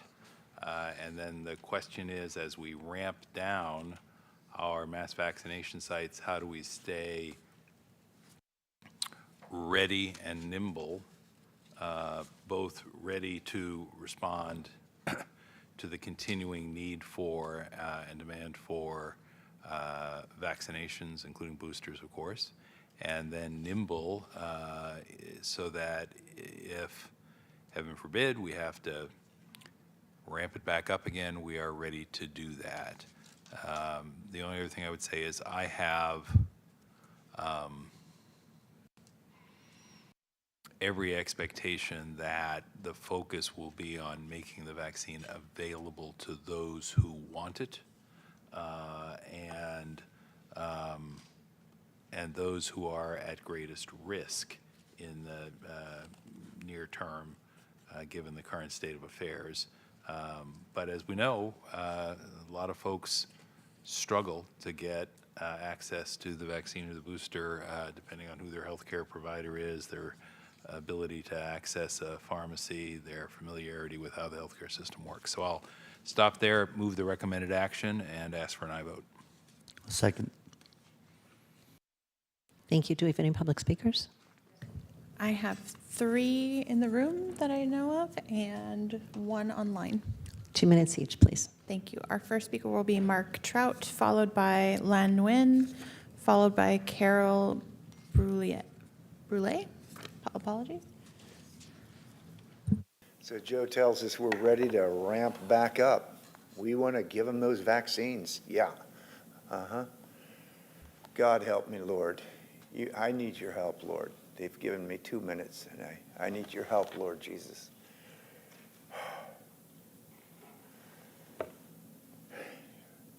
Okay, the United States. We are told that the United States had more people die from COVID in 2020 than any nation in the entire world. Okay? This is simply not true. They were murdered by remdesivir. Remdesivir shuts down their kidneys. Okay?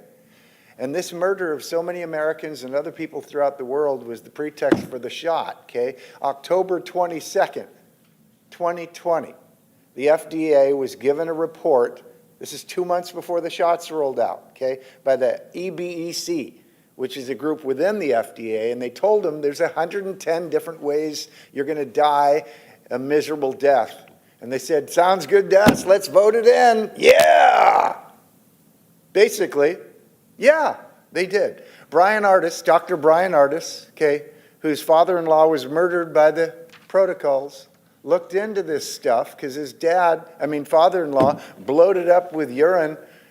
Took him 4 hours to pee out 10 pounds of pee, okay? Because he's a doctor. He told him what to do, and then they changed the protocol. So he studied the remdesivir. He knows what he's talking about. It's murder. The shots are murder. The remdesivir is murder. It's all murder. And you think you're going to get away with it, Otto? Okay? You're not going to get away with it. You may get away with it in this life. You may not be arrested and executed, okay? But if you knowingly provide a bioweapon, okay, you need to be arrested and tried and executed, okay? This needs to happen. This is just.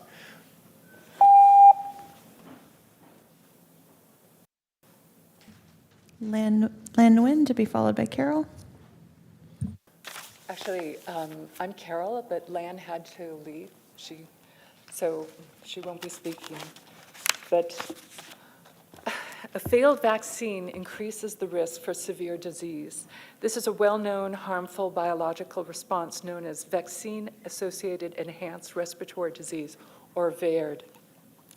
The FDA states that VAERD is an important potential risk for both the Pfizer and Moderna in RNA injections in the FDA approval documents.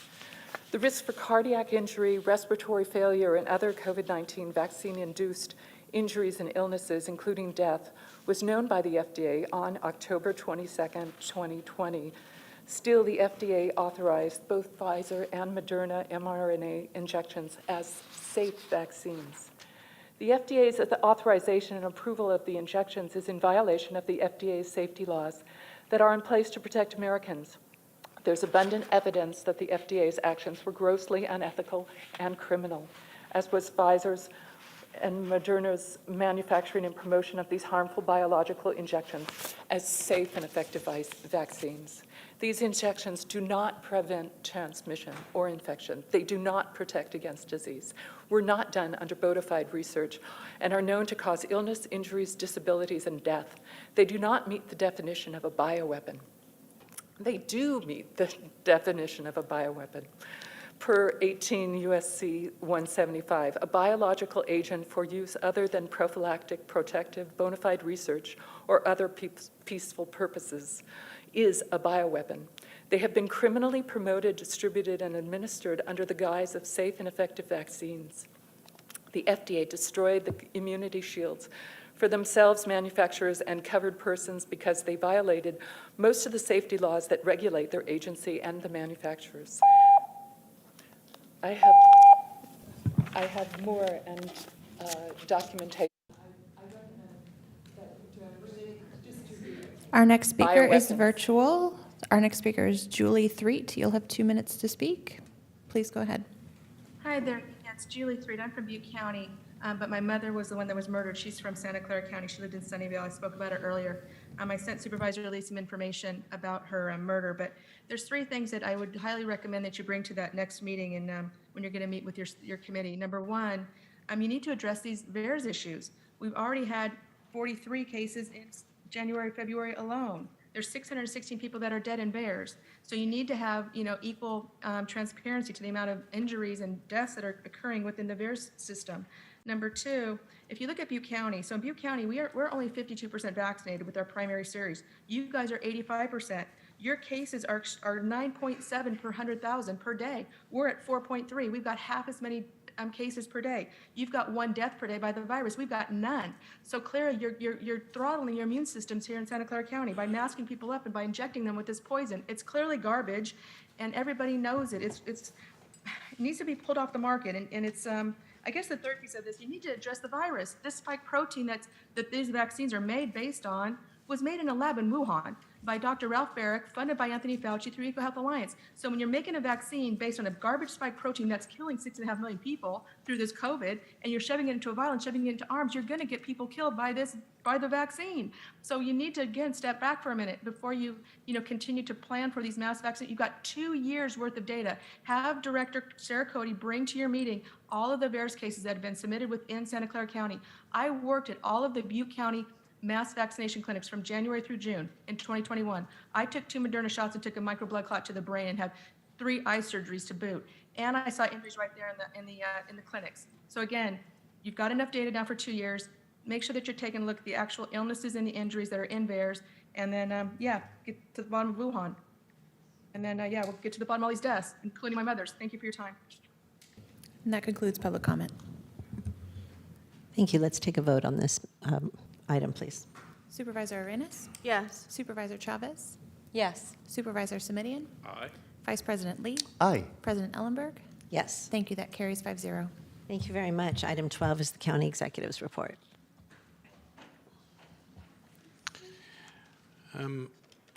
Be short today. I just wanted to let the board know what's going on with regard to our preparation for the recommended budget.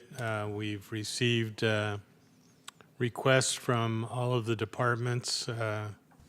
There's been requests for over 500 positions, which obviously we're not going to be able to recommend, so don't expect to see those in the recommended budget. We're trying to be thoughtful and considerate about operational needs, but we're also focused on making sure we can have a sustainable budget. So we're looking at focusing on issues that are the biggest service bang for the buck, and also trying to focus on finding additional revenue sources other than the general fund. And so we'll have the proposals all completed and ready for you on May 1st. Thank you. Supervisor Smitty, did you have a question for the executive? Earlier, Madam Chair, I apologize. All right, not a problem. We'll move then to item 13, which is County Council's report. There were no reportable actions taken at the closed session meeting of February 27th, 2023. That concludes my report. Thank you. All right. Supervisor, Yes. President Ellenberg, if I could, at the Children's Family Seniors Committee, I asked a question relative to our meetings that we were doing in the County Council was hosting with our CDOT advocates, and so I alerted them that I would be asking today for an update on those meetings and the process. Sure.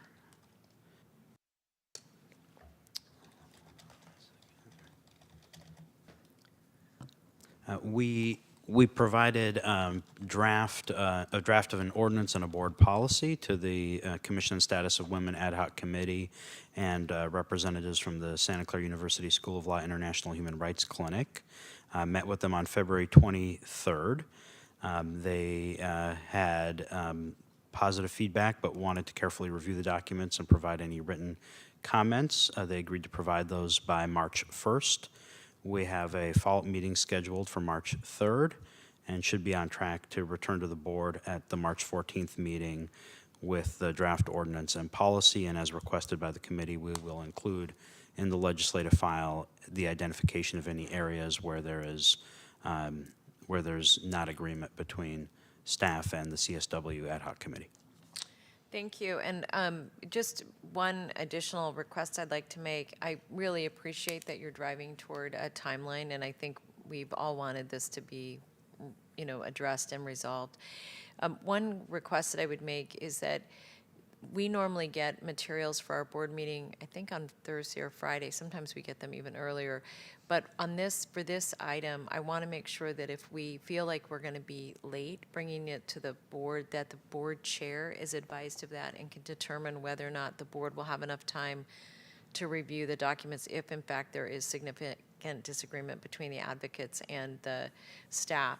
So I would be comfortable with the board chair determining whether or not it made sense for it to come at a later time if you felt like you needed it, especially Supervisor or President, you've been leading on this effort for some time.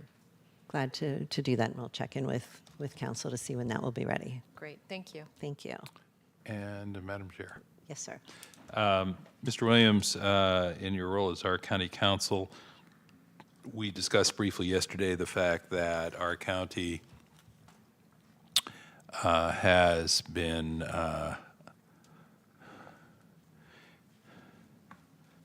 being sued by Stanford University in connection with various tax matters. My understanding is that the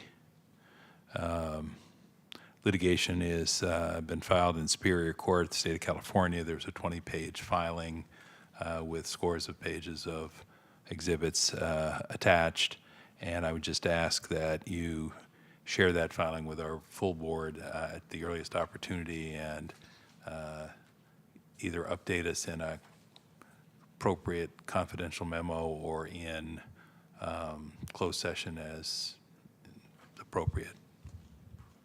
But the case has been filed, at least that's my understanding. We'd be happy to do so. Thank you. Thank you. And now, Jess, please check me if I make an error here, but I believe we're going to leap over item 14 for the time being. We are going to hear items 15 through 20 concurrently, as well as items 20, as well as item 27. I believe 47 was disposed of on consent. Correct. I have next the block of 15, 16, 17, 18, 19, 20, and 27 together. Nice. Good teamwork. Thank you for this. So for the public, hopefully you heard all of those items are going to be heard concurrently, which means that we're going to offer one opportunity for public comment for 15 through 20 plus item 27, as they are all related. So let's start with a report from Paul. Thank you, President Ellenberg, members of the board. So before you have a number of different items that are going to be adjusting the Santa Clara Valley Medical Center budget, Santa Clara Valley Healthcare. I'll get that right. They, of course, relate to all of the hospital censuses relative to O'Connor Hospital as well as St. Louis Hospital. Also in this package is an adjustment and a request to adjust the staffing at Morgan Hill. In that situation, we are looking to expand services at that location. We're very pleased to report that we're looking at the late summer, early fall for the opening. You will see expanded primary care services, including adult pediatrics and women's health, as well as an expanded urgent care center, along with diagnostic imaging and a full-service outpatient pharmacy. So we are looking forward to that opportunity to open those services in the South County. As you well know, and as I mentioned, St. Louis and O'Connor Hospital, the census there at both hospitals have significantly increased. And we are making a recommendation for staffing adjustments at those two hospitals. As you will note, we have adjusted the census at the two hospitals in the last 2 years, adding staffing last year in January. And then again, we're returning today because we continue to see an increase in the need for services in the South County. So at this point, I'm happy to answer any specific questions that the board may have. Thank you very much. I'll look to Supervisor Lee. Yeah, thank you, President Ellenberg. Hi, Paul. Thank you so much for the detailed report. I combined them all. I was suggested to get combined also. I want to see if we can move this a little quicker since these are individual items. If I were to make a motion, I just want to check in with County Council. Would it be okay if I could make a motion for staff recommendation of all these items in one swoop? Yes. That's something that's doable. So if that's the case, I would like to go and make that motion. And if I get a second, I could ask the question of Paul. I'll second it for purposes of discussion Great, thank right you. now. So thanks, Paul. So, we are talking about increasing quite a few staff positions here. And of course, a lot of times people say, gee, wow, that's going to be very costly to our county's budget, right? Because we're talking about, say, 55 more in St. Louis, 70 more for VHC, Morgan Hill, and also O'Connor as well. The reality, of course, is that even though we hire more people and we will have to spend more on the salaries, as a matter of fact, we also serve more patients, number one, which of course our goal, but also we also get more revenue coming in to be reimbursed to pay for it.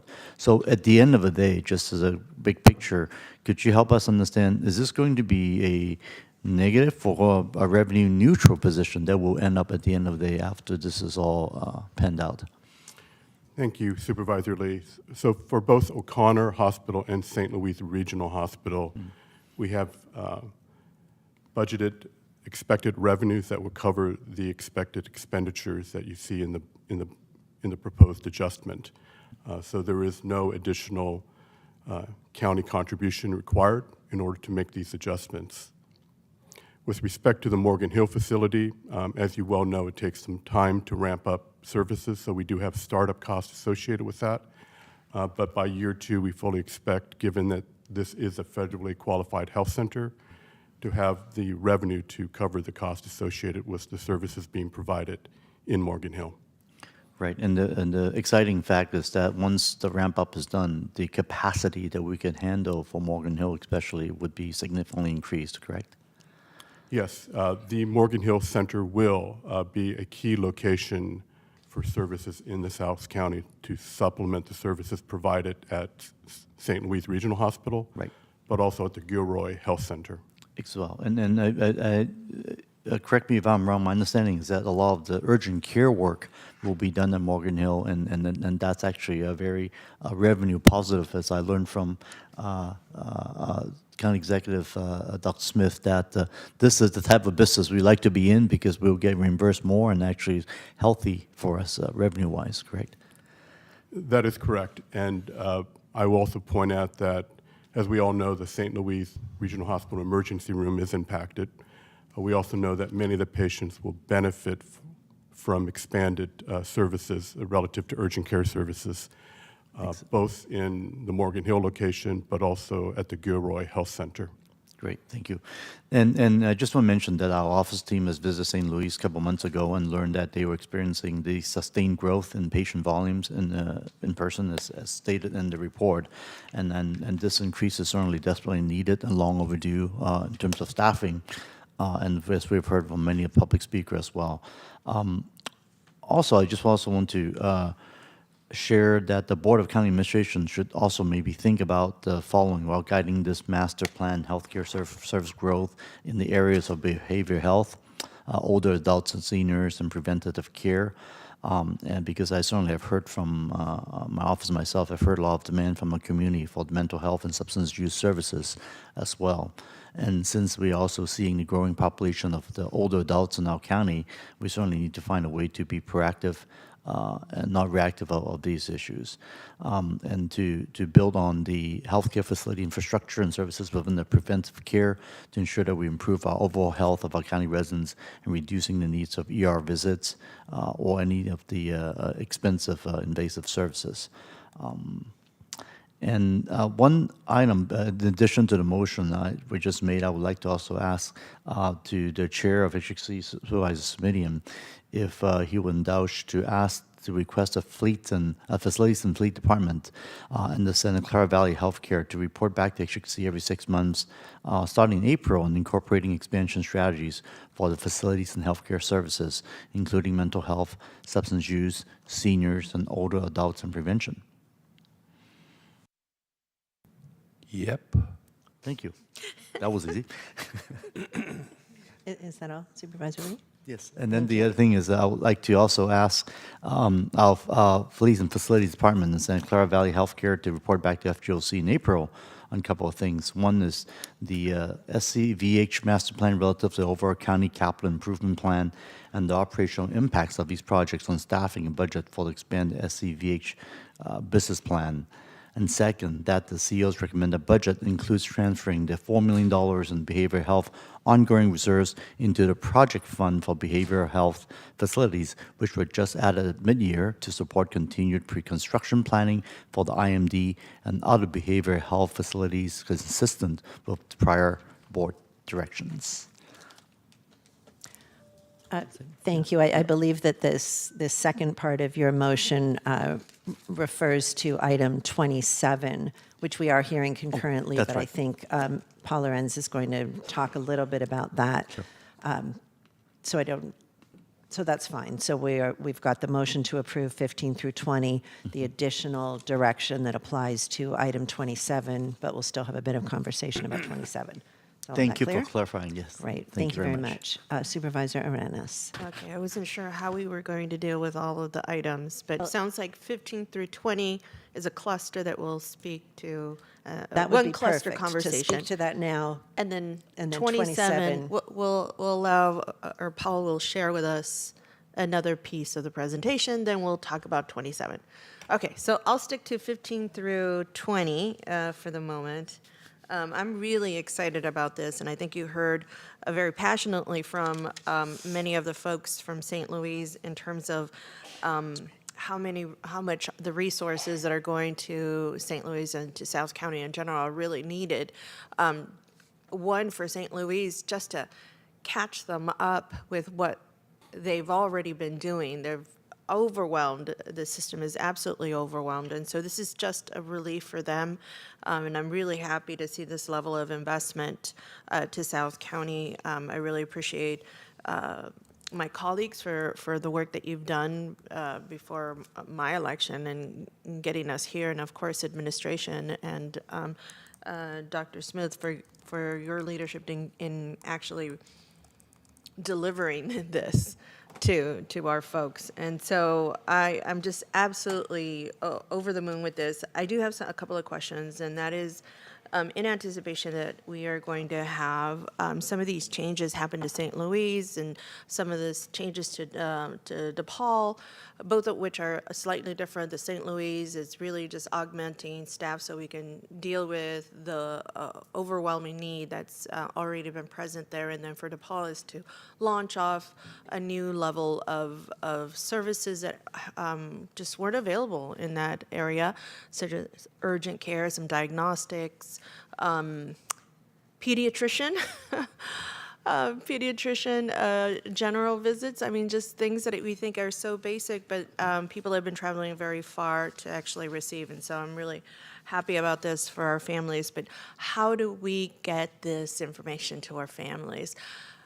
I know South County, and let me tell you, one time I had a lunch down there. By the time that I left, I had like a couple of calls telling me, why didn't you call me? You were in South County. We could have done this and that. And the word just travels quickly because it's a small community, which is great. But I think we still need to invest in marketing. So how are we, and in different languages, how are we going to get that information out there, one for DePaul, and then St. Louis, of course, just to share that information for internally to staff? Thank you, Supervisor Arenas. And I will say that we are also very excited about the opportunity to further educate and inform the community about the services the county is bringing to that region. You should be aware that we have been in close communication with city officials about the work that we're doing in the South County, and we will continue to do that in concert with your office going forward. So that our elected officials and representatives in the South County are aware. But we will also work on a marketing and communications plan. It was planned to be surrounding the launching of the Morgan Hill facility to also market and communicate the urgent care services that will be available not only in Morgan Hill, but also at the Gilroy Health Center. And as mentioned earlier, that's really important for the community to understand that they do not have to go to the emergency room. They do not have to come into San Jose. They can go to an urgent care center in their community. Right. And that urgent care center at both sites will be supported by an outpatient pharmacy, diagnostic imaging services, laboratory services, and we are also working on bringing in specialty services into the South County to augment and support the primary care services that we're offering. So this is a comprehensive approach around the continuum of healthcare in the South County. And as you will note, and also it will be identified in the master plan, we have been working on a skilled nursing facility at the Morgan Hill location. So you really are getting preventive health care services, inpatient acute care services, all the way through to subacute services in the South County. I'm glad you brought, because I was going to actually bring up some of the elected leaders in South County, and so I'm glad that you're already working with some of the folks there, and it would be wonderful to have an opportunity to present just this wonderful expansion. We don't get to share a lot of great news all the time, and when we do, I think we should do it very formally to our sitting leaders, as well as, I'm hoping that what I can get from you is maybe a commitment to have somebody present at the next Gilroy City Council or the Morgan Hill City Council meetings, just so that we can share this information and to begin to disperse this. I know that you said there's going to be a communication plan, but there's nothing better than word of mouth. And in the interim, I think our word of mouth can work. I do still expect a communication plan ultimately, right? Because we want to see that more formalized, but it would be wonderful just to get this, and just in good faith to some of those South County folks who've been advocating for a really long time for this kind of medical care. I see you nodding, so I really appreciate that. I won't add it to the motion, since it's something that sounds like you're absolutely willing to do. The other piece to it is also, because this is, the pediatrics is new, and this is something I think South County has been waiting for some time. I hope that we can also do the same for some of the school board, some of the school districts, so that our parents can find out about this, whatever that looks like, whatever's easiest, but I think in a way that has paper in hand, because a lot of our community still functions that way, right? Yes. Doing a Twitter announcement is just not, we're going to miss it. We're going to miss it. So anyways, I look forward to actually, getting that shovel in the ground and seeing some of those changes. I know there are already pre-existing facilities there, but when we actually open those doors, I think that'll be a huge turn for our South County. So let me see. The other question, so I had that particular request, and then I will save my other questions as they pertain, I think, more to do with, we're talking about the outreach and marketing strategy. And then also up-to-date information about the Medi-Cal eligibility, which I'm sure is something that you were all planning to do, but with that new change, with any, the recent changes, that would be something that could also be included in that communication plan, aside from the expansion. All right, so then I will save my item 27 comments for a little bit later. Thank you. Dr. Smith wants to weigh in, and then I'll go to Supervisor Chavez. Yeah, I just wanted to, I know the board knows this, but for the public's consumption, just wanted to let you know that what we're doing here is we're trying to deal with the fact that after we purchase these hospitals and health systems, that the need and census in all of them has gone up.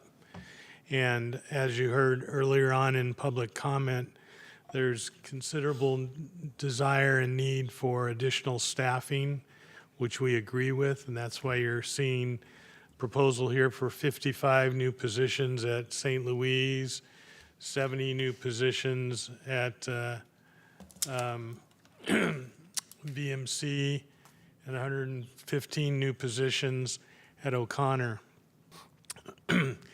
That's on top of the fact that over the last year, we've... Keep going.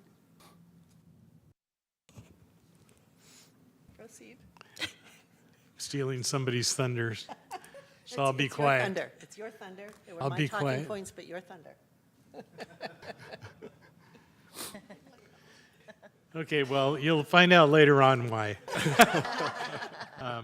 But the other thing that I think I should emphasize before they get started with the presentation about the master plan, the facilities master plan, is that in order to deal with all this expansion and all this need, we're definitely going to be adding new projects at St. Louis, an emergency room expansion that's done temporarily right now but needs to be made permanent.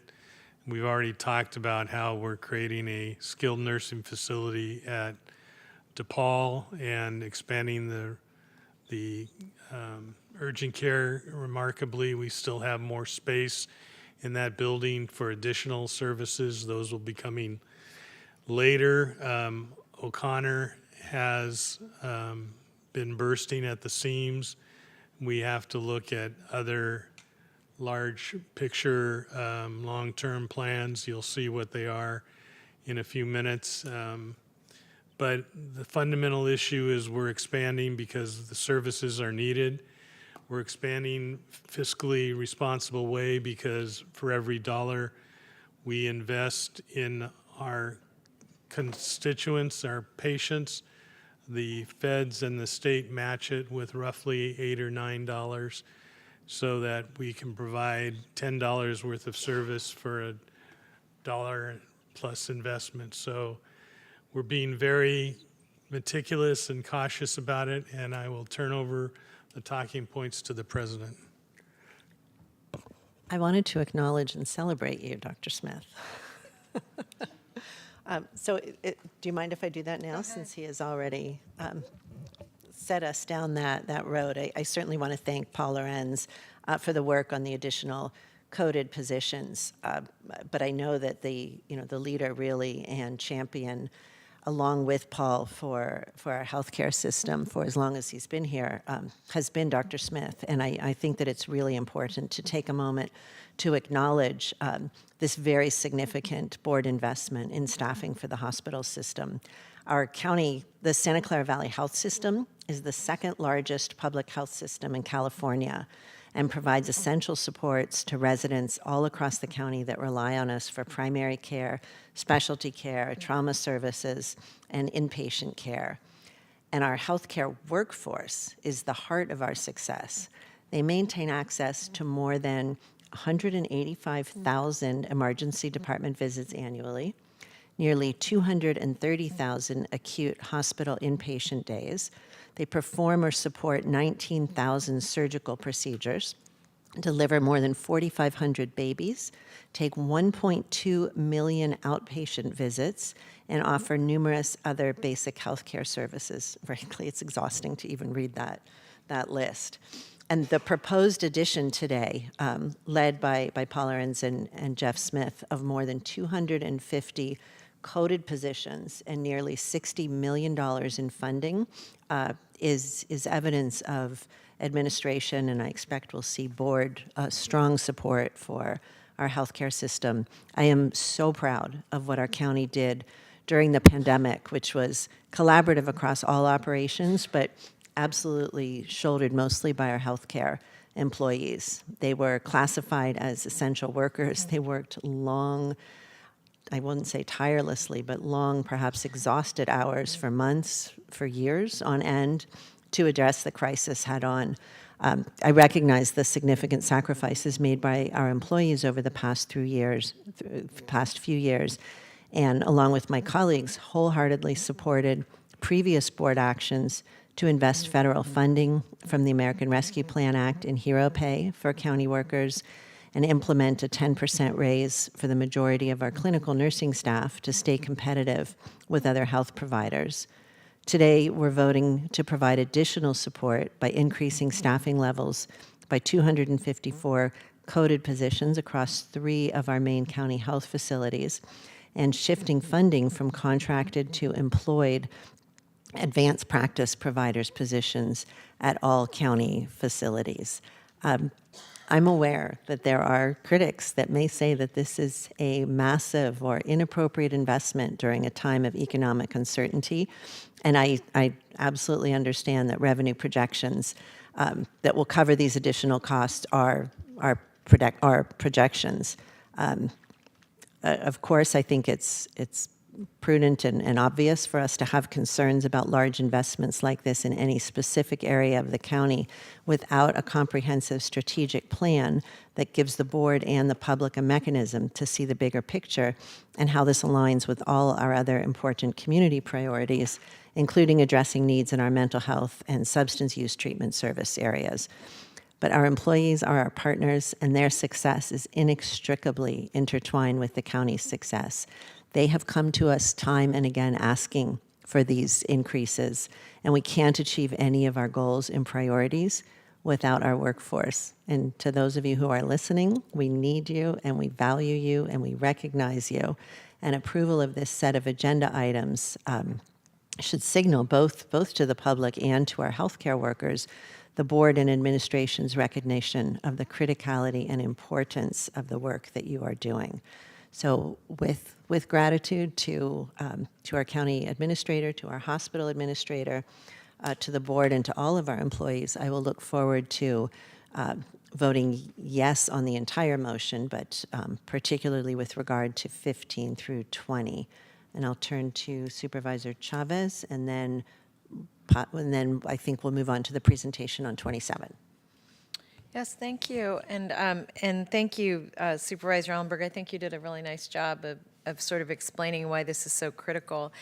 I want to just choose one of these areas because I am very interested in making sure I understand how the finances are working. This is something I'm going to keep focusing on. So I'm just going to choose one, and this is relative to item 19, and this is relative to O'Connor. And in these actions, we are looking at payroll, services and supplies, and revenue, and not showing a need for a subsidy. And I think I have been under the impression that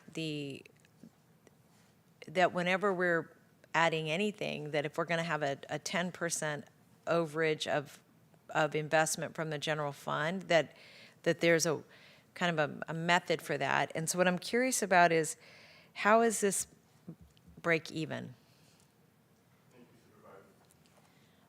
Thank you, Supervisor Chavez, for that question. So it essentially is around economies of scale. So what we're doing here is adjusting the census and the ED volume and the associated revenue that comes with it. And when you do that, we have a projected amount of revenue that we receive per patient day, and we have a projected amount of revenue that we receive per emergency department visit. So those revenues are revenues that we can easily project out based on the change in our census or our ED volume. And that revenue is what you see recognized here. And as you would note, that revenue covers the expenditures associated with the additional staff and service and supplies. So we work really hard to balance the two. So if we know we have a certain amount of revenue, what is our priority as a system in terms of providing for the patient care that's needed? So the first priority is the direct service level staffing, the staffing that are responsible for patient care, and then the support of ancillary staff to support that increased volume. And we don't see a lot in here is a lot of administrative and overhead support in these asks. You see some, but not significant amount. So that's what we look at and how we go about our budgeting and adjustments. We look at the ability for us to adjust our census and see a sustained level before we come to your board. So we're very prudent in making sure that we see that sustained level before we make a significant and come to your board and make a significant budget ask. Many people will ask, well, you started seeing this increase 6 months ago, 9 months ago, and why did you not come sooner? The problem is that you see a lot of variability in healthcare in terms of volume. You can see a census fluctuate anywhere from 15 to 20% from 1 week to the next. And so we have to see a certain level of volume that will reassure us that we're going to generate the revenue to cover the expenditures. So I hope that gives you some explanation to how we go about recognizing the revenue associated with the increased volume and then identifying the expenditures to cover those services. So I'm going to say a big yes and a big no, and let me just start with let me start with the bigger point you're raising. I think that my own observation, Paul, of you and Renee and Dr. Smith, is that you're very disciplined about when you bring on permanent staff for the healthcare institutions. That I've watched you do, and I absolutely understand why. And I think the point you raise about the fluctuations in census make absolute sense, that we're looking to determine whether or not we're seeing blips or trends. So I think that makes sense. My bigger concern is that from listening to Dr. Smith, that and this actually maybe speaks to it, not maybe. The reason I'm so interested in the business plan is what I can't reconcile with what's in front of me is the explanation you just gave, because we are still investing and I think we should, in the hospitals and in our healthcare system from the general fund. What you've described is that once a certain number of patient days are included in our overarching planning, that then, therefore, we start to be able to break even as we add additional staff. The challenge is that Valley Medical Center itself has been at a breaking point for a while, and we're not there. And I recognize that the hospitals are a system, and you're describing a single hospital within the system. And so what I'm just going to request, and just to say again, that when the business plan comes to the board in April, that the financing model we are resting on is fully expressed, because there are other issues that our current staff are raising. The condition of the parking lots, the equipment available in the different facilities, what the level of security is, all of those things that I recognize are different layers to this. But I, for one, even before we take actions like this, really want to understand that business plan, because I'm really interested in what obviously what I'm interested in is making sure we're protecting the financial health of all of this. But second of all, I believe that the state of California is leaning in so hard on the role that we're playing relative to health insurance and all of that, means that the market in the state is changing. And I think we're actually on the tip of the spear there, which means that we have to understand it even more so than maybe the other healthcare institutions that aren't nearly as vibrant or robust as ours. Maybe I can jump in from another perspective, and first of all, assure you that in April we'll have it all laid out. When you say a business plan, it'll be really sort of a functional finance plan, how we're reimbursed and what kinds of things we do to get that reimbursement. But for this particular action today, I'd like to make sure that people understand the way that we do this is that anytime we're adding or changing resources in the middle of the budget year, we're modifying what was previously approved by the board back in July and what has been previously approved between that interval. So in that sense, the modifications that you see before you don't take direct account of the so-called subsidy or investment in the health system. That was approved back in July, and so what we do is we wait until we have clear new revenue to add to the budget before we bring in new staff of this size. So what Paul is saying is that based on our projections of revenue from the new census that we're seeing, that was different than what we projected in July. We will have new revenue that can pay for these positions during this fiscal year. That doesn't mean that the so-called subsidy or investment went away. It just means that that part of it was considered and dealt with back in July. And when we come to the next budget year, you'll still see that there'll be an investment from the general fund that's required in order to keep the whole operation going. So you're only seeing a part of it right now because that part has to have revenue and expenditures that match in order to add it on to the current balanced budget. But when you see it in June, you'll see the entire picture. So I don't know if that made any sense, but it did. I will just say that what just based on what you said, Dr. Smith, what I would have expected to see here is that under the net cost, even if we had already budgeted the resource, that we would know what the delta is that we have to make up from the general fund. So, does that make sense? Oh, good. Joe understood me. So I'm just kidding. So my request would be that this just gets spelled out really in a really, really rigorous way, because I think, first of all, I think we're doing the right thing, and I was listening to the speakers earlier today and over the last few weeks that we've had talking to us about the other needs that they have, and so I think the board's ability to really, not just the board, but the public, to understand how the investments we're making are being measured out and what the risks and the opportunities are, because I still feel like I toggle between understanding that as clearly as I would like to.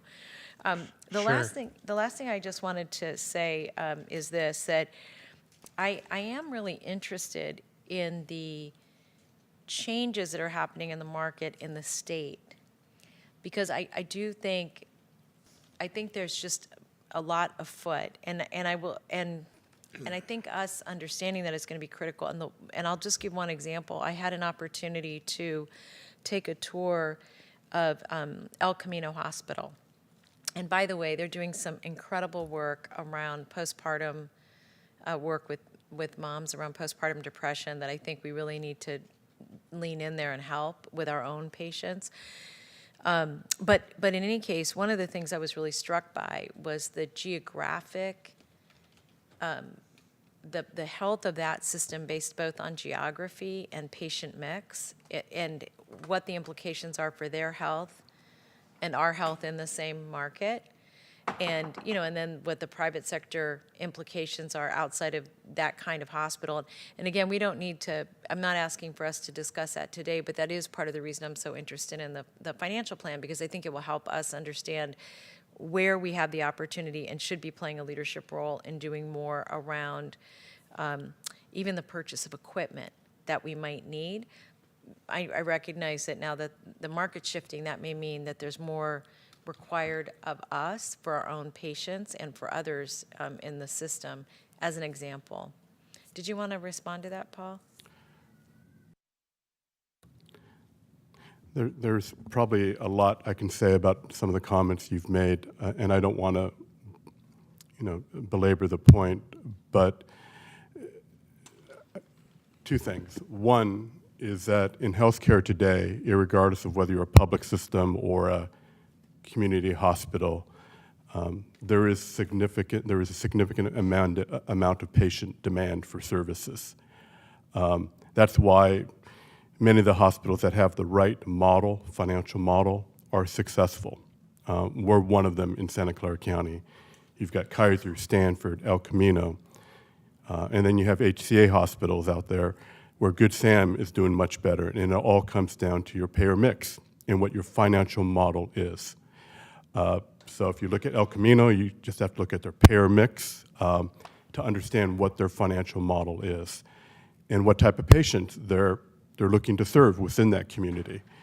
And so what you've had happen, the second point happen in Santa Clara County, is a convergence of systems, hospital systems, along with the community healthcare providers. You have to have an outpatient system to support the hospital. And in each of those instances, you see that. You see that at El Camino, you see that at Stanford, et cetera. You see that with our system. So it is about building a system of care, not just supporting a particular hospital. And those systems are the ones that are successful in Santa Clara County. And so when we talk about how we function relative to being a system, we'll talk about how our funding comes into play, but also what segment of the population we serve and how we serve them. Because it's just not about a hospital, it's about all the services that come with that in order to build that system and have that appropriate revenue to support it. And right now, I can say to you, and this is really, to everyone that's listening, is that in every instance, whether it's in a particular specialty or in terms of outpatient services, whether it has to do with primary care, there is a significant demand that outstrips our capacity. That's why you're seeing long wait times. And we are constantly trying to play catch up. But we're not the only system in that predicament. There are other hospital systems out there in this county that are also struggling with it. And so I bring that up because we need to understand that since the COVID experience and where we are at today, healthcare is evolving. You have to find your niche relative to a health system to make sure that you have the financial means to sustain it, because it's not going to get any easier. To your point around some of the funding that we rely upon, Renee Santiago's here. He works very closely with CAPH and the state to ensure that our supplemental fundings are there, and you hear about how we do that. But without having a strong operational plan and system, the revenues are not going to follow, including the patient billing revenue, but also the supplemental revenues. It's all about utilization. It's all about having the volumes relative to being a successful system. The whole reason other hospitals are failing throughout the state are two things. One is that they don't have the patient base or know how to retain that patient base. And two, they don't have the right revenue model relative to their patient mix. That's why other hospitals or systems are failing around us. Thank you. Just agree with you, Supervisor Chavez. We are on the point of the cusp as changes are occurring. The board should be very proud of creating a health system that is going to be very important in leadership as healthcare changes in not only this state but across the nation. I think we've got a flexibility to go in any direction that we're taken, and beneficiaries are our patients, our clients. So you're absolutely right. We're on the tip of the arrow. Thank you, Supervisor Chavez, for leading that conversation. That was really fascinating and really critical. I'm going to move us. We're still within this same item. We'll hear the presentation on 27. And did we do public comment on this? We've not yet taken Okay. it on the block. So we'll hear the report on 27 and then do public comment. Thank you, President Ellenberg. I believe Jeff Draper from Fleet and Facilities is on. I am, Madam President and the board. Today before you, we're providing some site plans that are the result of our hard work on the hospital's master plan. There's a significant amount of work that has went into this. There'll be a written report that will include all of that work. But today we just wanted to highlight to you the progress we've made and get your feedback on any of the reports that you'd like to provide us, and to ask you to accept the report so that we can move forward with the next steps. With that, I'm going to turn it over to our consultant team, which includes Michael Cook from the Inova Group, who does healthcare planning, and Bob Bracamonte, or his assistant, Lan Lee, from DGA Architects. Mike, I'll turn it over to you. Thanks, Jeff. Good afternoon. As Jeff indicated, my name is Michael Cook. I'm a partner with the Inova Group, which is a healthcare strategy consulting firm, and I'll be co-presenting with Bob Bracamonte from DGA Architects.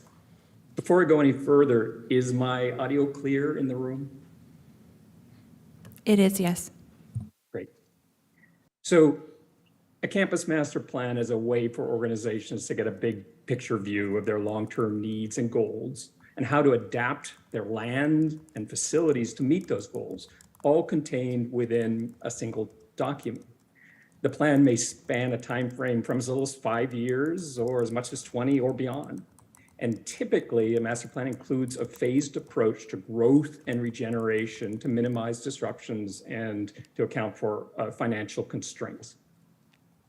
It is a document that considers the future requirements and functional needs of all departments. In this case, we're focused on the hospital campuses, and balancing those needs to achieve efficient operations, helping ensure that the plan is relevant for years to come.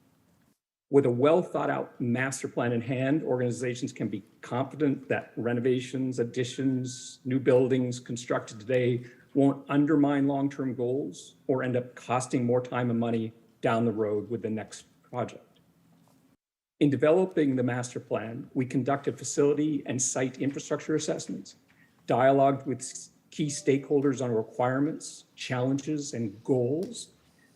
We provided operational space benchmarking, developed multiple options, and facilitated an iterative review to evaluate the different options and settle on a likely preferred strategy. The following brief will take you through is organized with a discussion of the overall goals of the multi-campus master plan for Santa Clara Valley Healthcare, then a dive into each campus, beginning with Morgan Hill, then St. Louis, followed by O'Connor, and finally Valley Medical Center. After reviewing the campus strategies, we'll discuss the capital budget implications over the coming decade and talk about next steps. Within each campus review, we provide an overview of the site, the challenges, and the master plan strategy. As part of that strategy, you'll see emerge a plan for programmatic land use or campus zoning to ensure incompatible functions are separated. For example, we don't want a patient trying to park stuck behind an 18-wheeler delivering supplies. This zoning construct will be discussed specifically for the complex VMC campus. With the preamble done, Bob will take you through each campus. Okay, thank you, Mike. Just want to make sure everyone can hear me. Yes, we can. Great. Okay, I'm Bob Bracamonte with DGA. I'm a principal in the firm. DGA architects have been working alongside Inova Group in the development of the master plan. The first slide up here discusses kind of the overall goals of the multi-campus master plan. And those 4 bullet points describe that. Immediate challenge in the next few years is to meet regulatory requirements of 2030 established by the state. There also are other specific goals that were identified at each campus to be able to achieve. And then also long-term looking at developing systems for efficient operations for services and the location of those services on the campus, and then to accommodate long-term growth beyond 2030 and looking at the future in terms of the regeneration of the campuses over time. Next slide, please. So we'll start at Morgan Hill, and I think that's been discussed briefly today. I think Paul Lorenz described the functions that are coming online, but taking a look at an aerial view of the campus today, 25 acres. So as we looked at this campus, immediately the administration kind of felt like there wasn't a need at the moment or in the foreseeable future for campus expansion, that is new buildings. And when and if that happens, I think if we go to the next slide, we understood that any future development would require CEQA review. And also the fact that our site is adjacent to single housing development. So that would plug into the CEQA review and potentially traffic concerns. So there are some challenges to whatever that future site development might be. Next slide. So internally, this is a floor plan of the first level. Paul described some of the work that's already been done. There are 4 colors on the screen. You'll see items in green that relate to things that are under construction or potentially have been completed. That's urgent care is one of those. Over on the left-hand side is the medical office building component that is in operation now. And then on the right-hand side is what was the old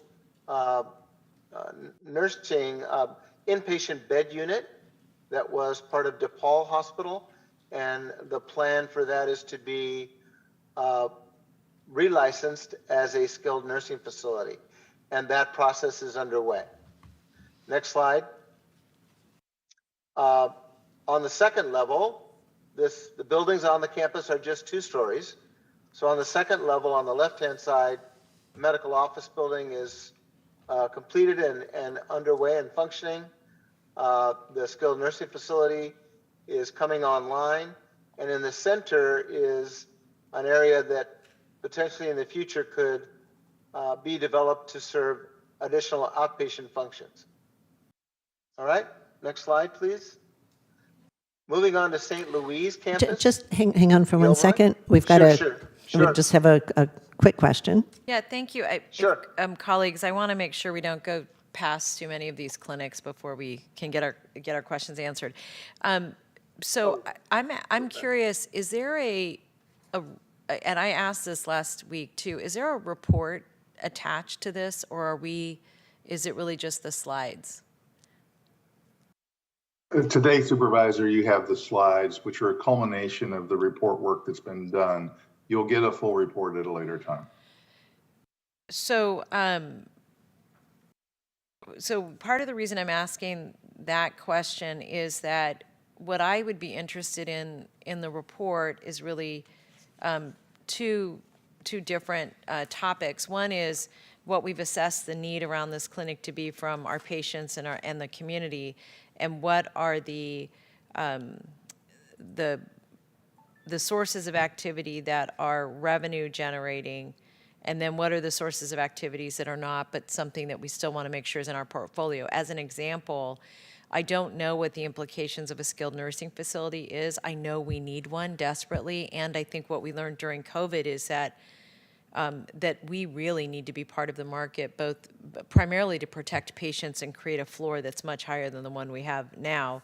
So that's why I'm interested in that information. And then my second question is that in an earlier slide, there's an acknowledgement that it may make sense to build affordable housing on this site in addition to some sort of skilled nursing facility.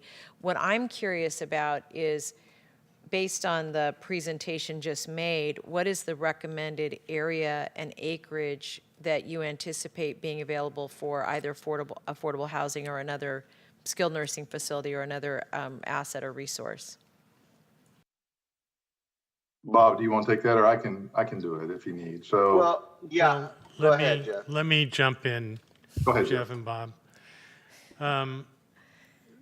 You'll see on the campus drawings and pictures for both Morgan Hill and St. Louis that we own a lot of empty space around those buildings. We haven't programmed them particularly for affordable housing or residential care or step-down units or other utilization, but we're right now trying to give you an idea of what the options are for the health system. You can pretty much consider that any of the open space that's available could be utilized for affordable care, residential care.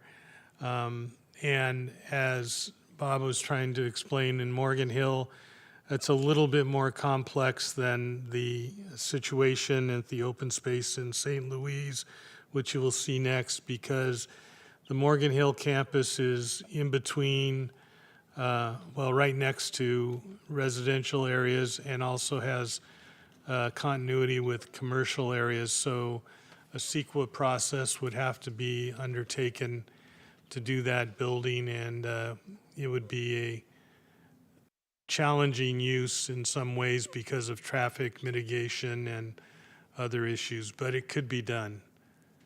Well, again, when the final report comes back, what I would be interested in understanding is that if there's property contiguous to property that we own that enhances our ability to either build affordable housing or other long-term needs need to be met, that we're thinking about that, you know, if we're thinking about this in a 2030 and then a beyond perspective, then in a particular area like this, we wouldn't want to be landlocked and impact our ability to build out what we think we might need, you know, over the next 10, 20 years. So I appreciate the answer to that question. And I would also just say that looking at this, I'm super bad at acreage, so I don't know how to discern what footprint would be likely available.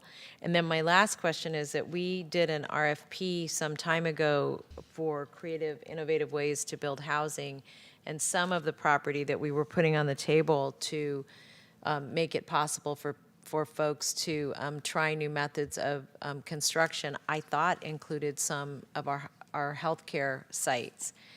Is that the case? Does anybody know the answer to that? Consuelo, do you know the answer to that? You don't know? Okay. So perhaps that other piece of information could come back to us. It was an RFP or an RFQ that we had people respond to, I don't know, maybe a few years ago. Are you talking about the challenge grants? No, this was a referral that I think Dave and I did. Dave was probably still here, but it was to look at new innovative ways of doing construction. And one of the things that we were looking at as part of that was making public land available to new contractors so that we'd be able to look at what they needed to build in mass. For example, under what circumstances could you use prefab versus another tool. That was the intent. We'll get back to you.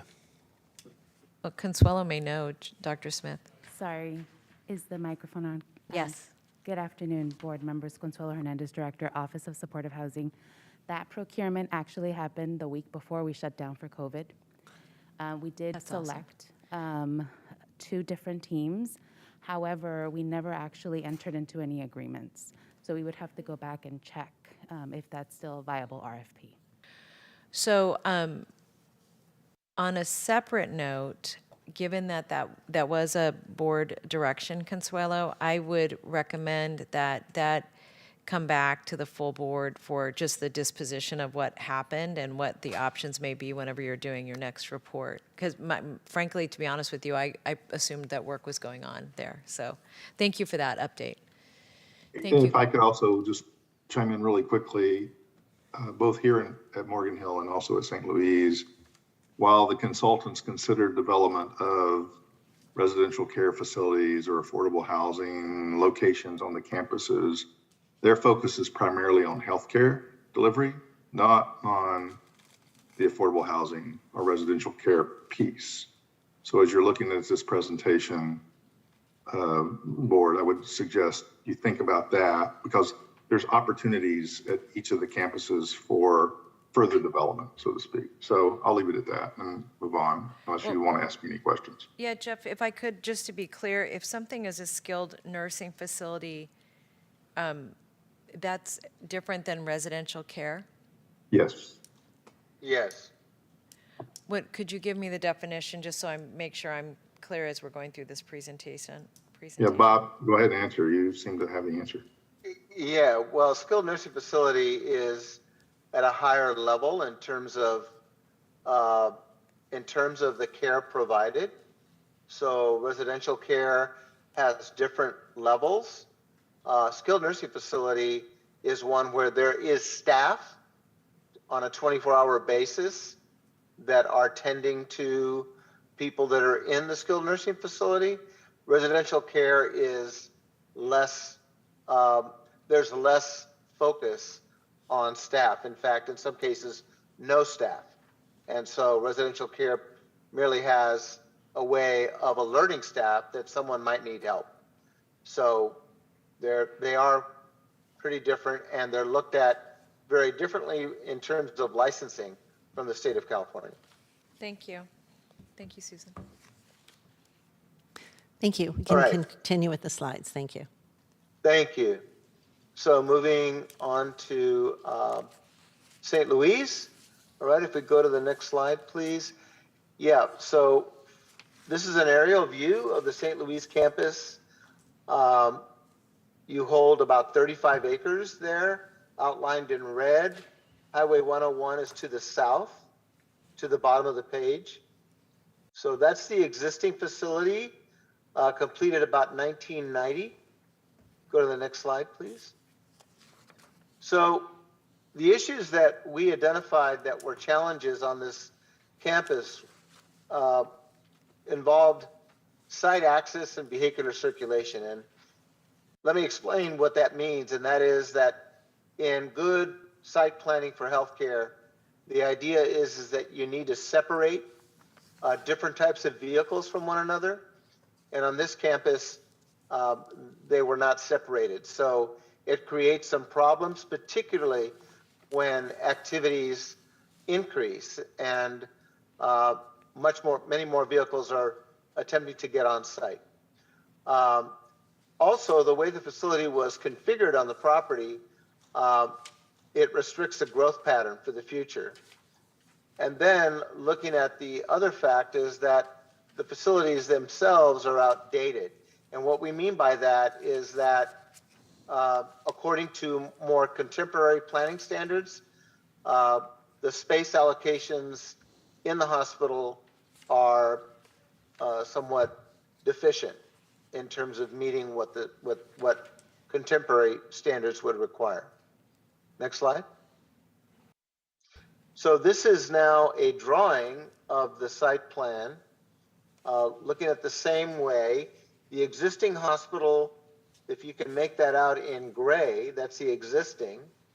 And what we're showing by the red line is that our vision for this site is to take advantage of the configuration of the property to promote future growth.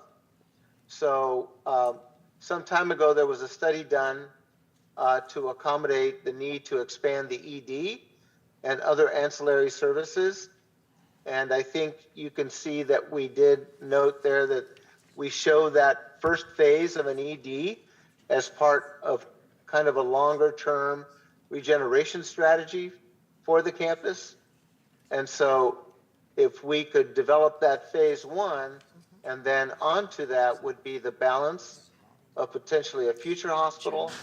And then moving on, there could be other outpatient facilities such as medical office buildings and even long-term care or assisted living, all connected by pedestrian circulation that could get back to more primary facilities. Medical office building.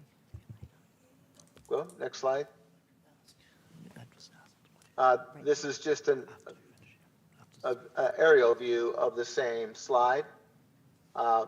So as Jeff mentioned, programmatically, we did not get into very specifics about what the outpatient facilities would need to be. That would need to be analyzed and really driven by what the future needs are in the county. Next slide.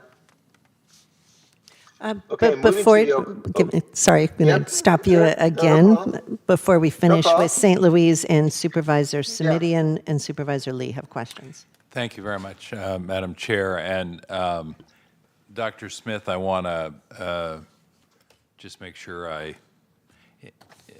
share this observation with you as well, and I want to see if I can pull Supervisor Arenas into the conversation as well in a moment, if I may. Just, I want to be sure that we don't, I'm sorry, let me start again.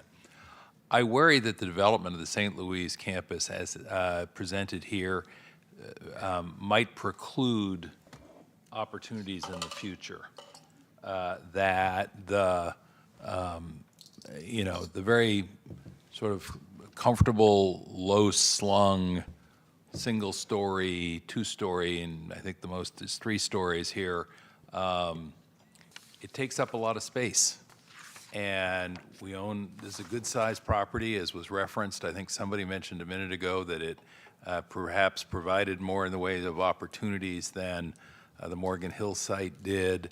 And I want to be very clear, I'm not suggesting high rises in the South County here, but an extra floor or two in some of these locations would free up an awful lot of very hard to come by acreage. And so I was channeling the same thoughts that Supervisor Chavez was when she was on, but I thought, well, that goes double for St. Louis in terms of the campus. Now, some of that's a healthcare conversation, which we could probably have in health and hospitals, or it could be a land use conversation that took place in our Hewlett committee, and coincidentally, the district supervisor for this area is the chair of the Hewlett committee. So I'm of course going to defer to her in terms of what is there. But I'm just thinking there's a real opportunity here, not just for things like affordable housing, but also inpatient psychiatric care or childcare or other uses that would benefit the community, and that could actually bring more business to the hospital in terms of the plan. And I heard what folks were saying a little bit earlier, and it's not that I'm going to disagree with it or even criticize it about, well, yeah, but we're just talking about the healthcare stuff here. But if we end up, here's a phrase I almost never use, siloed in our thinking, then we're going to miss some opportunities. So here's another word I almost never use. So I want to exhort you to be more holistic in your thinking about this use of these sites, because this site in particular, we struggle today with the land use decisions that people made 40 or 50 years ago when they thought that there was an inexhaustible supply of land. And we are paying a big price for that now. And so some, smart growth thinking, some minor, modest densification of part of the campus that would allow for other opportunities. I don't know if Consuelo Hernandez is still on the line, but colleagues, you may remember farm worker housing was a referral I brought forward many months ago, and the OSH team was able to identify, I think, a couple dozen units, which was, a start, but far from meeting the need. And so I look at this and think, boy, world of possibilities if we don't get in our own way. So my exhortation, Dr. Smith, is could we please be sure we don't get in our own way in terms of that world of possibilities. I'll ask that the item come to Health and Hospital, but I wanted to be sure to pull the Hewlett chair and district supervisor into the conversation, because I'm guessing she's got some thoughts too. Thank you. Well, for the next 4 months, I'll make sure you don't get in your way. Okay, thank you. But actually, to be serious about it, addressing your issues, the reason we did this report and commissioned the consultant to do the report is to give us something for the board to bounce ideas off of, and we really appreciate those ideas.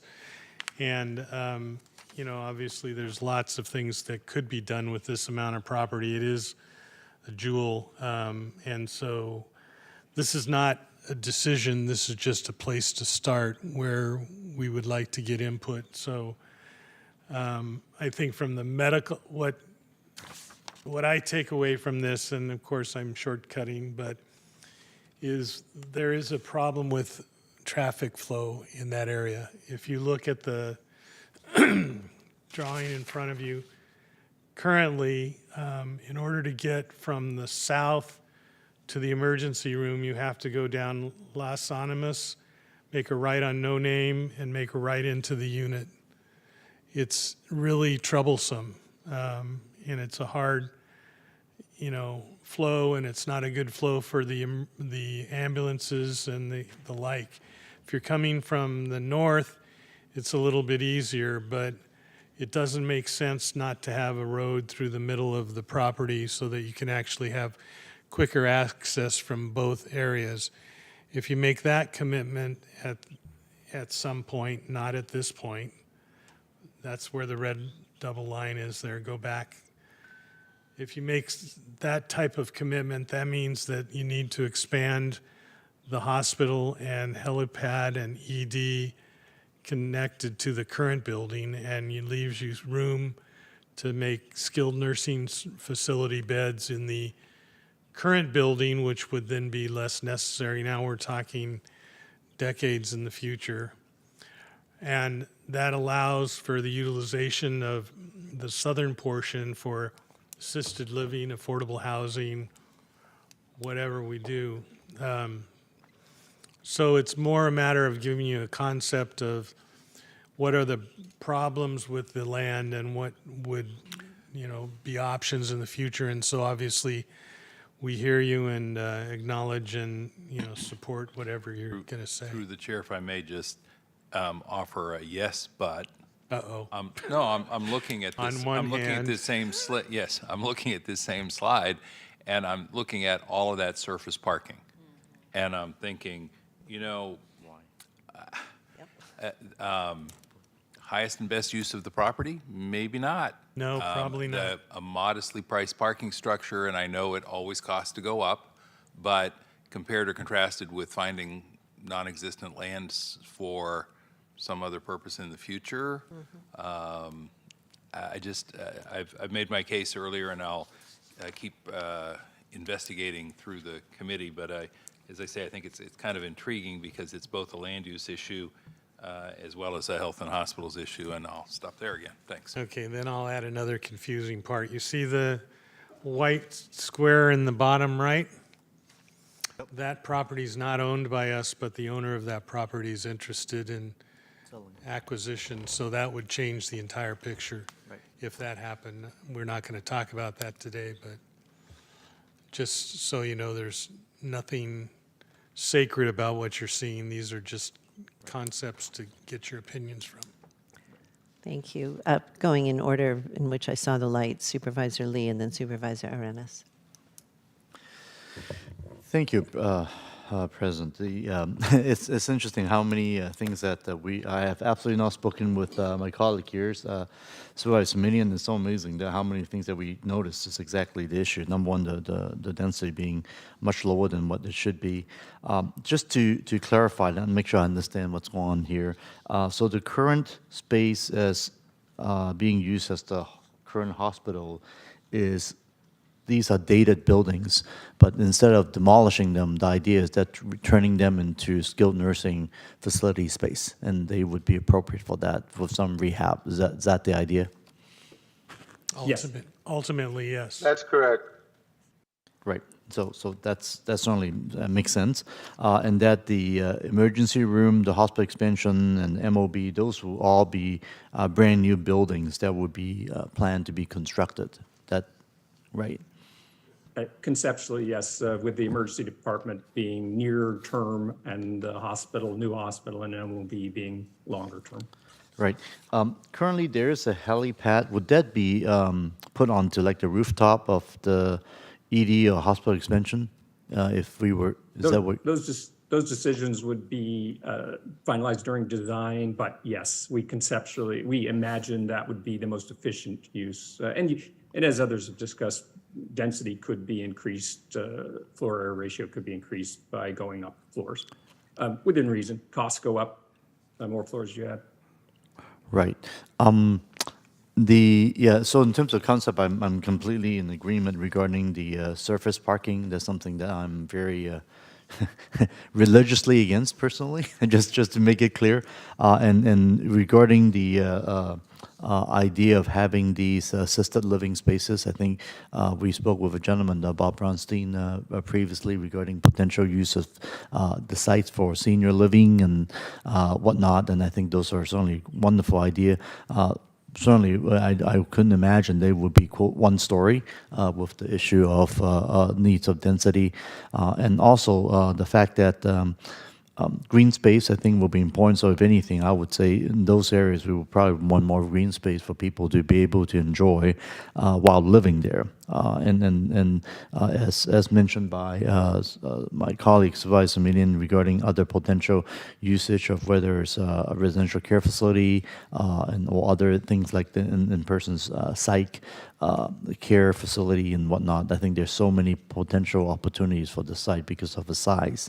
So I certainly want to make sure that we don't leave anything any of these ideas are not being explored. And with the thank you, Dr. Smith, regarding the potential future sale issue of potentially even more spaces. So I'm truly excited about the potential of this exciting space. Thank you. Thank you. Yeah, I apologize. Bob is got a teaching obligation, so I will be with Lon finishing out the rest. And we heard you. Site density is a concern. We are obviously, you'll see, fans of structured parking or parking garages. Just be aware that typically that's about 20 times as expensive per spot. But obviously, there are advantages to it. Thank you. If we finish, we're not. Yeah. Okay. We've got another Supervisor Arenas who would like to weigh in before we move on past St. Louis. Great, thank you, Madam Chair. This is a really interesting possibility.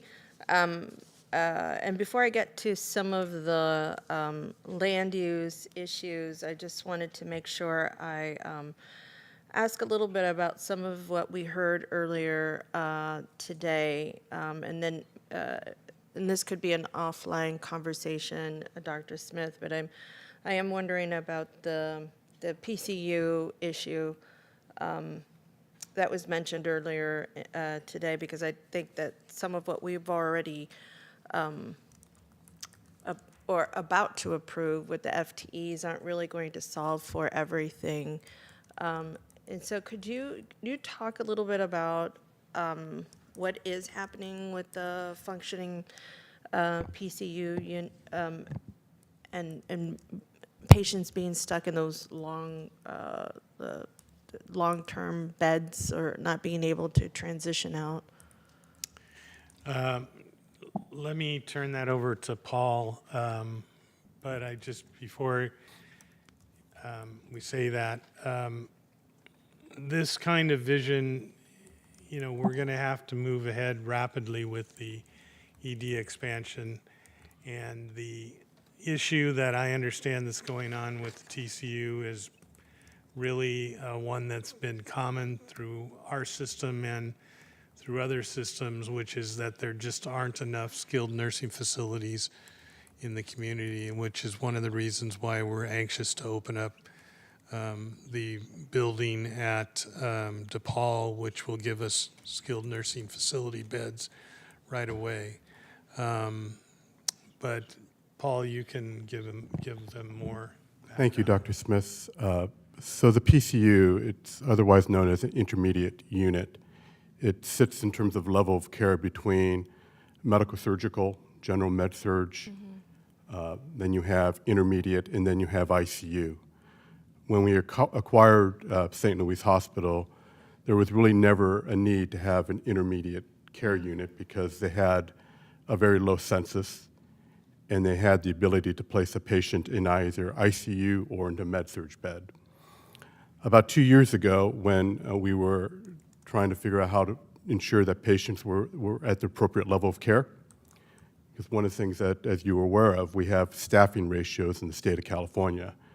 So a staffing ratio for a general medical surgical unit is 4-to-1 with telemetry, and then you step it all the way down to an ICU level of care where you have a ratio of 2-to-1.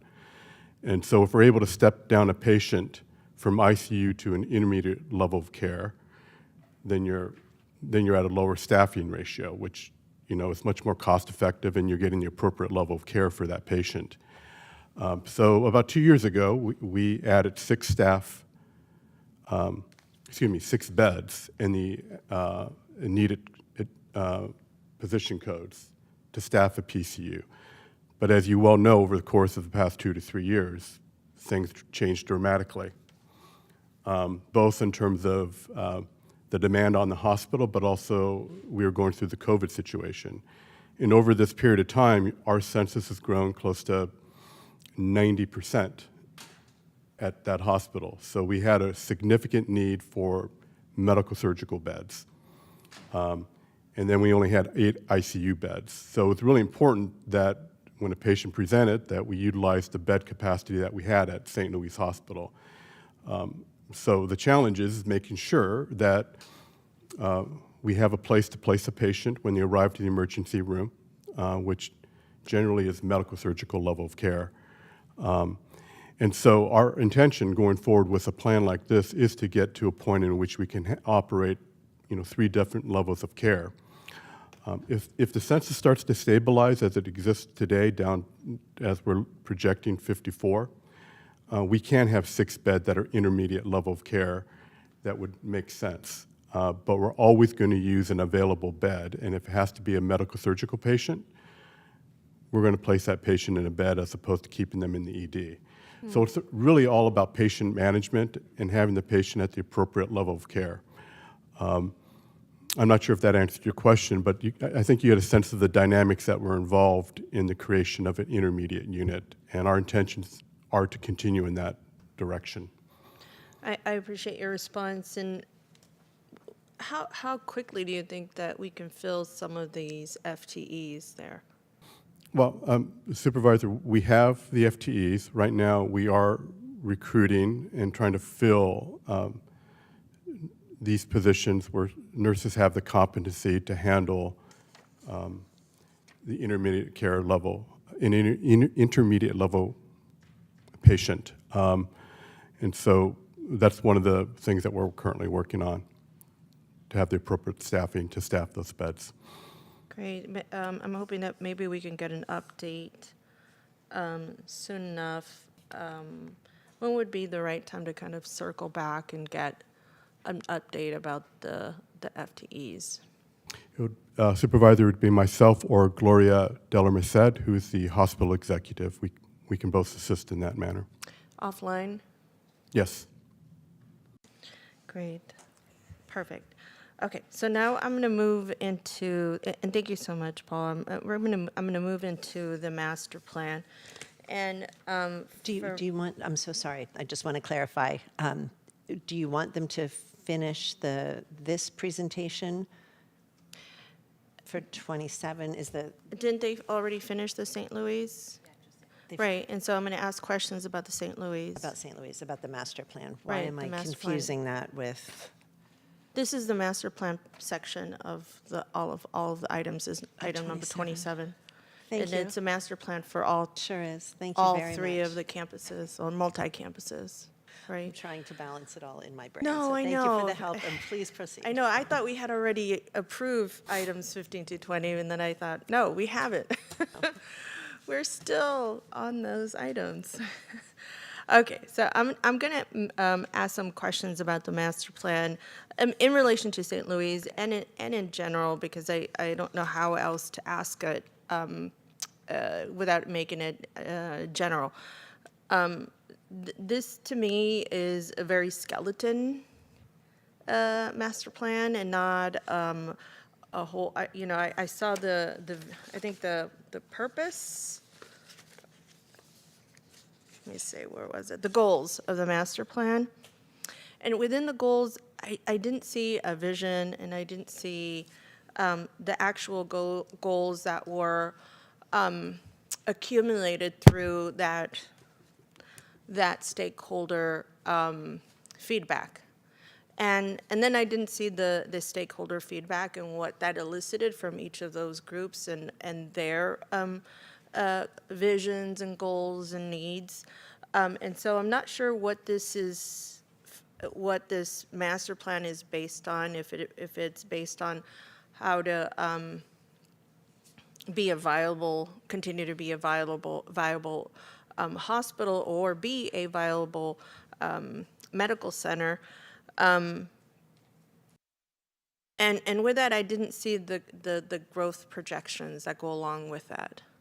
So if we build up to this level, then we'll have this level of growth. Thus, we'll have sustainability at that point. And so for me, I'd love to see an implementation plan and the phases that go along with a master plan. I'd love to see what the stakeholder feedback was. And I'm guessing that it isn't completely finished stakeholder, because I feel like maybe that stakeholder is very insular in terms of, and I don't know who that is. I'm only guessing because I don't know. So if you could go over this master plan process, I gathered what I could from the 2-page report and all, and what I read was, Supervisor Chavez requested for the development of a master plan in February of 2021, and I know I'm the new kid on the block. I get it. I'm going to ask a lot of questions that maybe are just redundant with all of you because you've already gone through this, and so I apologize for that. But if you could help me understand, I don't understand from when we first started, or when you all first started, and I wasn't here, to where we are today.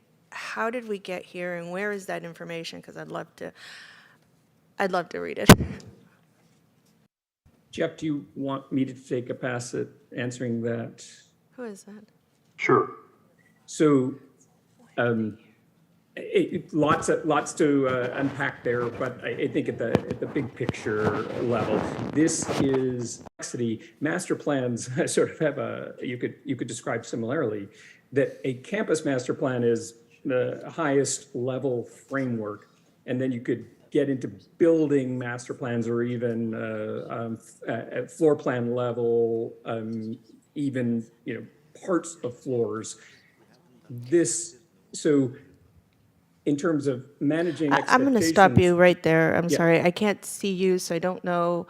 I can't give you like an IQ or anything. It Sorry, would be yeah, great to next time. Let's take the picture off, Michael and Orlon or whoever's projecting. Thank you. That would be an improvement, but I'm hoping next time we could see each other. Oh boy, look at my hair.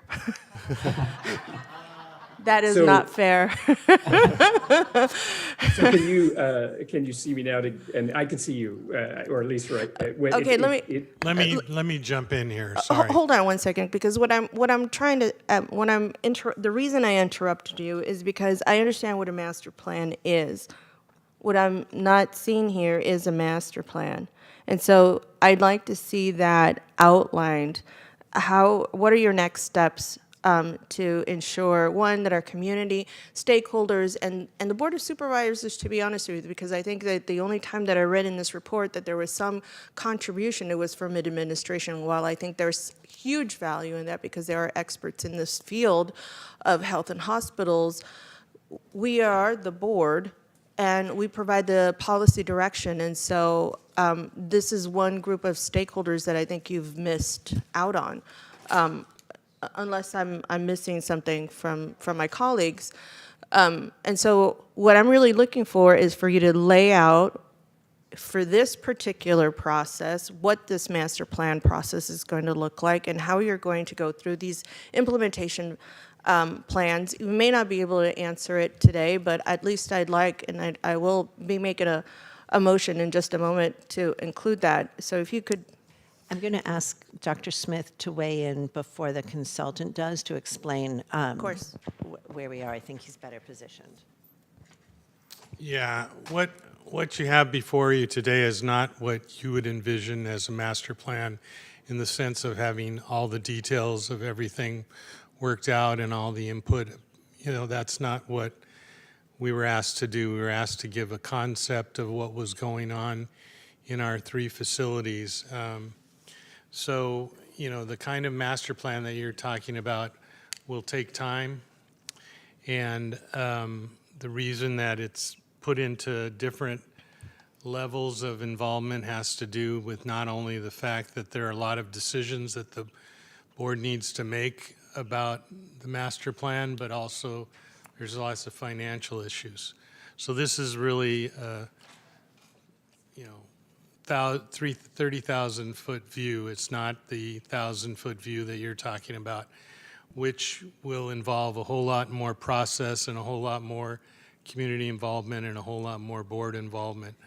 But we're really just not there yet because we can't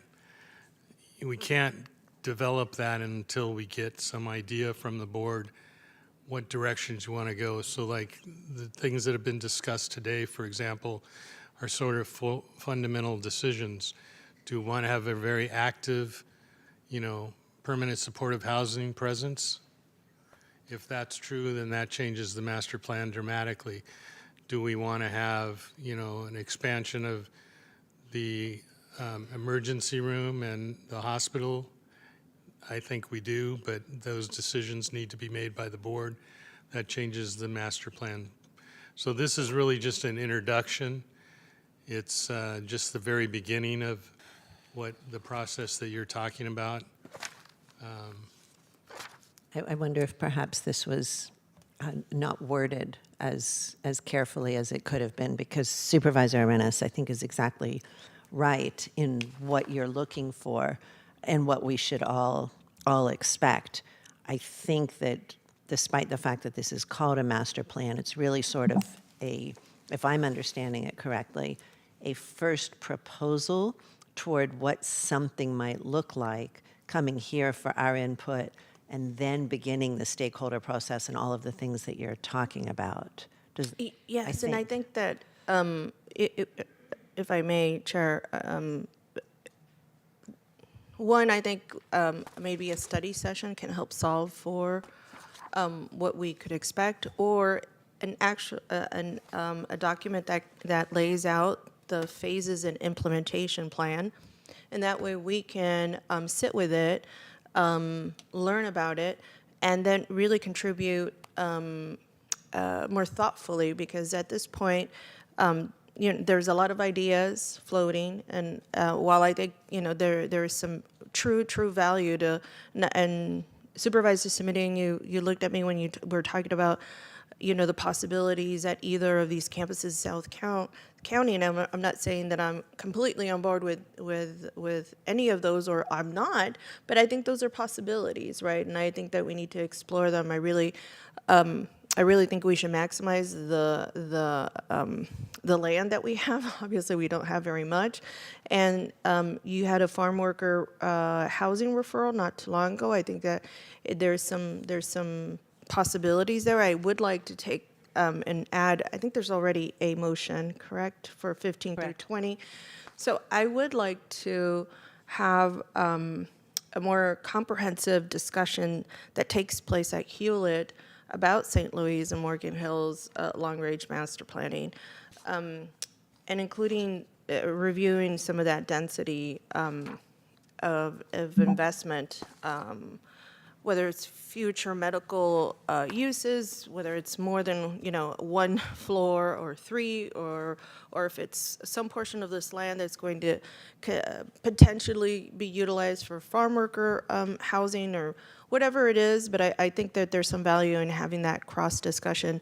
I would like to work within the process. So if we have a defined process about implementation, then let's give that to us, and that way we can respect what that process is, and at the same time have some of these discussions at Hewlett for land use. So I would like to add that piece. Supervisor Arenas, thank you for that. I want to just kind of address that. I've heard great interest by multiple committees in digging deep into these issues, and I have no concerns, and will look to County Council with any of the committees weighing in on these conceptual plans. I want to note, though, that when we're ready to talk about building and funding, that the work at that point should be housed in FGOC and integrated in the 10-year capital improvement plan for actual implementation. But James, is there any reason that any of the committees that want to dig in here more and weigh in more deeply on implementation couldn't do that? No, I think it's fine for it to be heard in multiple committees. I just think there should be clarity about what the scope is of what people are looking at, because the Health and Hospital Committee obviously looks at things from the health system perspective. I presume Hewlett would be looking at it in terms of other types of uses not healthcare related. FGOC, of course, has jurisdiction over conversations around the capital plan and funding. Given the level of interest, frankly, that it sounds like it's, if it's going to end up in 3 different committees, my recommendation is at that point it really be a study session in front of the full board, honestly, because I think in reality, trying to have that conversation parsed out in that way for the same site to say we're only going to talk about non-healthcare pieces and somewhere else we're going to talk about the healthcare pieces is, I think, probably not as efficient or effective. That's a suggestion, though. Thank you. I'm going to go to finish, but make sure Supervisor Arenas is done, then Supervisor Chavez, then Dr. Smith. Thank you. So that was part of my motion. But if I'm hearing, James, if I'm hearing you correctly, you think that beginning with a study session is a better launching place so that we can then take any of that information back to our committees, further discuss any of these issues that we want to look into at greater detail. Is that what I hear you saying? That's my suggestion, because I think if the conversation's happening simultaneously in 3 different committees about different uses for the same plot, I just think it's going to be more effective, given the level of interest, for it to be a full board conversation. I think that makes a lot of sense. I don't know what my colleagues think, but I think when we have a study session, we're all on the same page in terms of what is that implementation plan looking like, what are those phases looking like, then we can all take that same, and right now I don't feel like I have that information. So I do think that there's benefit in that, and so the motion then would be to have a study session to discuss the implementation phases. Supervisor Lee, are you comfortable adding that to the motion? And I am as well, so absolutely, thank you. Supervisor Chavez. Yes, thank you. I do want to just go back, and I think the point that you raised, I don't want you to feel like you missed something. So let me just give a quick history. So the 2 products that I've been interested in getting for a number of years has been a business plan for our healthcare system, the hospitals and the clinics, all of them. What's the plan? What's the growth plan? Where are we now? Why are we moving in direction X or direction Y? That was actually the request. What came back to us was, this came back to us as a facilities plan that was related to the 4 campuses. By the way, not inclusive of the clinics and not inclusive of all of the leases we have all over town. So, well, all over multiple towns. So what I would say to Supervisor Arenas is the challenge with this, the reason I was asking if there was a report along with this presentation is that the staff memorandum does not outline a real process at all. And so it is a little confusing about where we're falling into this. And so what I would like to just recommend, to follow back up, I think you're right, that a study session would be really helpful, is there are kind of 3 big buckets. One, what's the financial health of the facility? What does it look like? How do we make money on it? We don't make money, but what's the financial reality of where we are today? What's the business plan that our staff is recommending that could include the placement of clinics or with our nonprofit partners, abating leases and all of that? And then third is this facilities master plan, which this is only a piece of. So the reason I say it that way is I think what's happened is that the staff is bringing to us pieces as they are ready, in part because we're pressing them to do that. And what I would just like to say is that I think one of the most important things that we can do is develop a scope of work relative to all of the requests that we've made, refine it, and then attach it to a work plan. Because this is very, it's coming in bits and pieces, and I do understand very much the point you're raising. But that was the original intent. And so I don't say that because I'm mean to put anybody on the defensive. It really just does reinforce how critical it is that we're clear on scope, that we're clear on steps, that the expectations of the board are frankly, from the staff, as clear as they can be, based on where we are today. So anyway, I like the idea of a study session. I would also just recommend that the chair of FGOC, and I know we have all kinds of Brown Act rules about this, but I think both Health and Hospital and FGOC, everybody sort of has a hand in this, but I think reviewing with a couple of the board members that scope would be very helpful in terms of how we move forward, so that we're not kind of batting the staff around, which is not the intent. No padding. Glad that's not the intent. That's the way it feels, but that's not the No, intent. and the reason I'm being clear about it is, it's big, it's complicated, we're responding to a market, I get all that, but at some point, we've got to put our stake in the ground so that we can all catch up with you all, with where you're moving. Let me just say I agree with the concept of a study session first. I think that's a good step. I think the entire board should be involved. The kind of comprehensive master plan that you're talking about with a comprehensive review of all of the finances is at least a 3-year involvement. So, you know, if you were in a business right now where you were running a $3 billion health system and you wanted a complete evaluation of how everything works, where everything would be, how it would be utilized, what the property would be utilized for, how it would financially work, that's a 3-year commitment. What the board's been wanting is something within 2 months, or 3 months, or 6 months. And it keeps changing.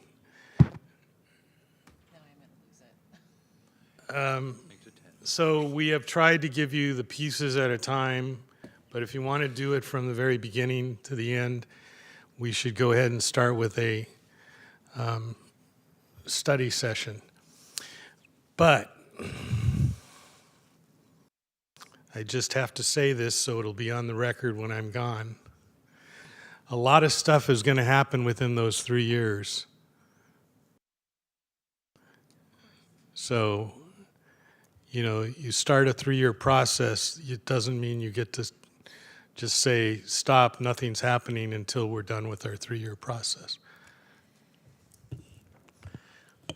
I don't think any of us expect that, but I will defer first to Supervisor Chavez, and then I have kind of a note. I'm a little bit concerned because I think the motion, pieces of the motion are in conflict with each other, whether this goes to individual committees, whether this goes to a full board session. I might try to see if I can clean it up by the time we get to the end of this, but also just because another wrench must be thrown, none of this includes the very clearly expressed priority of the board to build out our mental and behavioral health system.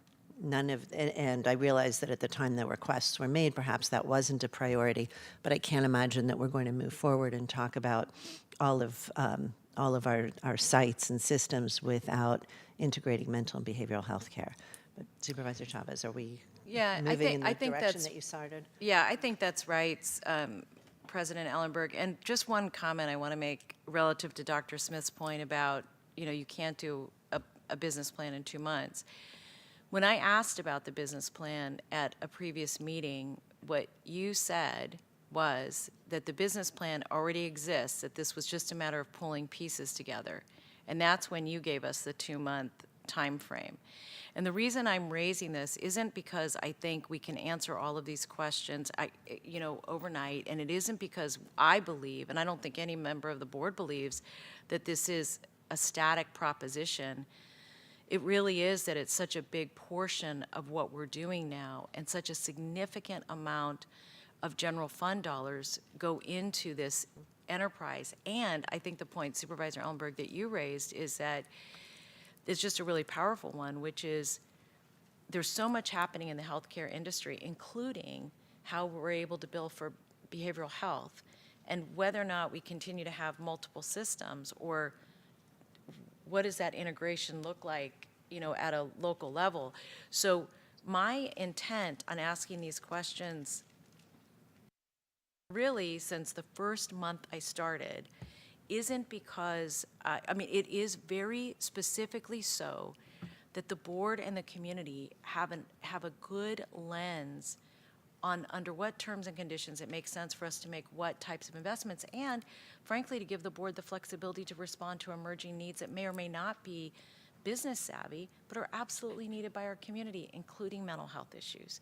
So I think that, again, my intent is not to belittle anyone or be angry. I'm really not. It really is just to say, let's all get us on the same page. I love the idea of a study session. I do like the idea of a couple of board members working with the staff to shape that study session, so it is in fact responsive to all the different issues that the board has raised and frankly our communities have raised. I think that's, that makes a ton of sense, but I don't want anybody to have the impression that we're backing the staff into a corner. That's really not what's happening here. It's really us wanting the information that we need to make good, thoughtful decisions. Thank you. Might we finish the presentation after hearing from from Supervisor Simidian? You're welcome. Thank you. I just want to say, I'm fine with the idea of a study session, but I want to be clear, I don't think that precludes any of the committees from agendizing any piece of this, and that might be a way to harmonize the motion as well. Because one of the challenges of a study session is it's a study session about what? Because as I was listening to some of the things that Supervisor Chavez said, there's a whole bunch of stuff. And they are related, but they're different. So the conversation about the health and hospital enterprise is actually a slightly different conversation than what goes on at any one campus, which is a different conversation than what makes sense from a land use standpoint, which is a different conversation than what are our housing priorities. And the challenge is that you kind of have to, as I said earlier, take a holistic approach to it. That's I just worry that we'll end up mushing so much stuff together in the study session, which is why I think Supervisor Chavez's comment about, staff really should work with a couple of board members to say, let's be clear what the study session is about, and let's be sure that the study session has what I'm going to call some bite-sized pieces so that we're able to say, let's take this piece and this piece and this piece, and they're discrete conversations, even as we figure out how we integrate or weave all of those together. That being said, another conversation for another time, Madam President, is how we do or don't effectively use our committee structure here at the board. But I will say this, since we have been reminded by council that we cannot take any formal action that is binding in the committee meetings because there are only two of us present, that means that we can talk about anything we darn well please, pretty much. And since it's just a venue for that kind of conversation, and I expect that the various committees will pursue the piece of this larger conversation that they think is appropriate and helpful. Thanks. Thank you all. Let's finish the presentation and then see if there are any final comments. Maybe hear from the public and take a vote. Who knows? Very good. So the next one in our hit parade is the O'Connor campus. And I just want to remind you of the original goals of the master plan stated in slide 2, that as we get towards the VMC campus, meeting the 2030 regulatory requirements turns out to be a huge issue. So we've sort of left the best to last, but we'll get there. O'Connor is next. Lon, do you want to do it or would you prefer me to? Yeah, sure, I could do O'Connor. Hello, everyone. My name is Lon Lee. I'm a senior project manager at DGA. Okay, so the O'Connor campus is the smallest of the 4 campuses that we studied. So it's about almost 18 acres. And next, please. And so, the main challenges are there's seismic upgrades for the campus of the older buildings. And also, there's a concentrated amount of facilities on a relatively small area. And like the other campuses that we looked at earlier, the site access and the circulation could be improved. And right now, there is a MOB building that is very old, so it's definitely outdated and it's probably beyond the life of the building. So those are the 4 main challenges. Now, all the current improvements are happening within the hospital itself. So there's repairs to elevators, there's imaging equipment changes. So that's happening right now. But as far as the long-term plan, we would recommend that we, eventually for the site regeneration, there would be a new hospital, a new MOB that would replace a 60-year-old building, and to accompany that, that would be a parking structure and a new CUP to make sure that everything is functioning. Okay, next. Lon, you may explain that CUP is a central utility plan. Oh, okay. That's it's labeled the CUP. Okay, thank you. And I think also, Lon, we would emphasize that probably the MOB comes, nearer term, while the hospital replacement is longish term. Longer, right. Right. Yeah, again, I think based on what Dr. Smith said, this is more of a 30,000-foot overview and not so much a 1,000-foot overview. So just want everyone to remember that. Okay. And then next is, of course, the Santa Clara Valley Medical Center campus. Next. This is by far the biggest, largest campus. And, I think for a long time, the growth has been, let's say, organic. Next, please. And so the main challenges for the campus is, of course, there's inefficient land use. There's a lot of single-story buildings to the south of the campus that are, right now probably out of date and not useful. The functions are dispersed, and we have a slide coming up that shows the zoning of the campus into the 4 major functions. And of course, that because of the dispersed function and the inefficient land use, there is some inefficiency in the way the campus is accessed and wayfinding and circulation. And of course, we have to comply with the regulatory requirements, which is the 2030 deadline for seismic retrofitting and upgrades. Next. So here is a diagram showing the zoning as it is currently for the campus. So the 4 major areas or zones are the inpatient, which is in red. So that's the right side of the campus, or the east side of the campus. The green are mostly on the perimeter of the property and are mostly outpatient functions. And the blue is more the administrative function. So that is where the receiving and the logistics and the CUP, the CUP. And then to the west of the property would be a look at future service functions for expansion. Next. So we do have a lot of priorities that needs to be completed by 2030. And at the top of the list is the seismic upgrades. And then, well, first, can I ask the board how familiar you are with the hospital buildings? If I say, oh, Maine, does that mean anything? Just want to make sure everyone knows where to place it. Lon, it's probably better to throw up a map of the campus and point to it with a cursor. Yeah, I think so. Can we split screen that? Is that possible? I am not able to. Okay. Okay, hold on.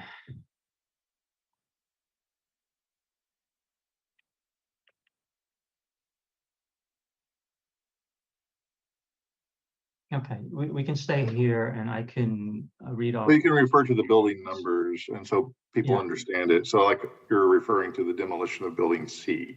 Right.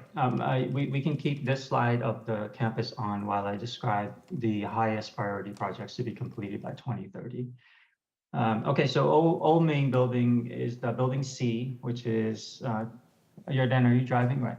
That is underway or demolition. There's the seismic upgrade of the inpatient bed, which is building E. So it's just the east wing. So that's a 148 bed inpatient building. So that's seismic upgrade happening. And there's in building K is the west wing. That's the ED building, mostly for the ED on the ground floor. So there's an ED expansion and renovation for that building. And on the fourth floor of the same building in K, there would be a burn unit expansion as well. Now, there is a behavioral health services that is going to take, in that spot where can you remind me which building that is again? Or is that the It was formerly called PS3. PS3, the parking structure number 30? So I believe that that's already been demolished. Is that right, Jeff?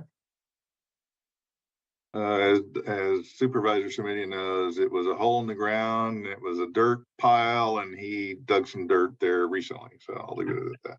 Okay, so that's where the behavioral health services will be located. Of course, at the main hospital building, there will be the hybrid OR, the cath lab expansion, prep and recovery renovation as well. That's all in M. It's on the second floor of M. And then there's the Bascom Station, which is called the VHC San Jose. So we're decanting 90% of VHC Moore Park and 100% of VHC Bascom. So Moore Park is at the northwest side of this, and Bascom is about a mile and a half. Bascom Station is about a mile and a half down South Bascom. Okay. It's not on the map. It's not on the map right now. Okay. And then, so those items are the highest priority items to be completed by 2030. Now, there are additional projects that need to be completed by 2030 as well. So that includes vacating the ancillary building, which is building. Could we go to a list? Sure. It's this list right here. So vacate the ancillary, which is building B, Old Main, which is building C, buildings of the OSPOD 1 services. There's also plans to expand the core and reference labs.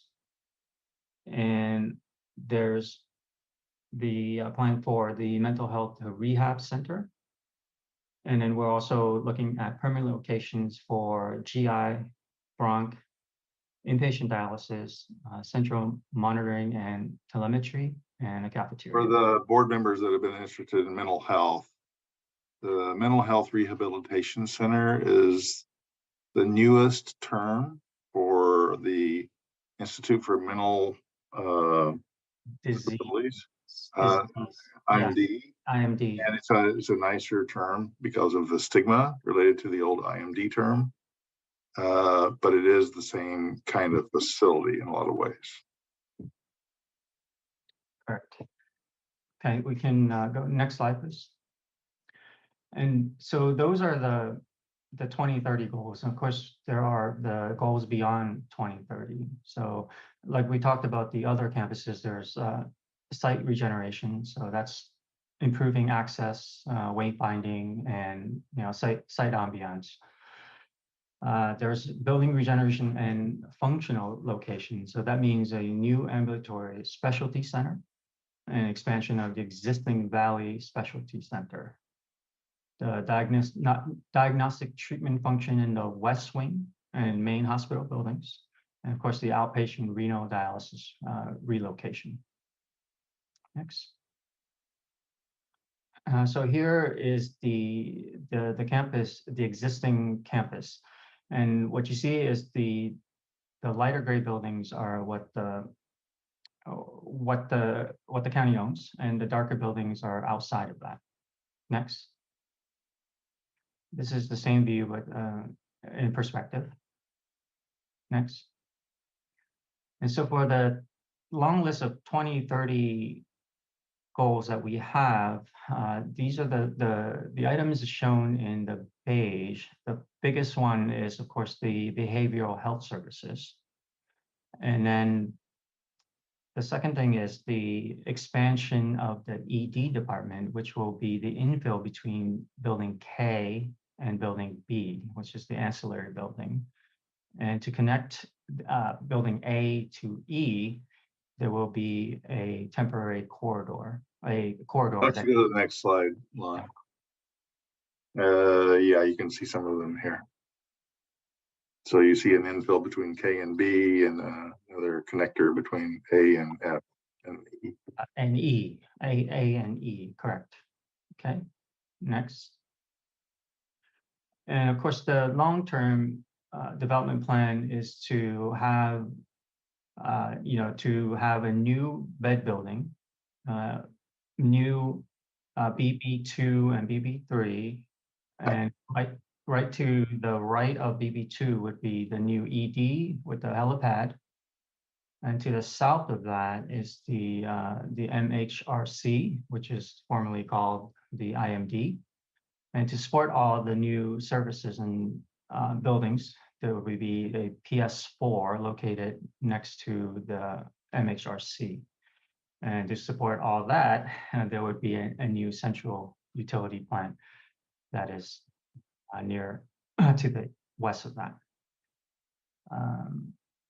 And the core of the campus is walkable. Yeah, so this is the site ambiance we were talking about earlier, is that we would make a pedestrian corridor and have better access throughout the site and better wayfinding.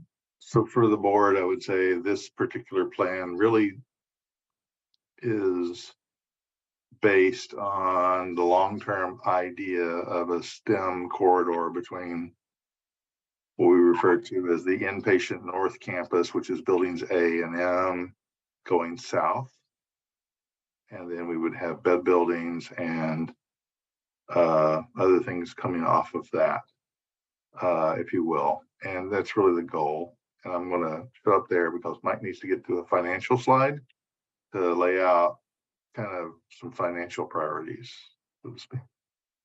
So the high-level campus master plan did end up drilling down in detail into the must-fund projects that are not in the current 2023 to 2032 county capital improvement program for health and hospital services. So we have a timeline, a phasing plan, et cetera, to develop costs. The costs that are shown here in millions of dollars are project level costs. So the escalated to the midpoint between now and 2030 of when we anticipate you'd be able to execute them. And you can see in terms of seismic related projects, the first bullet and sub bullet, we've got something in the neighborhood of $372 million in additional seismic related projects that have to be completed by 2030 to keep our ED in operation, many of our ancillary services, and 148 beds on the Santa Clara Valley Medical Center campus. In addition, to expand and renovate the emergency department, the front door to the medical center, and the needed lab, renal, and telemetry relocations to OSHPD 1 space, meaning space that we can continue to operate those functions in after 2030. The project cost there is another $330 million. And to do the first phase augmentations for the emergency department expansion down at St. Louise, we've got a rough order of magnitude estimate of $250 million. Those are projects that, from an outsider's perspective and the insider's perspective, have to be done between now and 2030. The desired projects beyond that, two of which are in the current CIP, the Silver Creek and East Valley at $25 million each, and then the Mental Health Rehabilitation Center, we don't have a scope and price for yet, would be beyond that. So bottom line is about $1 billion plus the MHRC scope to do these things. And the bulk of those are must fund to stay compliant by 2030 and beyond. Mike, you want to close? Yeah, next steps. I think some of this is overcome by the detailed discussion, but obviously community outreach and other socialization of the high level plans is needed, and to continue to develop with board input and others the programmatic land use and just the concept of the other campuses are things that still need to be done, along with documenting the work and publishing the report. And we're open to a lot of questions, Madam President.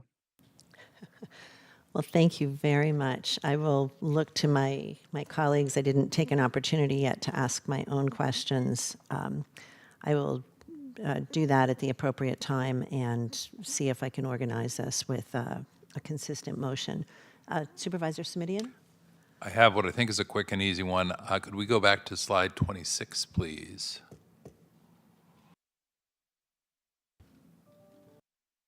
They flashed my picture up too, Supervisor. I was just about to say, oh, look at my hair, but couldn't get there. Couldn't get there. Let me just ask the presenting staff and consultants. PS2, that's the parking structure? Yes. And BHSC is what I call the Child and Adolescent Psych Facility? That's correct. And one of the things that I want to give a shout out here to Supervisor Chavez that we worked on over the course of the last number of years was the connection with the medical facilities, I believe by a skyway, if I remember correctly. Is that not a thing, or is it just not there yet because these are relatively... It's still a thing. It's still a thing. Still a thing, okay. And so that connection will be made where the hand keeps going back and forth, yes? Okay. And then the other piece of it is my recollection is that there was an underground passage tunnel for food. There is primarily for services. The HCI people, the OSHPA people, as you probably used to know them by, will not allow us to transport patients through the tunnel. Okay. Well, thank you for that confirmation. And Ms. Lorenz, thank you. I know you were aware of and sensitive to that as we had the conversations about young people in particular, presumably all patients, but young people in particular who had medical needs that were physical health needs as well as mental health needs, making sure that they had access to both by virtue of making those connections real and tangible and physical. Thank you, Madam Chair. Thank you. Not seeing other lights, so I'll take this opportunity first to thank Paul Lorenz and Jeff Draper and Yarden El-Hanan and our consultant teams. The report and even more, frankly, this discussion has, I think, helped to improve the board's understanding of the horizon of potential projects for the health system. But it's clear to me, and I heard a number of times, that this also needs to be viewed in the context of the overall board priorities, including and expanding behavioral health facilities, possibly at all of our campuses, and the operating realities of the hospital system, and as Supervisor Chavez noted, the impact on the general fund. I'm still calling it the subsidy, you're socializing investment, I'm getting there. I just really have one question, and then I'll see where we can go with a motion. The board continues to emphasize the importance of expanding our behavioral health system in addition to medical facilities, both to meet high levels of need and to reflect parity in health services. Specifically for acute inpatient and subacute care, these are facilities that would be operated by VMC but paid for by behavioral health, including emergency psychiatric services and the type of services that are provided at Barbara Aaron's Pavilion. Giving those pressing needs in our behavioral health system capacity, is there an answer to what would need to be shuffled or changed to move faster on the IMD or other behavioral health facilities? I realize that's not necessarily a simple question, but I want just your initial thoughts there. Well, number one, Supervisor, I just want to make sure you understand that everything over a 16-bed facility is considered a mental health rehabilitation center. That's the current nomenclature. How it's paid for, how it's reimbursed, is something I cannot answer. It's not my wheelhouse. I would probably defer to Paul or Jeff to. Well, Dr. Smith has his light on. I'll jump into that. Yeah. Even though I've not had a lot of luck today jumping in on things. On the VMC slide, you saw MHRC down there to the right. That's envisioned to be essentially a huge IMD, and that would be mental health facility that would take over subacute and non-acute care. So When you say huge, are you anticipating a waiver from the 16-bed limit? it'll be larger than 16 beds, so it doesn't need a waiver. So we'll be okay. And so, Jeff, I think one of the questions for Supervisor Ellenberg is she's under the impression that anything over 16 beds requires a waiver. I think No. the definitions have been a little bit reversed. We need to tell her that anything over 16 beds is an IMD, and we can get the license we need for anything over 16 beds, is my understanding. And then Well, that's, let's find out, because that's dramatically different from my understanding and from truly everything we've seen and what's been built in LA, that if you build more than 16 beds, you don't get the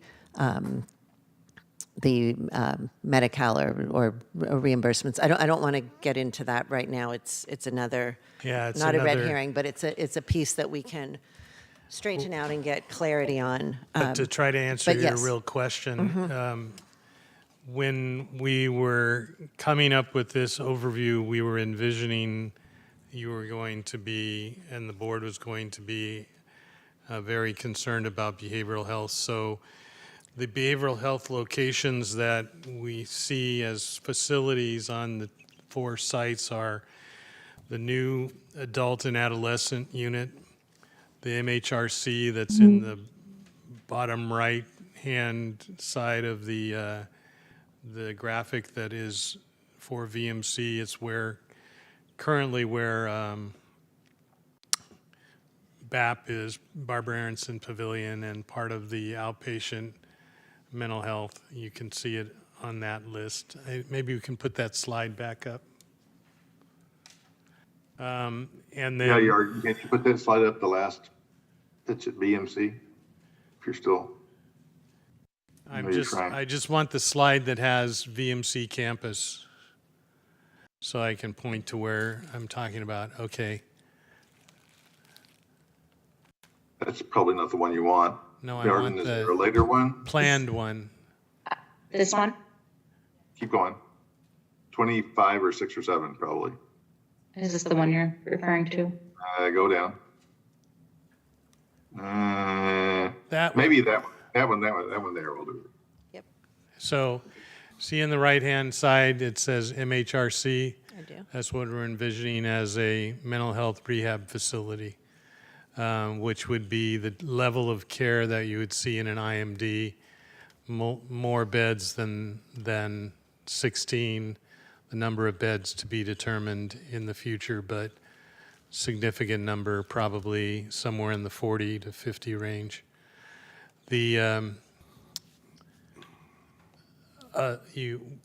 Supervisor Smidian already pointed out the adult and behavioral youth facility, which includes the EPS structure that's currently in Don Low Pavilion, which is currently where PS4 says on this model. Right, which is long planned prior Right, to right. to the board's declaration, but yes. So that's one part where we're talking about it. The other part is at the DePaul campus, the skilled nursing facility that we're anticipating we can utilize for basically behaviorally disturbed individuals at a certain acuity level. It's not really going to be an IMD, but it could be changed into an IMD in the future. And that's really just a licensing issue. It's currently licensed as a skilled nursing facility. You asked this question, or the board asked this question of the consultant, which I was hoping we wouldn't have to get into, but the Title 9 and Title 22 are the 2 operative code sections in the state level. And they both, Title 22 gives the licensing requirements for a medical facility, Title IX is for a mental health facility. The mental health facilities that are licensed as IMDs or as MHRCs are under Title IX. A hospital is licensed under Title 22, but you can do the same services in both. The only thing that changes is the staffing requirements and the regulatory requirements about, finances. Thank you. So that all being said, we can switch these things back and forth. What really matters is we can deliver care to a full spectrum of need. So that's another issue. And then we've been talking with the board about the possibility of a closed and locked facility inside one of our hospitals, which we didn't put into this list because that's not a decided effect at this point. Thank you very much. I appreciate that information on the fly. Thank you. Let me try this, if it's all right with you, Supervisor Lee, and I think I'm incorporating everything, and if I'm not successful, we can certainly go back. But I would propose the following substitute motion. First, that we approve items 15 through 20. Second, that we direct FAF and the CEO to develop a report to show us three things. First, which of these master plan projects are funded and with what funds, what additional funds need to be identified, and options on how to finance those needs. Second, the rationale and prioritization of the various projects so we can integrate with board priorities for non-VMC capital projects in the CIP, I think that was yours, and how both the capital and operating expenses associated with these projects fit together and in alignment with the VMC business plan previously requested by Supervisor Chavez, including staffing levels and expected impact on the general fund. I would ask that the motion would direct that, is that all right? Oh, I thought I saw something. That this information would come to FGOC in April for preliminary review at the same time that the CIP is already scheduled to be reviewed.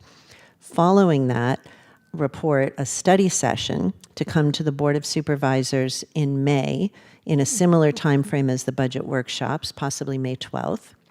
That an ad hoc committee consisting of Supervisor Chavez and myself be formed to work with the CEO to organize the study session agenda. Adoption of this motion would not preclude any other committee from exploring aspects of these issues within their own committee work plans. Finally, as Supervisor Lee stated, and given the priority of behavioral health facility planning in this work, the motion would direct the CEO to transfer the remainder of the $4 million in the behavioral health ongoing reserve at the end of the fiscal year into the project fund for behavioral health facilities that was just added at mid-year to support continued pre-construction planning for the IMD, or whatever we're calling it, and other behavioral health facilities consistent with prior Board of Supervisor direction, rather than rolling into the end-of-year fund balance. I'll second it. Thank you for the second. Let's do public comment and then perhaps a vote. Nope. Supervisor Sumedian? Well, quick question. I don't know if it's got a quick answer for the staff, which is, are we in a position to make that commitment on funding today?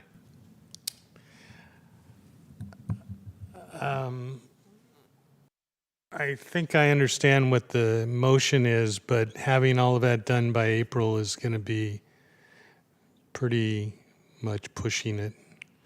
We Hearing that, I want to do that go back as much as we can. to the question about the funding piece, because there was a $4 million price tag, and I mean, I don't know, That price specific piece, yes. there's a $4 million direction there in the motion. I just wanted to make sure that piece wasn't causing any heartburn, either in terms of budget process, direction, Brown Act, whatever. Yeah, it causes heartburn, but, you know, Because I've why? got lots of If I may- Can Pepsid. you explain why? We can adjust. I don't want to cause heartburn, but want to get this straightened out and clear and acceptable to all of the board members. I guess what I would say is, you know, we try to do budget within the budget, and this is a way of preempting the budget. I'm not saying it's not going to happen, but, you know, if we preempt the budget with everybody's, Right. you know, projects, we don't have a budget. I mean, right now, it's not adding up. There's $160 million deficit. Now, I'm sure that we'll come up with a way to solve that. We have to. But off the top of my head, I can't say that, you know, we would recommend that $4 million at this point. But I hear the reasoning, and that's certainly fair, because I understand the challenge of all of us trying to do that. I'm just noting that it's the remainder of the money that's in the behavioral health ongoing reserve, but so that it's not pulled into general funds. But I understand your point. So, well, let me just say this. I think the concept that I would take away from the board's motion is that we not envelop that into the general fund, that we make sure that we reserve it for the purposes it was originally proposed for. Since it's already there, that's fine, and I understand that, and we'll do that.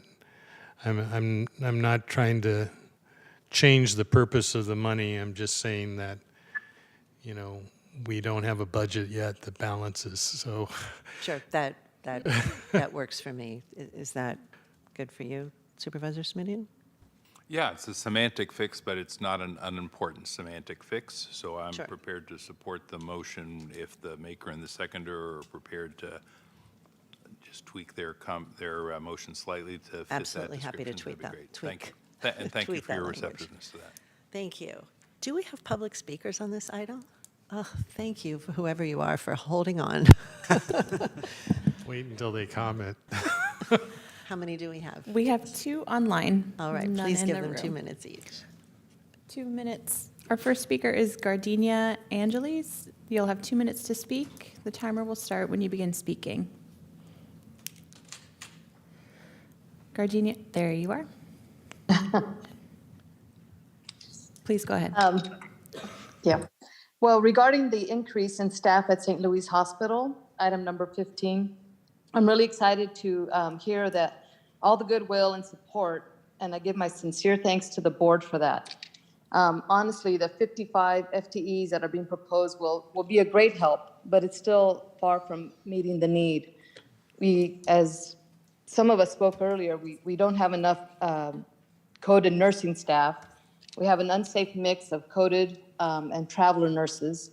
We have a progressive care unit, which I know you guys discussed, but I just want to reiterate that it's not staffed, and therefore there's no safe place for patients that need that level of care. There are many security issues since we have no real public safety officers. The type of security that we have there now is really inadequate.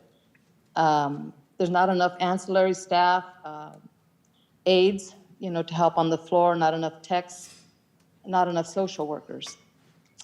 Some of the equipment that we have is incompatible or outdated, especially our MRI and CT machine. We don't have enough hospitalists, especially at night. There's only 1 hospitalist for up to 52 patients.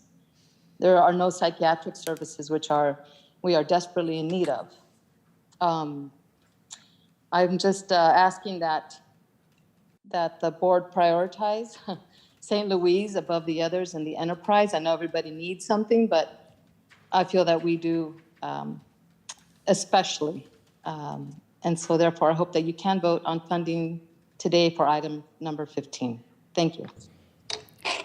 Our next speaker is RNPA, to be followed by attendee, and after that, the public comment period will be closed.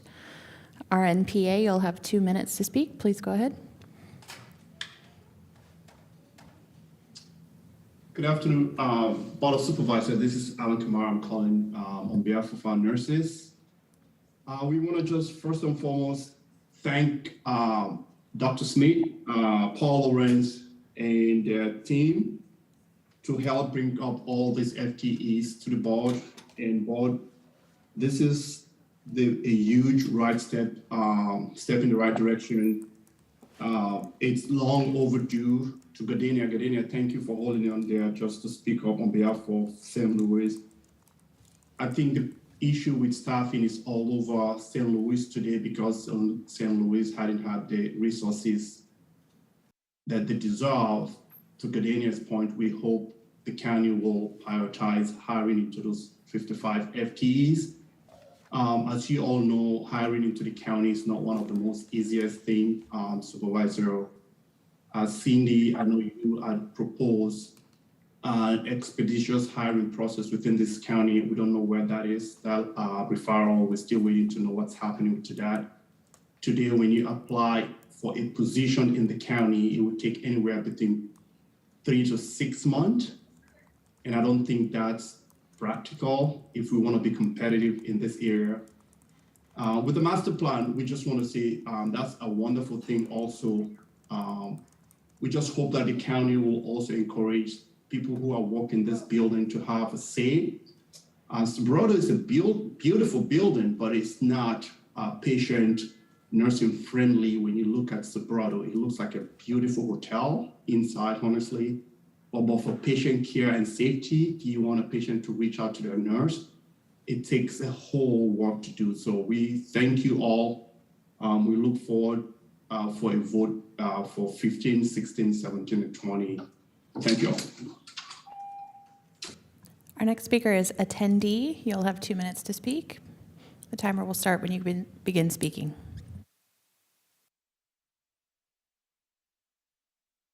You'll have to click once to open your microphone.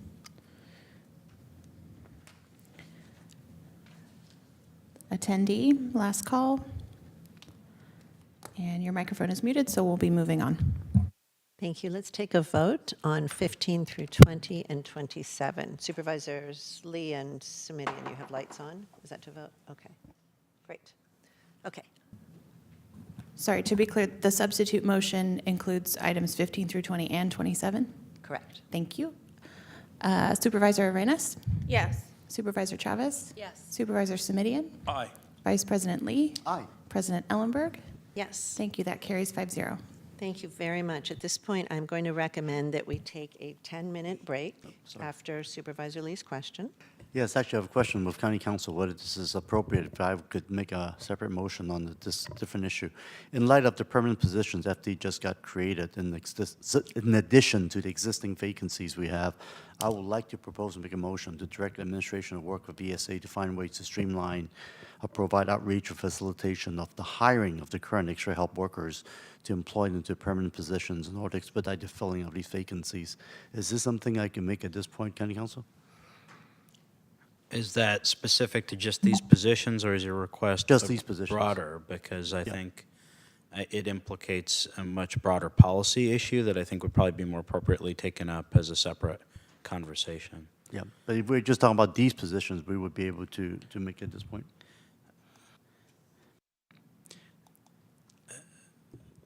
I think any change in kind of the extra help hiring process, I think, would be outside the scope of what's agendized. But I think it could be appropriate for you to ask for further information to come back on a plan Why don't we do to that? fill Yeah. the positions. Thank you.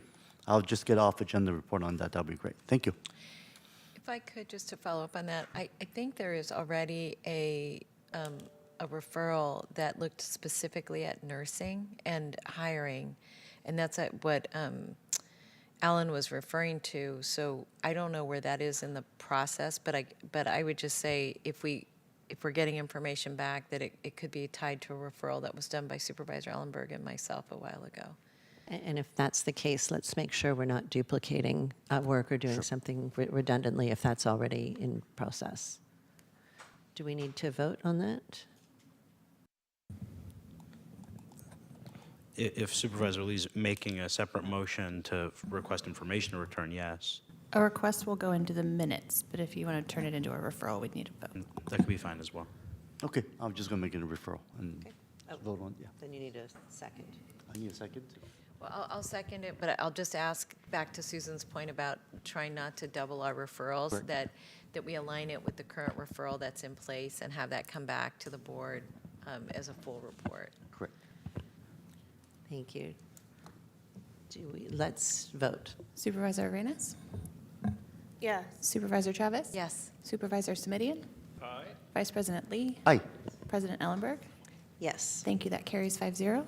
Okay, I'm now going to suggest that we take a 10-minute stretch break, or whatever you need. We'll return at 5:05 and pick up with item 14, which is going to be held concurrently with items 72 and 78. Thank you. Back at 5:05.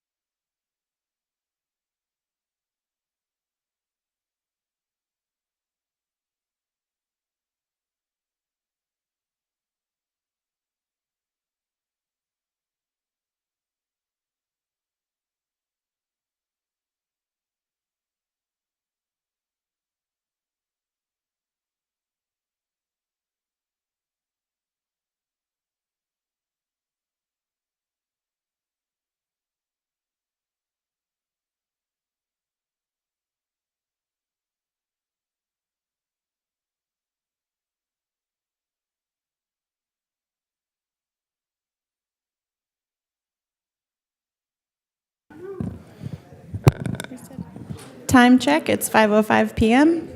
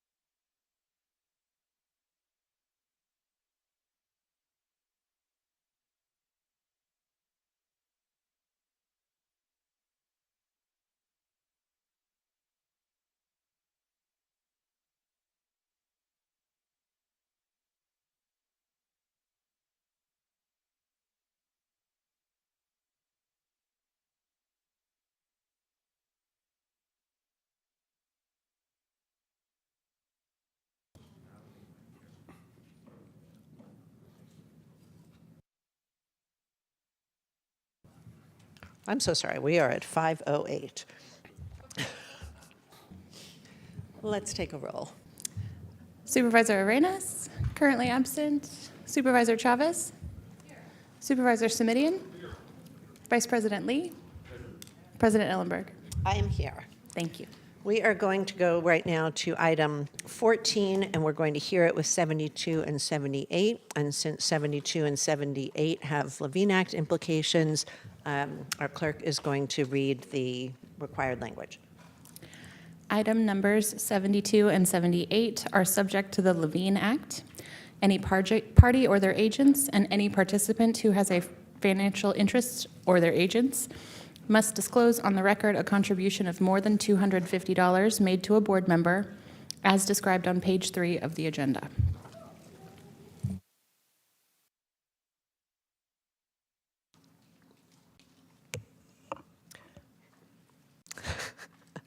It's just a long day, Paul. Thank you very much for being back.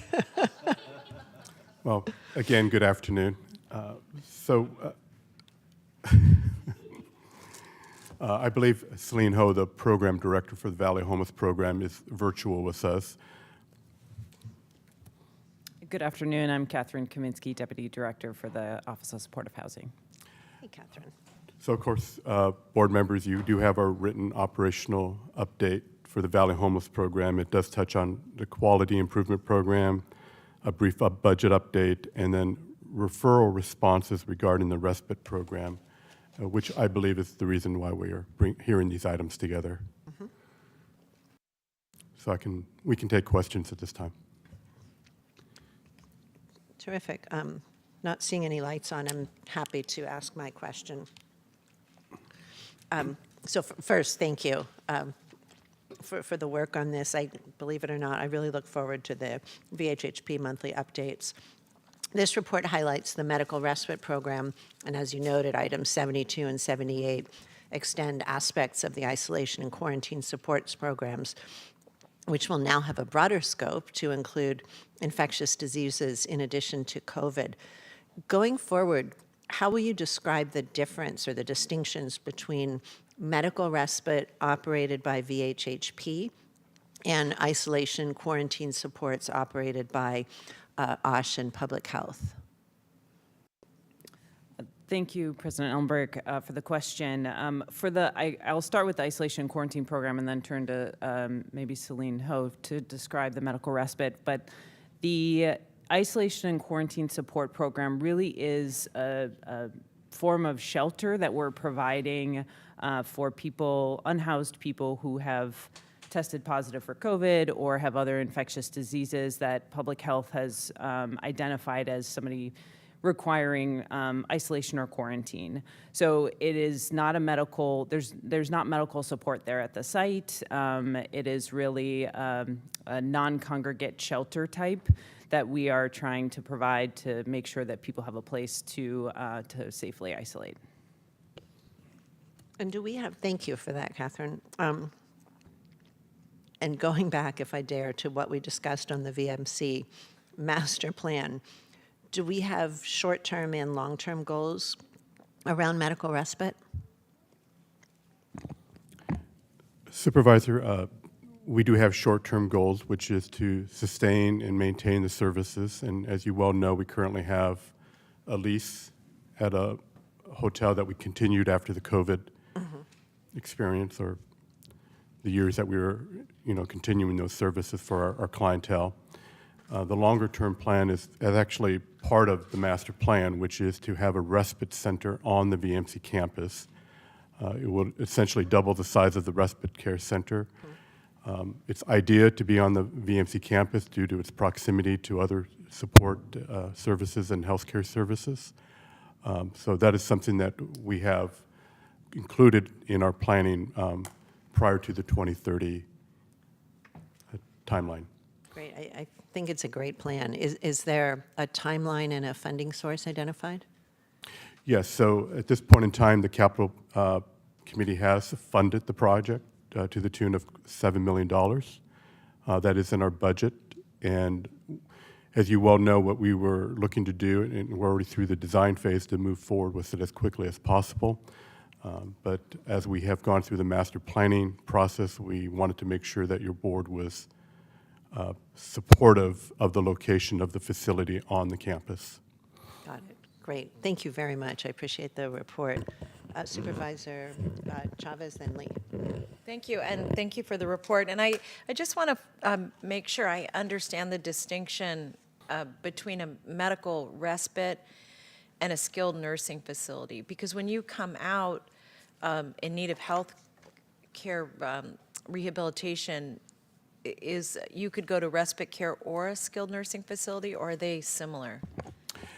They are very different.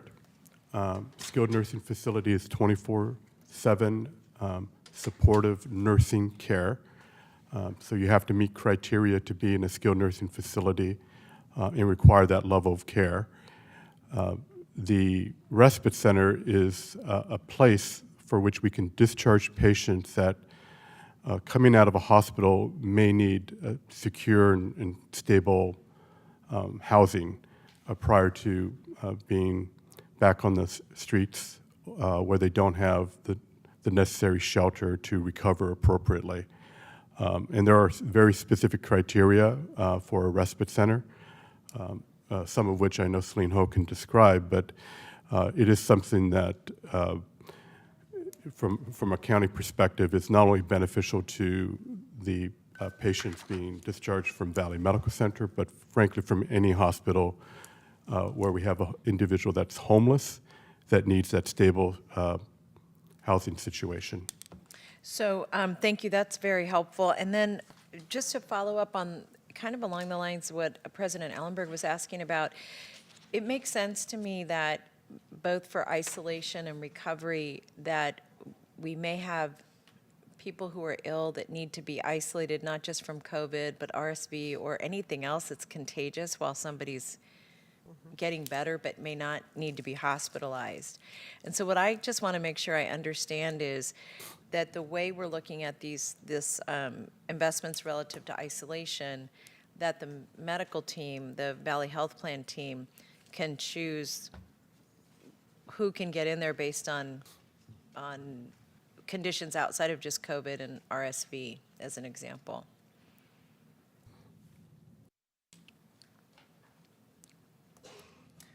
Yes, we work really closely with VHHP and public health, both of whom could make referrals to the isolation and quarantine program based on their assessment of who would need it. And whatever the broad need is. Like, it doesn't require us to have an emergency declaration or anything like that. They fit into our program because this is local funding, correct? Correct. Okay, great. Thank you. Thank you. Supervisor Lee? Thank you very much, Paul and Catherine. So in order to get housing through the medical respite, you still have to have these eligibility criteria to be met. So I guess I'm trying to find out is for those who actually do not meet these eligibility criteria, I know there's these various things you're trying to put folks in terms of residential care facilities.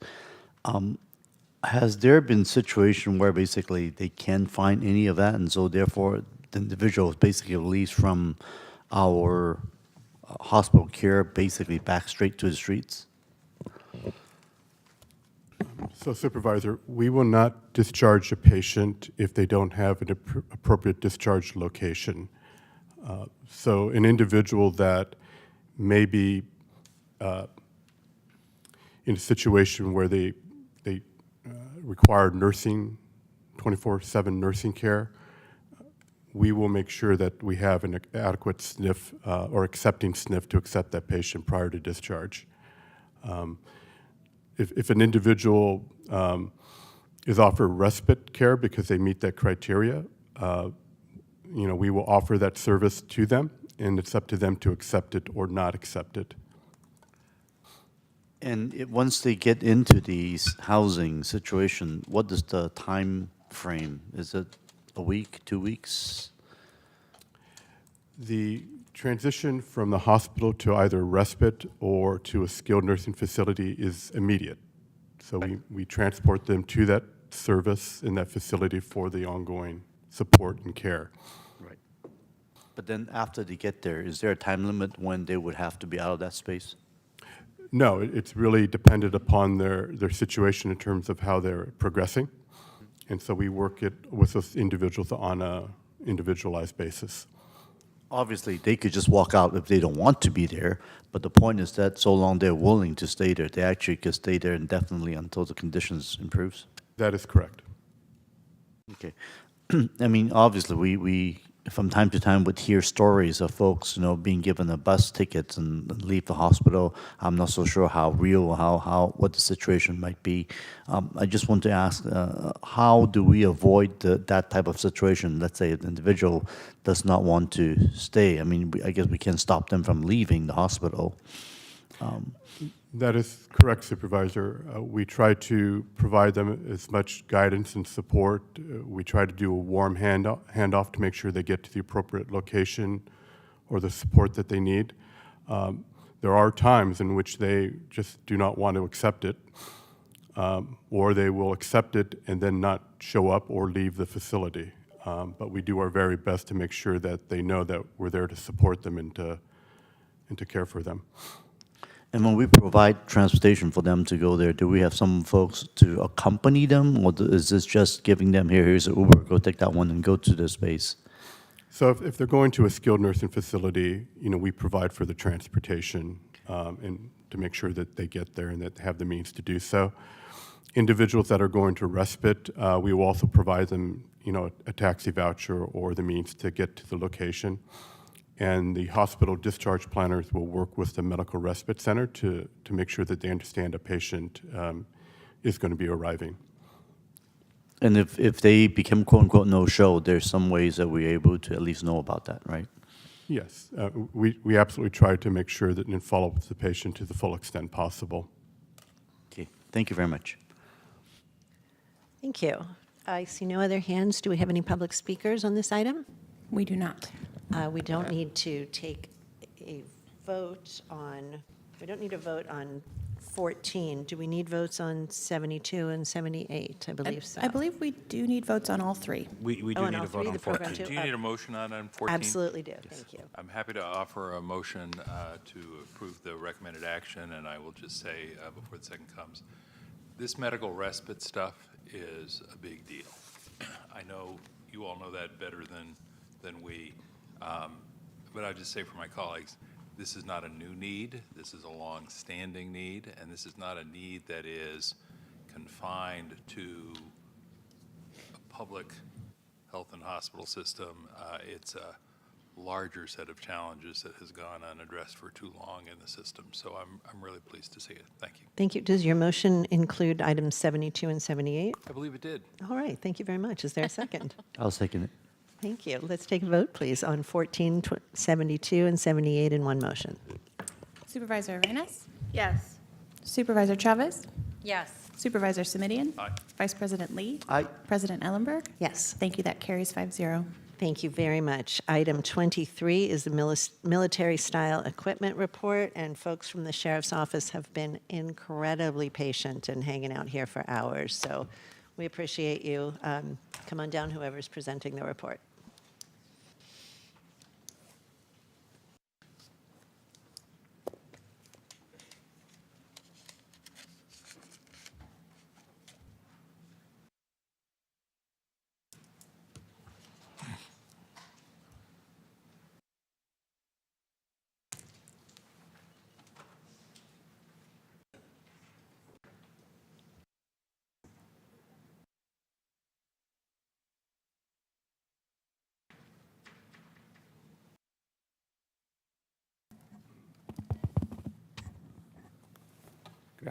Good afternoon, Supervisors. On behalf of the Sheriff and the Sheriff's Office, we've submitted our 6-month report back as requested on the August 30th board meeting with the approval of our military equipment policy. We're here to answer any questions if the board has any. Supervisor Lee? Yes, first of all, I just want to thank the Sheriff's Office and all of you deputies for providing this very detailed report back on the usage of the military equipment. I certainly appreciate very much the breakdown and explanation of each of these incidents for both the enforcement and the custody settings.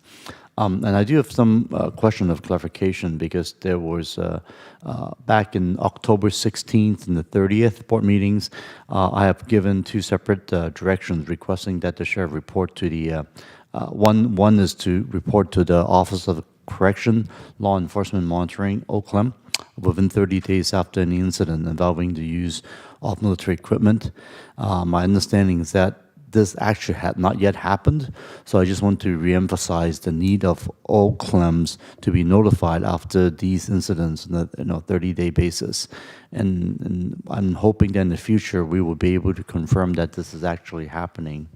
Them being the first one, and the second one is that the second motion is the one where I mentioned, I'm not just going to quote, that's off of the August 30th Board of Supervisors meeting, to report to the board, instead of Oakland, report to the board in 6 months relating to storage of military equipment and to clarify what any equipment is not needed and should subsequently be removed from policy.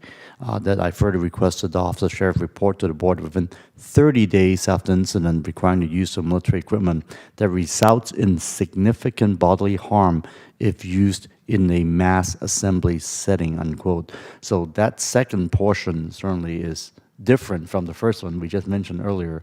And then again, if there's no mass assembly issue where this doesn't apply, but I just want to make sure that it's clear it's 2 separate things and not being one overriding the other. I just want to make sure that's clear to your office.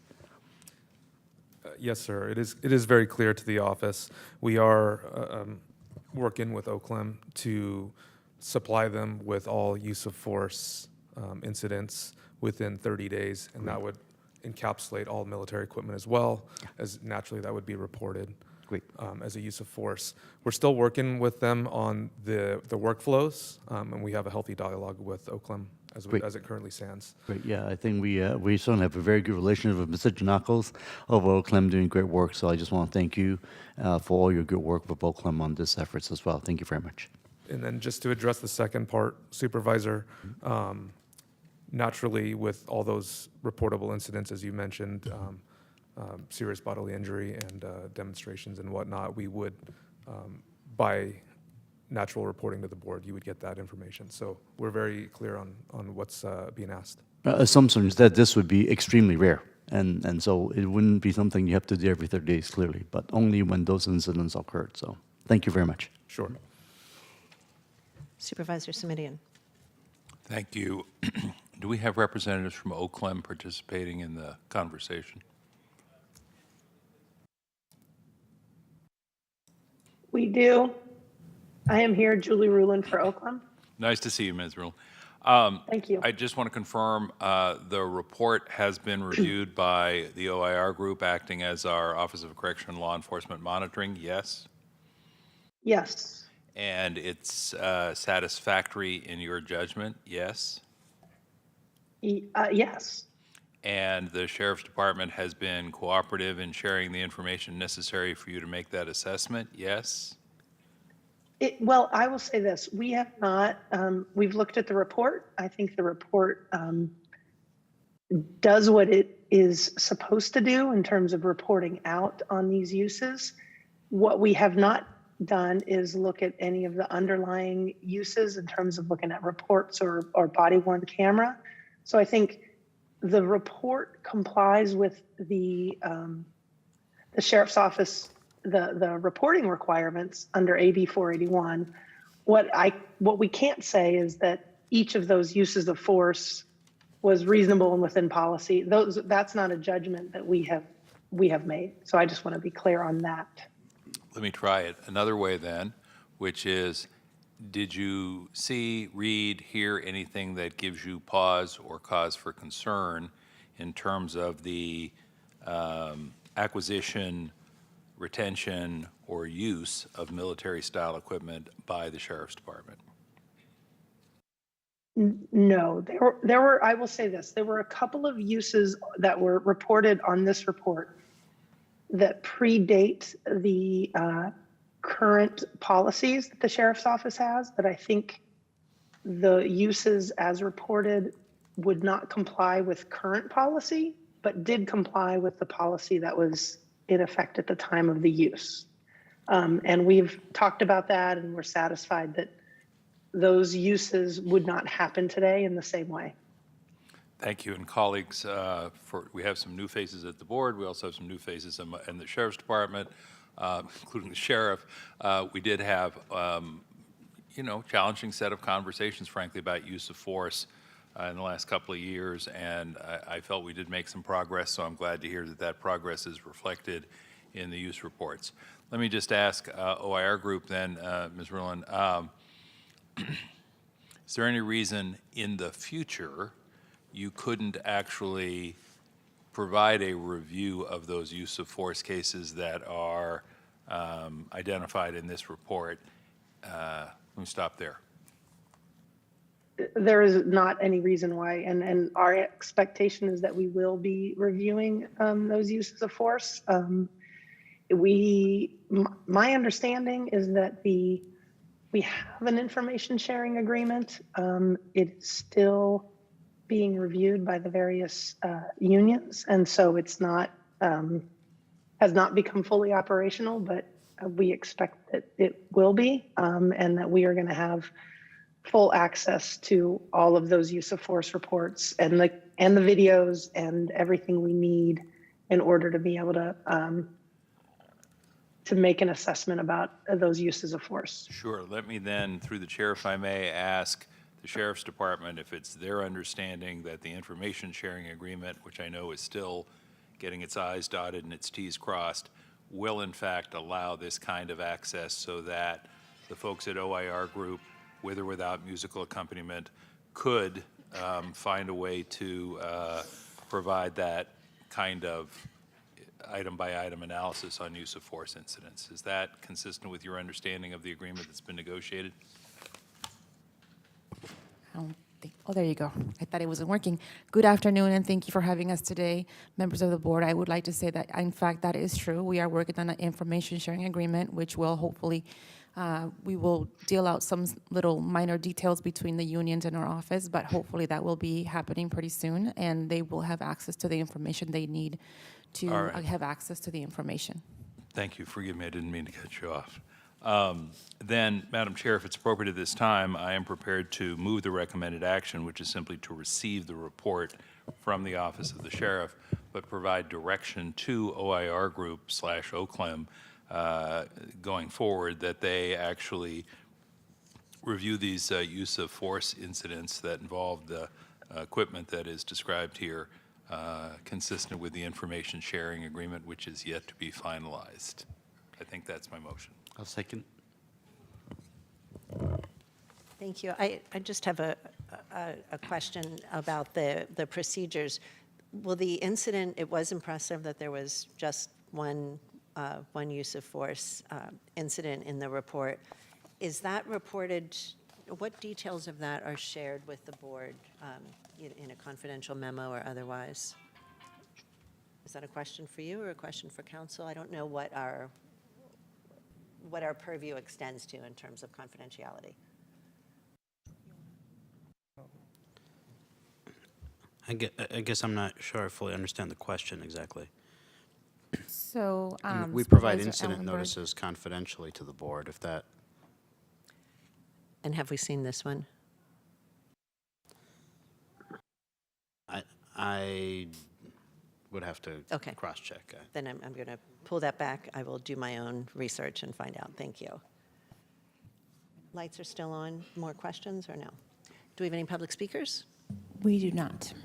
To vote on this item, please. It was moved by Supervisor Smitty and seconded by Supervisor Lee. Supervisor Arenas? Yes. Supervisor Chavez?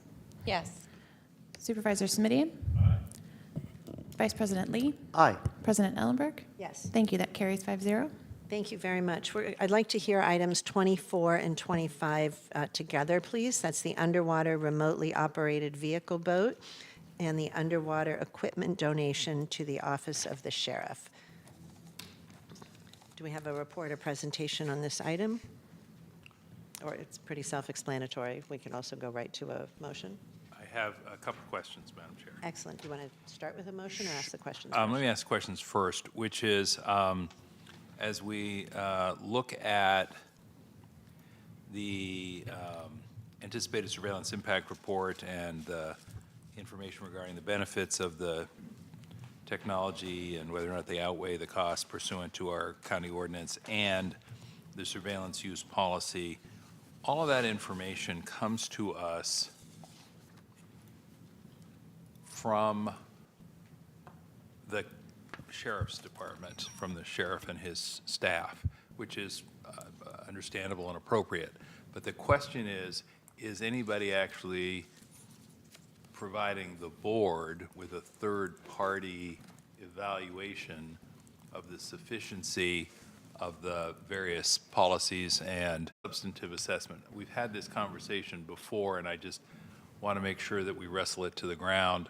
Is OCLEM reviewing these now? Is the Privacy Office, which I know has struggled with vacancies, reviewing it? Is there a plan in place? Through the chair, I see Ms. Hanson leaning in, and I think we've chatted a little bit about this past. I just,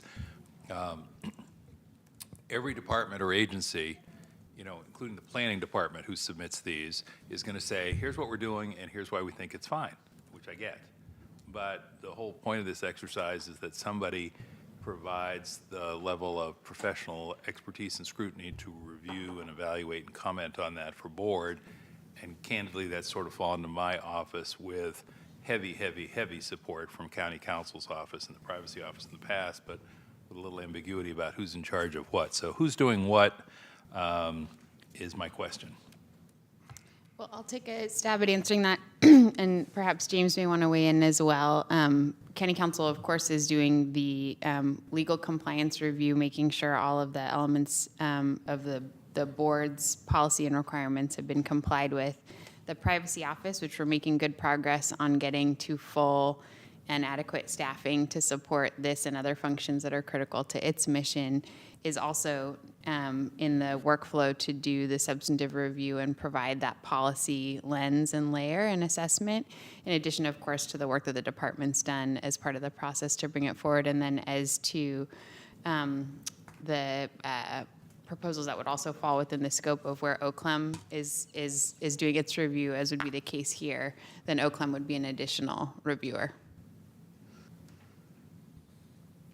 Can we go back to the OCLEM staff through the OCLEM team, if Ms. Rulin's still with us or not? I am. Supervisor? Could I ask if OIR played any role in reviewing the surveillance impact report or the surveillance use policy? We did not on this item, no. We have been meeting with the representatives of the privacy office to sort of map out what our role might be on items that relate to law enforcement and law enforcement technology. We've been working with them and working with the sheriff's office on the 7 annual surveillance reports that were pulled from the January meeting, and I think are coming back to the board in March in a couple of weeks. On this particular piece of technology, we learned about it just in the last couple of days, but have not reviewed the technology or the surveillance use report. Well, you missed the opportunity to weigh in on the remote sub, so there you go. That being said, let me ask Dr. Smith, Mr. Williams, Ms. Hanson, any or all of you, how do we develop a proto? I think I've asked this question before and we've sort of gotten stalled, and I understand, but we need a protocol for who does what and who's looking at this stuff and weighing in, because expecting lay people to offer a thoughtful critique of all of the documents that we're asking, whether it's the sheriff's department or the planning department or ESA to provide is probably an unrealistic expectation. And some of them will be law enforcement, which means OIR and OCLEM might well be involved, but I don't know, maybe they are or are not the right folks to talk to us about surveillance cameras at the planning department. We'll come up with a protocol for you. Okay, just somebody needs to have some job assignments that last beyond the tenure of individual board members, in my judgment. That, with those questions answered and that gracious offer, and I'm only half joking when I say duly noted in the minutes, I hope, I'm happy to move the recommended actions A, B, and C for item 24, and I believe you were asking for item 25 to be taken up at the same time, Madam President, and if so, I'm happy to move approval of that simultaneously unless separate motions are required. I'll second. Looks like we can do a single motion. Thank you. Do we have any public speakers on the item? We do not. Let's take a vote, please. Supervisor Reyes? Yes. Supervisor Chavez? Yes. Supervisor Simidian? Yes. Vice President Lee? Aye. President Ellenberg? Yes. Thank you. That carries 5-0. Thank you very much. Item 26 is a report back on distracted driving outreach and education. Could I lean in on this one again, Madam Chair? Absolutely. Do we have a staff member presenting? We do. Sorry, this is Sarah Redmond presenting on behalf of the Public Health Department and Dr. Cody. So it's my pleasure to offer the report for item number 26 and introduce Rhonda McClinton Brown, our Public Health Department Deputy Director for Strategy, Policy, and Planning. And we're here available to answer any questions the supervisors might have. Thank you. Thank you. Supervisor Simidian. Thank you. Colleagues, I want to do this quickly because I know everybody's wiped out. This has been an issue with me for more than 20 years. I introduced a piece of legislation that prohibited handheld cell phones while driving in the year 2001 in the California State Legislature. It failed. I introduced it in 2002. It failed. I introduced it in 2003. It failed. I introduced it in 2004. It failed. I introduced it in 2005. It failed. I introduced it in 2006, and it finally passed was signed into law by then Governor Arnold Schwarzenegger, took effect on July 1st of 2008. This brief history is because it does have a punchline, and here's the punchline. In the first year that the hands-free law went into effect, traffic fatalities in California dropped by 20%. 700 fewer folks died on our highways in the first year after implementation. Nice work. Well, thank you. I mean, nice work to a lot of folks in the community who were advocates for this over the years. To try and make that just a little more personal, because I think the statistics sometimes roll right by us, what that means, and it's what gives me some satisfaction, frankly, is that pretty much every day a couple of people sit down to their family dinner with their loved ones who otherwise wouldn't have made it through the day. And I kind of think a moment of care and caution and following the vehicle code is probably worth that result, or worthy of that result. Subsequently, also passed the no texting law. Texting wasn't really a thing back in 2001 the way it had become by the time the hands-free law went into effect.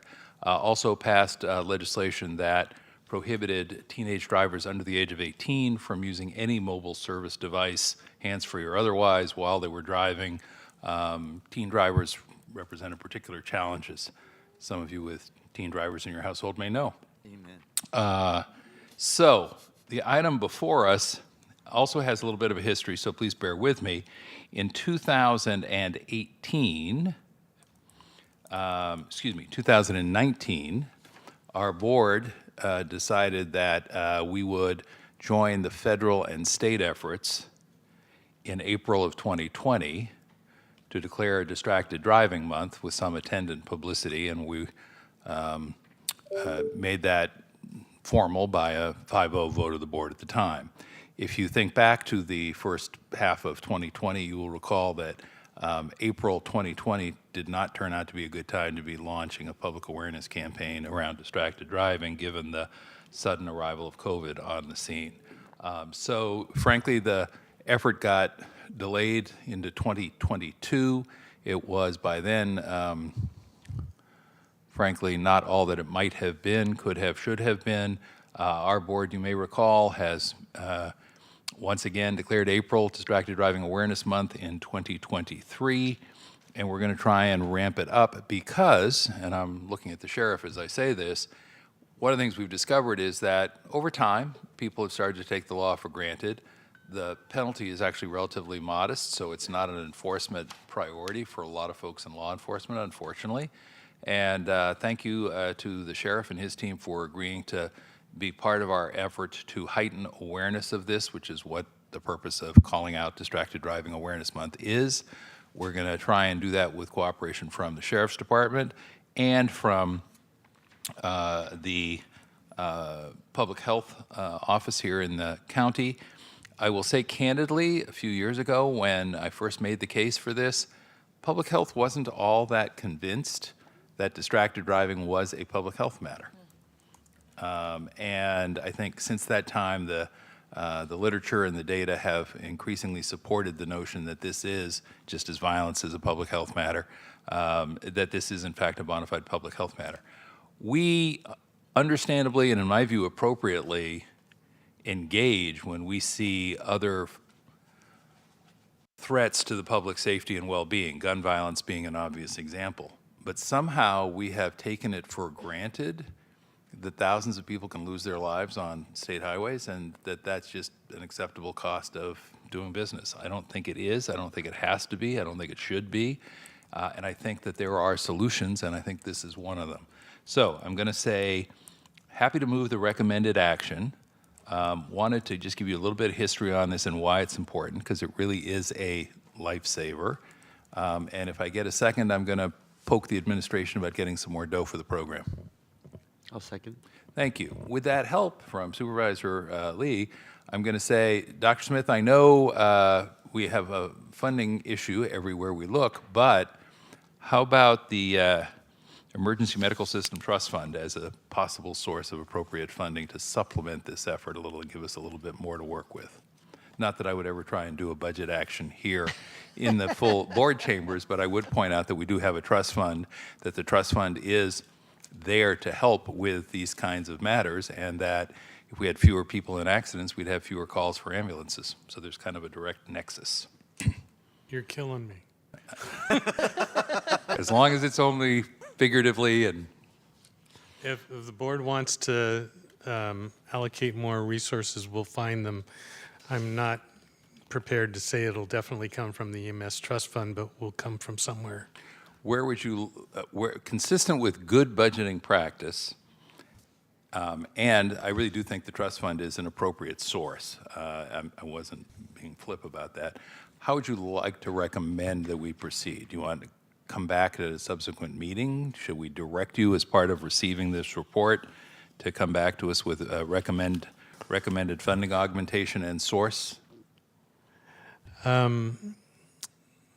about you just make a motion to encourage us to include funding in the budget proposal that's coming before you in May?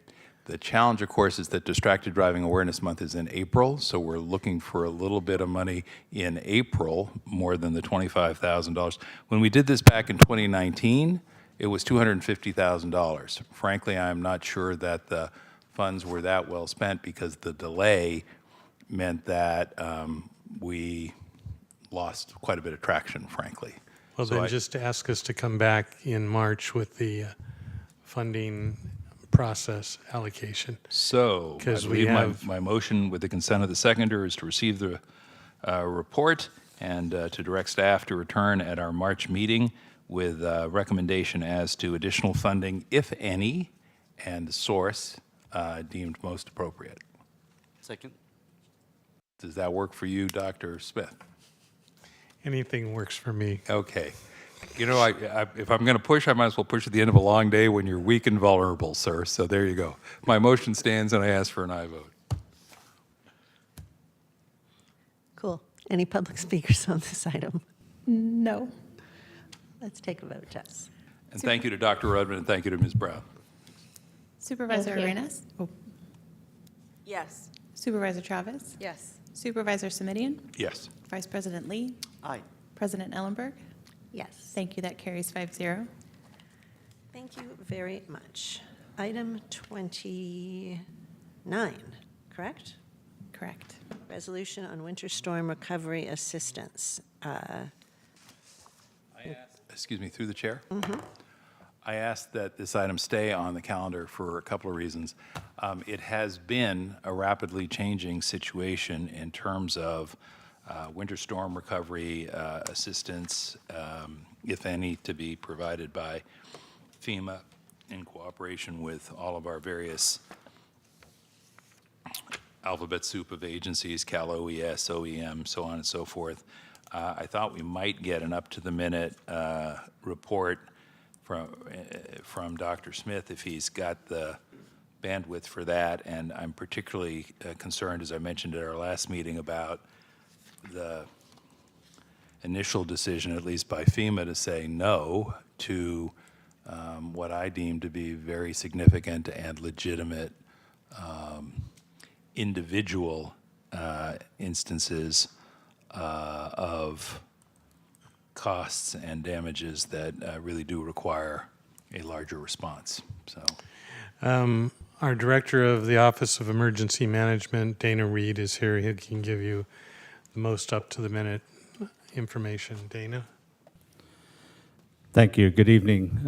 Madam Chair, President, nice to see you and the board. I'm sorry, go ahead, sir. no, I apologize. I did want to just mention, this is an issue of importance that I'm aware of in my district, in the Santa Cruz borderline area there in the Loma Prieta neighborhood, but I know it's also an issue of interest and importance in the East Foothills and in the South County.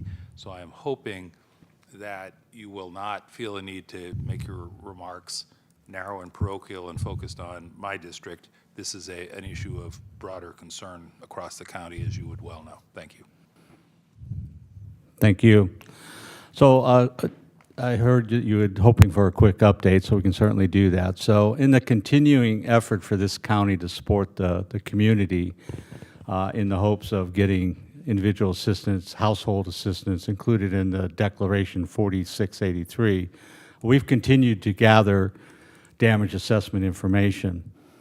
One of the most recent efforts was a public-facing survey tool that actually yielded well over 300 responses from various constituents throughout the county, a lot of those being up in the Santa Cruz Mountain, Lexington Basin area, Excuse me, South County. through the chair, in what period of time were those collected? This survey was released, I believe, last Thursday and closed out this past Thursday, or 2 Thursdays ago. So it's been out for well over a week. Yeah, colleagues, I just want to point out, when we can communicate with and hear back from 300 different folks with sets of concerns and claims in a week, that tells you something pretty dramatic's going on right here, right now. I apologize for my second interruption. Oh, no, yeah, I don't mind the interruptions at all. It's good. It's all context. It's important. So what we did with that information, we've continued to stay in close contact with Cal OES and have continued to advocate heavily for this county. Regrettably, but expected, we received a letter of denial for our county. Actually, 35 counties received the same letter of denial, Santa Clara being one of those counties, for denial into inclusion into the FEMA 4683 declaration. Now, that hasn't really daunted us from the standpoint that there's a 30-day appeal period. We don't give up very easily at OEM. We're still advocating for the residents. 2 teams were out yesterday. Cal OES, FEMA, SBA team was out yesterday in the snow, the rain, the mud, trying to survey damage. Residents were extremely pleased that we were there. They're very appreciative, so it was actually a really positive day. Some of the areas we couldn't get to yesterday because it was just too treacherous. They came back in, reported their numbers. Today, they went back out again today in other parts of the county, including the southern end of the county. They had better access today because the weather's been cooperating. They came back this evening with their numbers, and they're going out again tomorrow to look at additional damage. So we're hoping over this 3-day period that we can aggregate enough information, enough cause, enough of the right damage levels so that we can appeal to, through Cal OES, appeal to FEMA to be yet again considered to be included into IA household damage. This is a very difficult process. Actually, FEMA changed some of the rules back in 2019, so that's been a part of the change and part of the challenge. There's a lot of nuance. There's a lot of uncertainty as to which items fully are being looked at. The damage assessment teams only come out, assess the damage, make their report, then it goes to their management levels for analysis and decision making. But I can tell you, as you would, all of you would expect us to do, we're out there getting the job done.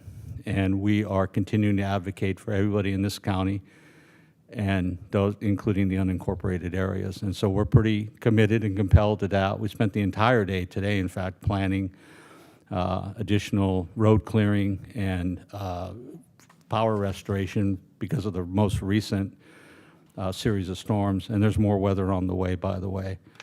But we're keeping track. We're working in the interest of everyone, the residents. Appreciate the board's support and their understanding on that. And to my right is Paris Najoff. She's our senior emergency planning coordinator in our office and happens to be the recovery coordinator. And she's the one that's been organizing the teams, organizing the surveys, responding to the constituents when they've called the office. And she's been helping to try to drive this where it needs to be driven. So I don't know if Paris too has any comments. I'll turn it over to her, and then I think we would like to know if our Board of Supervisors has any additional questions. Thank you. Thank you. Questions? Supervisor? I think there was another, no?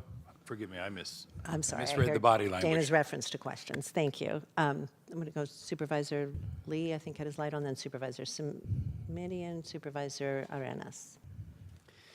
Thank you very much for the report. As you mentioned, that the weather is still coming, and so and we have a 30-day appeal period, and so obviously we need to be able to show as much damage as possible. This is a situation where when bad is a good thing, right? That in order to get the funding, would the letter writing from our congressional delegation helps at all on this effort?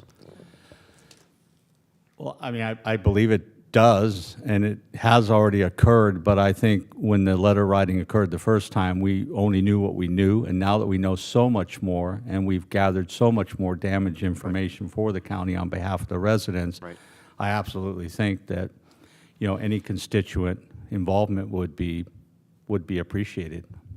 Yeah, to reconnect with our Congress members. At least one was a former supervisor here, so I would imagine her office would be very supportive of this effort.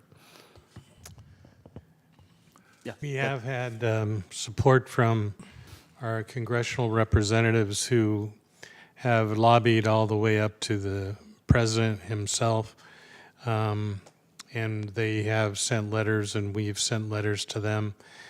But I think, you know, obviously speaking to from one elected to another is a better way for it to happen. So even though staff's trying, I think it would be good for the board offices to communicate directly with the members. Okay, we'll definitely do that. Thank you.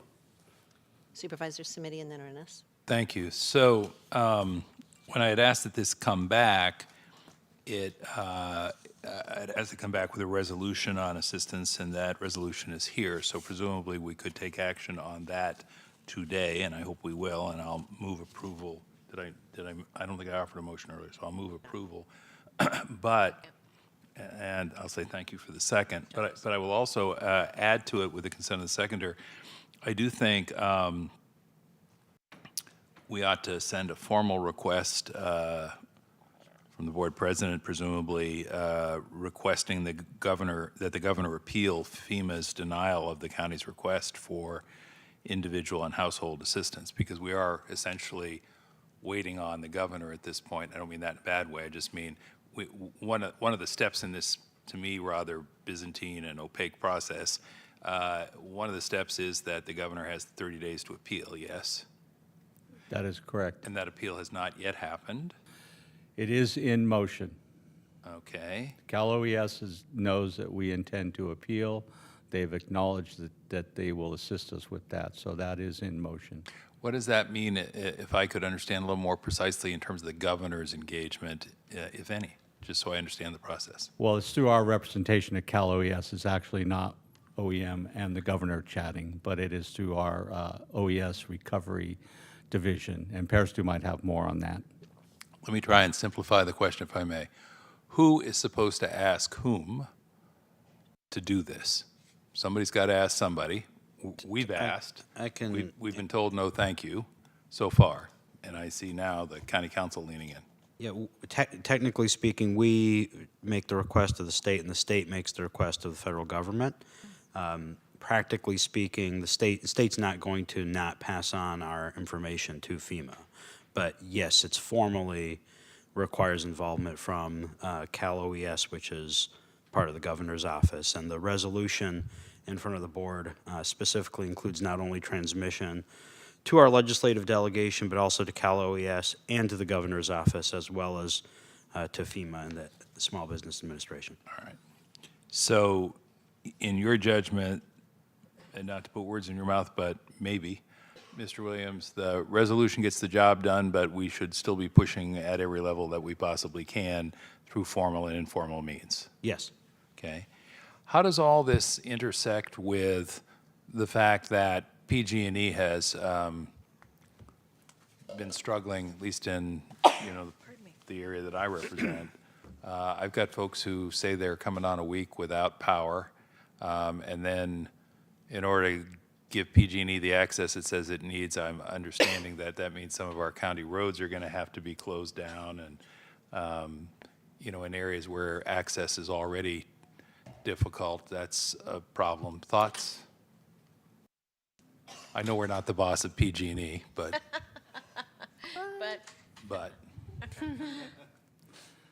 Well, the intersection, I guess, would be the fact that we continue to work on one weather event after the other. So I think the damage assessment is separate from the current situation that we're experiencing with the weather and PG&E. So they are continuing to work on that. We're continuing to coordinate with them. we had Caltrans and County Roads in our EOC today with PG&E, planning for what it's going to take to get things opened up and planning for a restoration plan and timeline. So, and I know you all will remember, I did a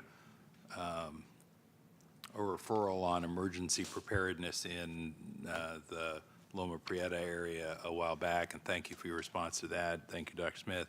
But I really am sitting here thinking, all right, from a county road standpoint, particularly if we're obliged to accommodate PG&E, which I expect we will be if they're going to get things repaired, and you know, I have no meteorological skills whatsoever, but the coming weekend doesn't look all that favorable either.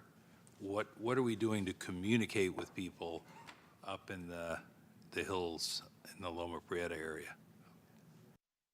Well, we've been putting out messaging, social messaging, press releases. That's been the primary communications tool. And can you tell me how that works in coordination with roads and airports, given the county roads overlay with your work and the work of PG&E?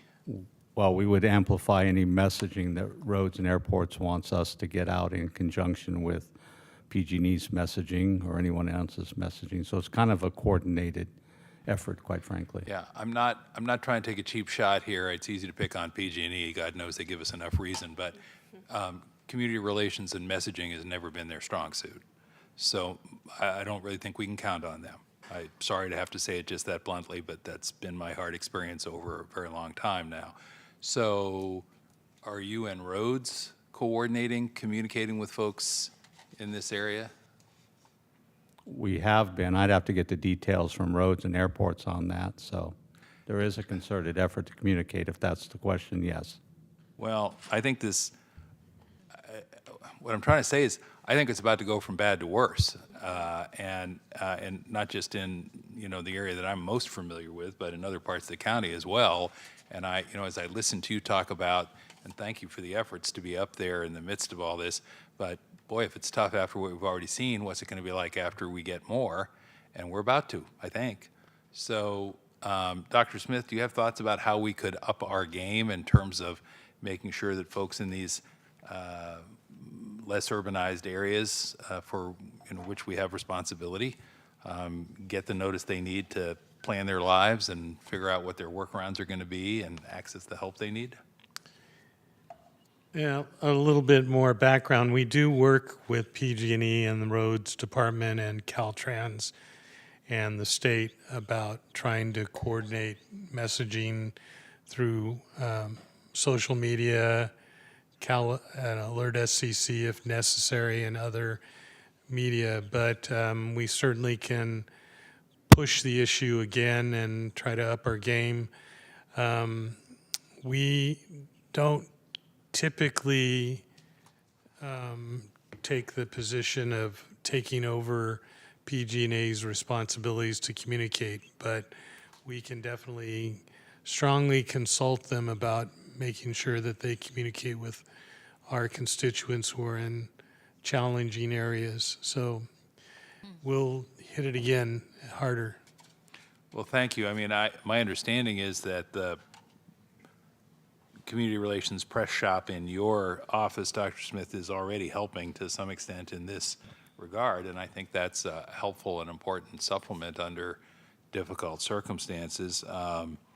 But there's a network in most of these places. It's a little different depending on where you go. The mountain folks that I represent have, long history of being, I always tease them that they want less government and more service. And that said, they're a very self-reliant, resilient group of folks. But when we have events of this magnitude, they deserve a response, and they definitely deserve to know what the heck's going on. And so part of that is communication. And I'm going to ask you, Dr. Smith, did I hear you say you would do everything you could to up our communications game and make sure that the county is keeping these folks informed of what the circumstances are? Yes. Thank you for that. Okay, I've got a motion on the floor then. Thank you very much, Supervisor Chavez, and I know others want to weigh in. Supervisor Arenas. Thank you, Chair. Supervisor Smitty, you asked this same questions I was going to ask, especially around communication.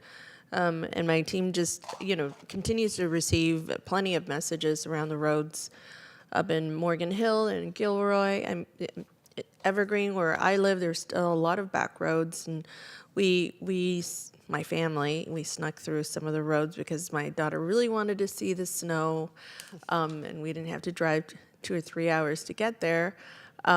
But we did drive 2 or 3 hours to get there because those back roads were just absolutely horrendous. And so anybody who lives near any hillsides are going to have some of these issues one way or another. And so we've gotten quite a bit of folks reaching out to us and asking us what is it that they have to do. And so I think that we need to figure out a communication plan for our residents so that they don't feel that they are just kind of left to idle, and sometimes they don't have an alternative route. And I can think of a couple of folks who are probably really stuck and have to figure out where they're going to reside for some time.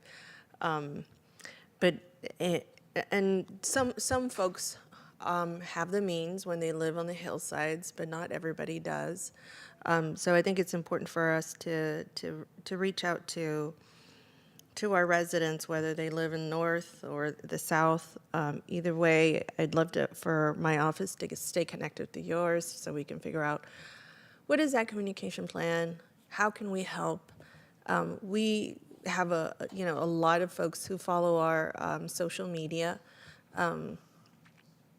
because it's exciting. I was just thinking, why would they follow our social media? They follow our social media because they want to be informed. They want to stay informed. And so I think this is a very easy way to stay connected, and I'm more than happy to help out this way, but we need to have a plan. And so thank you so much for making sure that our county is ahead of this, and Supervisor Smitty, and we may have districts at opposite sides of the county, but they're very similar in many different ways. And so thank you for your leadership as well. And we'll see what happens next with this FEMA, potential FEMA money that we haven't seen trickle down just yet. Thank you. Supervisor Chavez. Yes, thank you. And Dana, you started to just talk a little bit about the storms that we were going to see coming. So I thought you might want to take just a minute to talk about what you do see on the horizon. And then I wanted to ask more of just a comms question as well.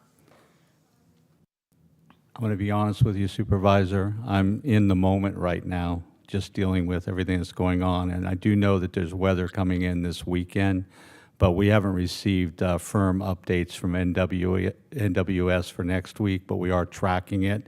We'll be getting another weather report next week, so it would be difficult for me to really address what's going to happen next week weather-wise, because I'm still waiting for the analysis and the weather reports, and I apologize for that. That's okay. You just intimated something, so I thought, what does he know that we all need to know? But okay.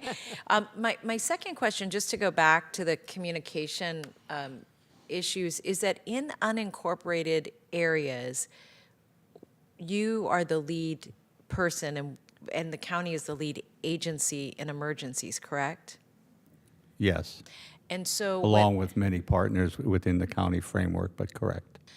And so when it comes to communication, whether it's blackouts or weather or roads, all of that, if it's within the county's jurisdiction, goes through you, and then is communicated out to the public through, I'm presuming, SCC alert?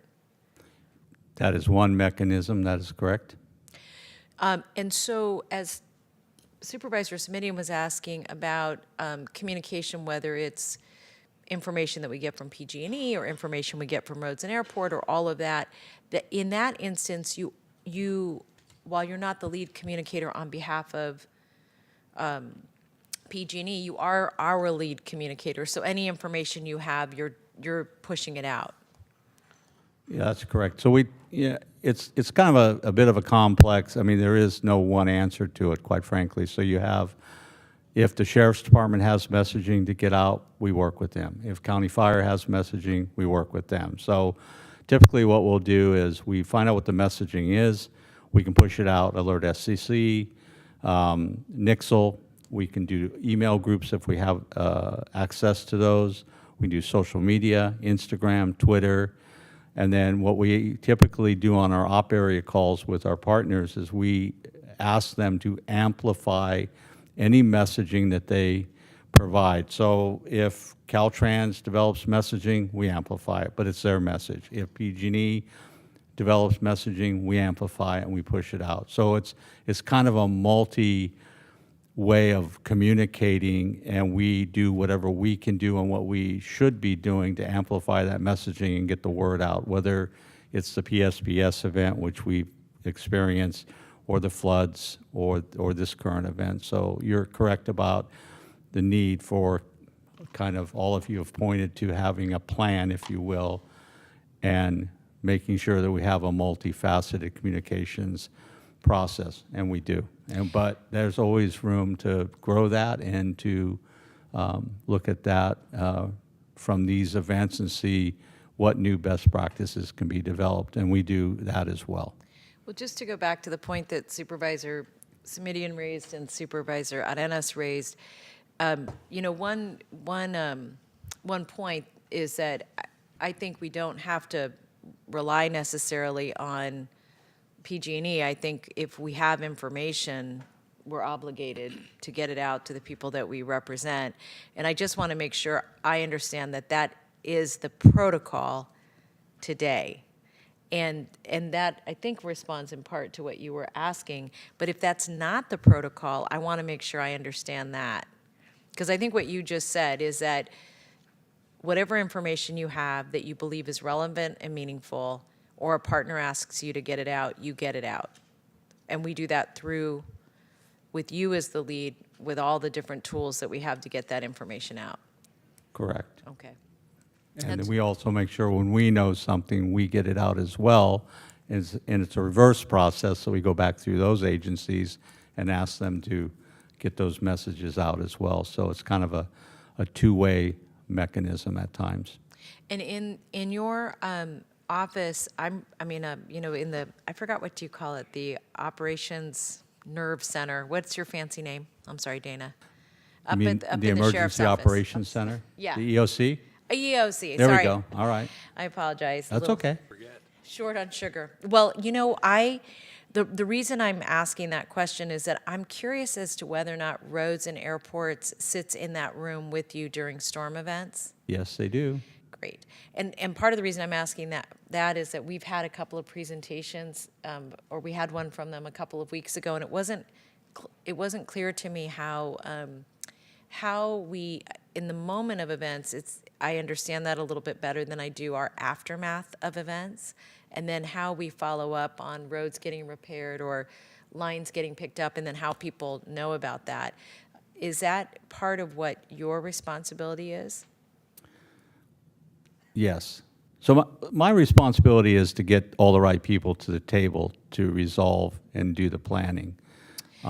That's what we do. We coordinate, we communicate. So as I indicated earlier, we had Roads and Airports in our EOC today with Caltrans and with PG&E to do some advanced planning to get roads cleared, get PG&E in to start doing restoration work in various areas by priority. So that is what we do. We do that all the time, and we have been doing it for weeks. We've been doing it since December, quite frankly.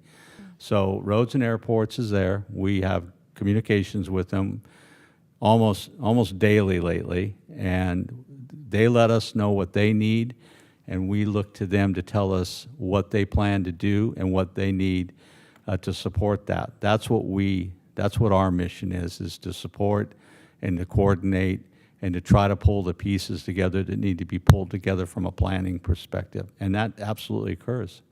It happened today. Thank you. Thank you. Supervisor Simidian, additional? No, yes. I think, notwithstanding the language of the resolution, I would like the motion to formally incorporate direction from our board to the board president to send a letter to the governor and say, please do this. Glad to do that. And I can't imagine there's any objection, and I think Mr. Williams was telling us that that was sort of implicit by sending the resolution, but I think this is no time for subtlety or nuance. And I will look to County Council for some support in putting that letter together, please. Sure. Thank you. All right. Do we have any public speakers on this item? We do not. Let's take a vote, please. Can I just confirm that Supervisor Ellenberg, you were the seconder? No, Supervisor Chavez was the seconder. Chavez was the seconder. Thank you. Supervisor Arenas? Yes. Supervisor Chavez? Yes, thank you. Supervisor Smidian? Aye. Vice President Lee? Aye. President Ellenberg? Yes, and thank you, Dana. Thank you. That carries 5-0. I believe that takes Thank you both, us through the chair. to Thank you. the items removed from the consent calendar, and the two that we still need to address are items 44, communication and marketing services for the MedAssist program, and item 110, custody bureau public safety camera system upgrades. That is what I have. Excellent. So item 44. Well, it is Paul Lorenz. I'll note that item 44 is subject to the Levine Act. Any party or their agents and any participant who has a financial interest or their agents must disclose on the record a contribution of more than $250 made to a board member, as described on page 3 of the agenda. Thank you very much.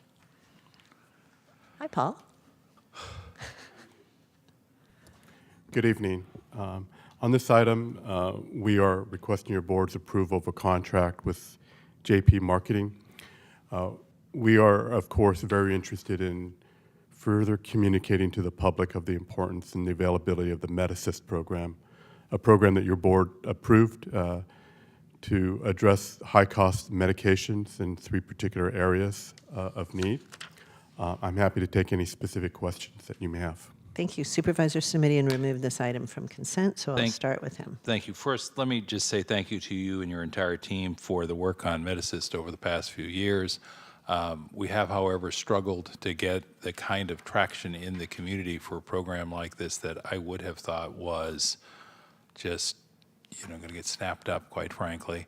And it has taken a while to get this contract before our board. My understanding from looking at the contract is that it applies to more than just MedAssist now. Is that correct? Yes, it does, Supervisor. It allows us flexibility to take on other communication efforts that your board so choose. Okay. And one of the goals, admittedly an arbitrary number for MedAssist, was to get to 1,000 folks who are participating in the program. Do you happen to know where we are as of today? Yes, Supervisor. So we are at 368. We have another 250 plus applications pending. We have $300,000 that have been paid out with an average claim of $175 per month. We've got on reserve close to $750,000 for those individuals that are currently enrolled.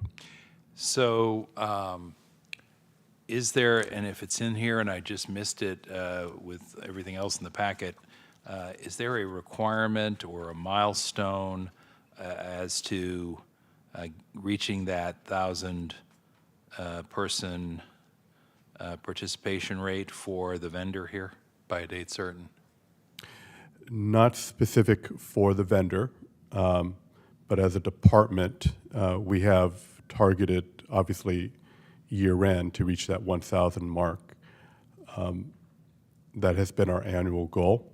But I will assure you, Supervisor, that we will set a particular target based on when their campaign will launch to achieve, if not 1,000, a greater number based on the need in the community that we're estimating. I'm not feeling confident that the vendor understands that there is an expectation to deliver on the participation level. This has been years in the making, Mr. Lorenz, and I know you know that because you were years in the helping of making it. So I'm sitting here thinking, you know, what does it take? For colleagues who don't know, we've got a marvelous program in place, and if you need an inhaler because it's life essential, if you need an EpiPen because it's life essential, if you need insulin or other high-cost medications because you're diabetic and it's life essential, we are here to make those costs manageable, almost regardless of your income, frankly. It's obviously a greater subsidy to folks with greater need, as it should be. And yet, in spite of, you know, the best efforts, we haven't gotten there. So candidly, Mr. Lorenz, I'm worried I'm going to be out the door in a year and a half, 2 years. And if this program doesn't have adequate subscription, people are going to think it's something that we can put aside. And I don't want that to happen, because I think we got a bunch of people out there who need this help. And the state and the feds haven't been able to make it happen for folks who are not part of Medicare. So I know you can hear the frustration in my voice. I know you know it's not personal. I'm just trying to say, what assurance can we get that this vendor is going to deliver on this? Because this is, they don't seem to have any requirement to, you know, earn the fee by delivering results. That's what's making me nervous. We will make it very clear in terms of what the expectations are relative to those numbers that you have mentioned, Supervisor. And, you know, if we don't see performance at certain milestones, we will shift gears, change directions. But we will make it very clear to the firm that we have very clear expectations. Okay, well, I've made my concerns clear, I know, and I think that answers my questions, and I'll say thank you very much. Thank you, Supervisor Lee. I'm ready to move forward if we need motion. Or... Go ahead. Yeah. He's not going to make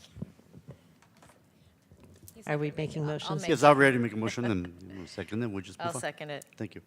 All right, thank you. Looks like no further comments. Do we have any? No, I actually do have comments, sorry. Oh, I'm sorry. No, that's okay, that's okay. Your mic, I can never No, see the lights. it's no problem. So one thing is, you do have in the deliverables that the contractor, what the overall goals are. I just want to reinforce what Supervisor Simidian is saying, and I apologize that I'm curious about two things. So one is we're trying to sign people up for the program itself. And so we hired a consulting firm, an advertising firm to help us sign people up. The firm's responsibility is to communicate to the program the availability of the program. Our staff are the ones that will sign these individuals up. The challenge we've had, Supervisor, is we don't believe that we're reaching out to the people that would benefit to the program. And this is what the firm's responsibility will be. They have the expertise to understand our market and how to reach these individuals, and we are going to lean on them to help achieve this goal. So, from looking at this, let me just share an observation, and I want to make sure if I'm remembering this, this is also a program that allows people to take medication they haven't used that's not. Different program. Oh, this is for. That's Better Health Pharmacy. Oh, gotcha. Okay, so let me just share then good, I feel better now, because this even seemed worse to me. Okay, good. Okay. So let me just make an observation about what I'm curious about relative to the approach. When we were trying to sign people up for children's health insurance, we worked with a nonprofit that actually went out and educated folks about about families and kids, and then we came up with a mechanism that allowed us, while we were signing kids up for we took them in and we signed them up for every medical insurance program they could possibly be signed up for. So what I was hoping when I was looking at this is that what we would be getting was a partner that could help us literally sign people up for the program, because the Children's Health Initiative, I'm just using that as an example because that's really the one I understand the best. We we used nonprofit partners, and then frankly, we paid someone to help us hit a goal in terms of registration. So I'm more curious about. I guess I'm just not understanding how it gets operationalized. So they do advertising, but we sign people up when and how? Supervisor, we have a multi-pronged approach to this. So one, which you mentioned, is more of a grassroots effort. So connecting with those community organizations that work with and would serve patients that would benefit from this program, we are working with to identify potential enrollees for the program. When you say we, who is that? That's our team. We have a team of staff that are specifically working on the Med-Assist program around enrollment. So we would work with Community Health Partnership, for example. We're actually engaged with even El Camino Hospital and other health systems. We've engaged other pharmacies outside of our own pharmacy that may have patients that would benefit from the program. So that's one approach, is really the grassroots approach. And that team, that grassroots team on your shop is on this program, who's leading that? Our pharmacy director, Nari Singh, who has championed this program from day one, as Supervisor Smitty. Let me just say this, the pharmacy team at VMC can't be beat. Like, I love them. I'm just wondering about how that happens, and is it like how integrated is it into all the other work we're trying to do? That's really what I'm trying to understand. Yes, so that team works very closely with Michelle Honder, who is our marketing communications person, who helped release this RFP and identify this vendor. And from what we gather, which is the second approach, this vendor, we have very high expectations and high hopes for, given the process that we undertook to identify this particular vendor. Our goal is to dig deep into the community to understand where we can sign up, communicate with individuals to sign up for this program. So that's the purpose of this award of this contract to this one particular vendor, is to do mass communications to targeted groups and entities, and to pull in people that would be otherwise eligible that are not aware of the program. So I'll just make this observation. It seems to me that one of the partnerships we want to have is with our medical insurance providers that have these gaps in their services, not to reward them, but more to just acknowledge that places where we sign people up for things already, like, where you automatically get a chance to sign up, is really more what I was expecting to see in here. And to your point, I understand you're saying it's multi-layered, but I didn't recognize that from the material in front of us. Could I just get in one more time, please? Go right ahead, and then I'll have 2 or 3 words.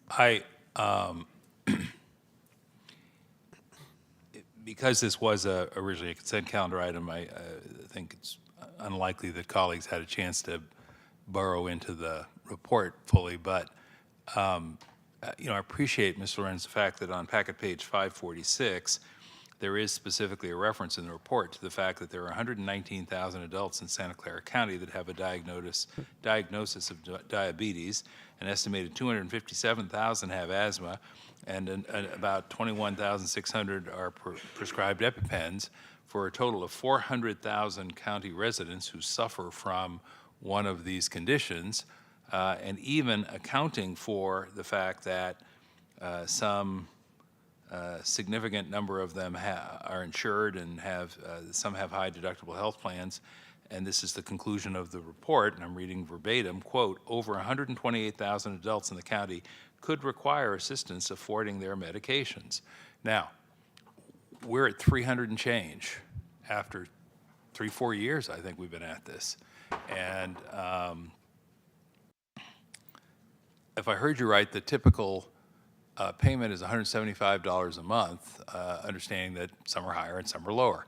So that's $2,000 a year. Where I come from, if you stood up on the corner and said, hi, we can reimburse you $2,000 a year on medical costs that you are otherwise obliged to pay, and there were 128,000 people who were eligible for that, we'd get more than 300.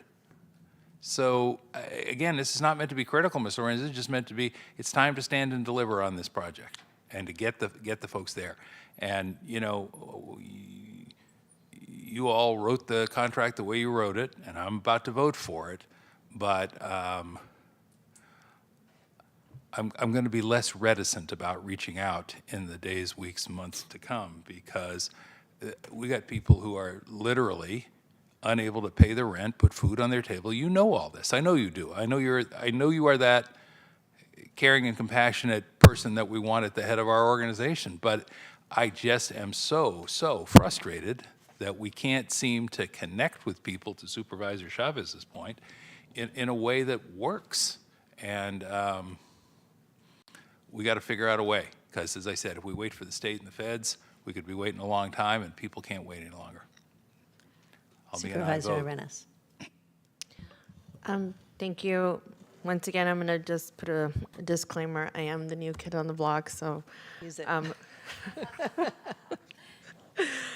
And so with that, I'm listening to the conversation, and I read what you've read when it was available to us, and I'm just wondering why we wouldn't use our existing medical clinics and pathways that we already have to deliver this kind of service.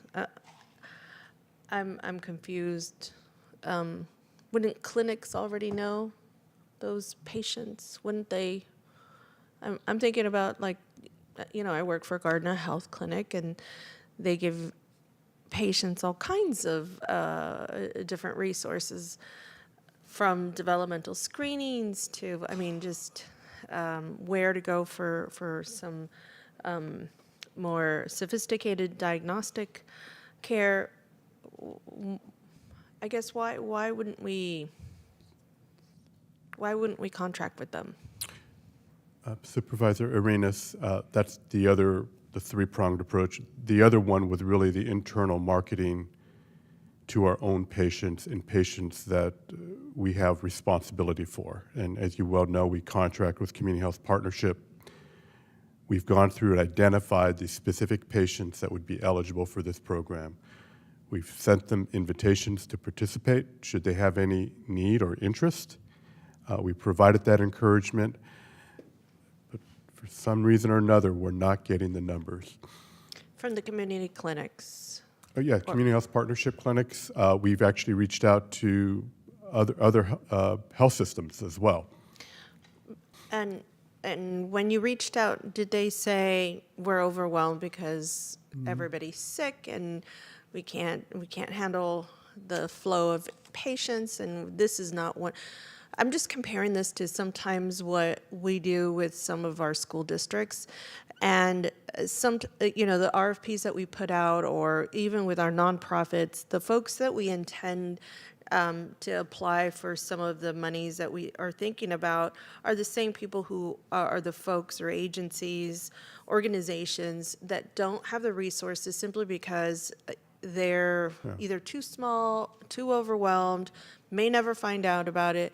That's not what's important. What's important is the patients or the kids or whoever that client is for them. That's what's important in the moment. And so I wonder if maybe some of that is happening, because I think some of the clinics, I don't know about my colleagues, but I think some of the clinics would just go crazy if they knew that there was this additional funding that they could receive to cover that gap for some of the medicines that they know that their patients can't afford, that some of our patients are going. I know that there's folks who go all the way to Tijuana or they'll go to Canada, but more likely Tijuana because it's a lot closer, to get affordable medication, and I hear the frustration in the voices of my colleagues, because I think this is something that they put forward in order to cover a gap, and now we're finding ourselves in this place where maybe it's not the most effective way to deliver this service. And so I'm not sure what the solution is, but it doesn't seem like this is something collectively that the board is on board with. Thank you. I'll add a thought here, and that's that two of the places in recent memory where I think our county did an outstanding job in reaching people was through the Promotores program with the pandemic and with the census. And I wonder if part of the plan is to have culturally, language-wise specific, trusted messengers literally being at the clinics, being in places where people are most likely to be receptive to the information. I don't know about the advertisements. I suspect that there's some mistrust. How can this really be free? Can this really help me? And I wonder if part of the plan involves engaging and organizing those trusted messengers to be able to talk, whether it's at the health clinic or the church, about this opportunity. Is that the kind of grassroots piece that's being considered? Thank you, Supervisor. So this program is very unique, and it's one of those programs that goes beyond our typical patient base, because we're talking about the missing middle. So those that typically are on Medi-Cal or even uninsured that are participating in our HAP program have ready access to these medications. Got it. So we're talking about individuals that may be on Covered California or another health insurance program where there's a higher share of cost, particularly for the medications. So then I appreciate that distinction, and So I should have that's realized that. one of the reasons why we've reached out to hospitals like El Camino and working with Good Sam and other healthcare facilities beyond our typical safety net, because somehow we need to communicate to this group of individuals that goes beyond the typical patient population we serve, to know that the county is trying to support them in a very important way. And I say this, and first of all, I hear the frustration, I hear the sense of urgency, but our hope is that we can bring in someone that understands how to communicate with certain segments of a population that we traditionally have not, get the word out and encourage them to get their applications in. The other unique thing I would tell you, just so you have some sense of this, we will have people apply for the program initially, and we've tried to make this program as easy as possible to get to the point in which they can receive a check. Many people will simply drop off and not finish their application. We try to reach out to them by phone to encourage them to finish their application, and we reach a dead end. So, we have to be creative here, raise the bar relative to reaching these numbers, and our team will do our very best to reach out to these individuals at all three levels of our strategy. Thank you. I think what you're hearing also is a full board of supervisors that's committed to this program, so I encourage you to use us also. Between the five of us, we obviously cover the entire county, and if there are amplification opportunities, and I'm certain there are, through our district work, please partner with us, provide information and talking points that we can share for myself, and I know Supervisor Sumitian does sidewalk office hours. That's not the most efficient plan. That's a few people every hour, but let us be part of the messaging, please. Absolutely. And President Ellenberg, just one thing I wanted to add is that we had two strategies that we used during COVID and the census. And we did use promotoras for parts of it, but the other part of it is that we used folks that we trained, like through Groundworks, as you all know, to go door to door and just knocked doors from, and because we have an income target, in terms of family income, and maybe even we're able to zone in by census tract, it might be more effective to hit that 1,000 would be to try what we did try for the census and for COVID. And actually, one person that I think really helped us with that was, well, obviously Betty was working on that from my office when she was working in the administration, and also David Campos. And the reason I would suggest that mix is that the promotoras were more likely to do the grocery stores or the farmers markets, but that organizing model of just getting people on doors was really effective, and it might be worth trying. Yeah, absolutely. Thank you all. Yes, Supervisor Simidian and Supervisor Last thing is, I just got to say, Mr. Lorenz, thank you for your patience. I know it's got to be killing you. You've been working hard to make this thing happen for years with my office and me and the board. And your thank you present was to get beaten about the head and shoulders on the marketing. But so I appreciate your patience. And to end on an up note, I look forward to working with you through the remainder of this year to make this program the success that I know you and I want it to be. And I thank my colleagues for their help in that effort. Thank you. Supervisor Lee, did you have something else? Yeah, so looking at the spreadsheet and how the funds is estimated to be expended, a good chunk of it, at least half of it, looks like it's going to use for purchasing advertising in different medium like TV and radio. So I just want to make sure that the idea of outreach, given the fact of how many folks in our county speaks a different language, that the ethnic and language on TV, ethnic and language in radio, and ethnic and language newspaper has got to be hit. Number one. Number two is the cost of those are ridiculously low comparing to traditional media. And those of us who are on here, we ran various campaigns, and not knowing that fact, you're not going to be able to win. So I think it's no different from that type of messaging we need to get out to our communities. And as far as spokesperson, whether ourselves here or individuals in the community who speak the language, will be far more effective than the traditional media. Agree, Supervisor. Thank you. Supervisor Arenas, your latest one? Of course, because I have to chime in as well.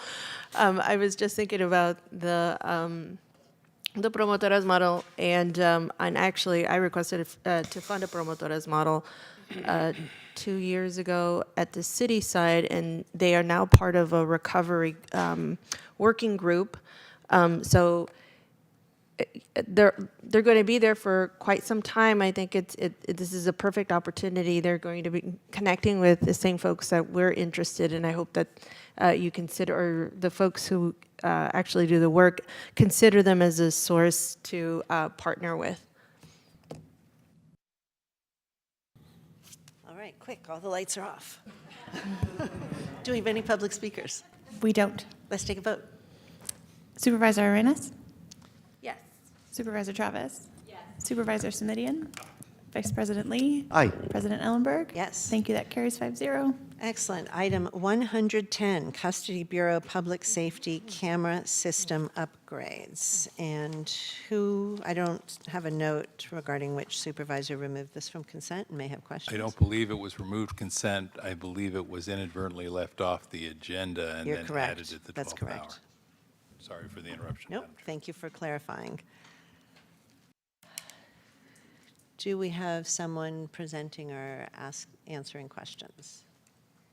Move approval. We have a motion and a second. We may pass it before you get to sit down. Are there any questions or comments? Seeing none. Are there any public speakers? I see none. We have a motion from Simidian and a second from Chavez. Let's vote. Supervisor Arenas? Yes. Supervisor Chavez? Yes. Supervisor Simidian? Aye. Vice President Lee? Aye. President Ellenberg? Yes. Thank you. That carries 5-0. Thank you. And may I confirm with you, Jess, that that was the final item? It is.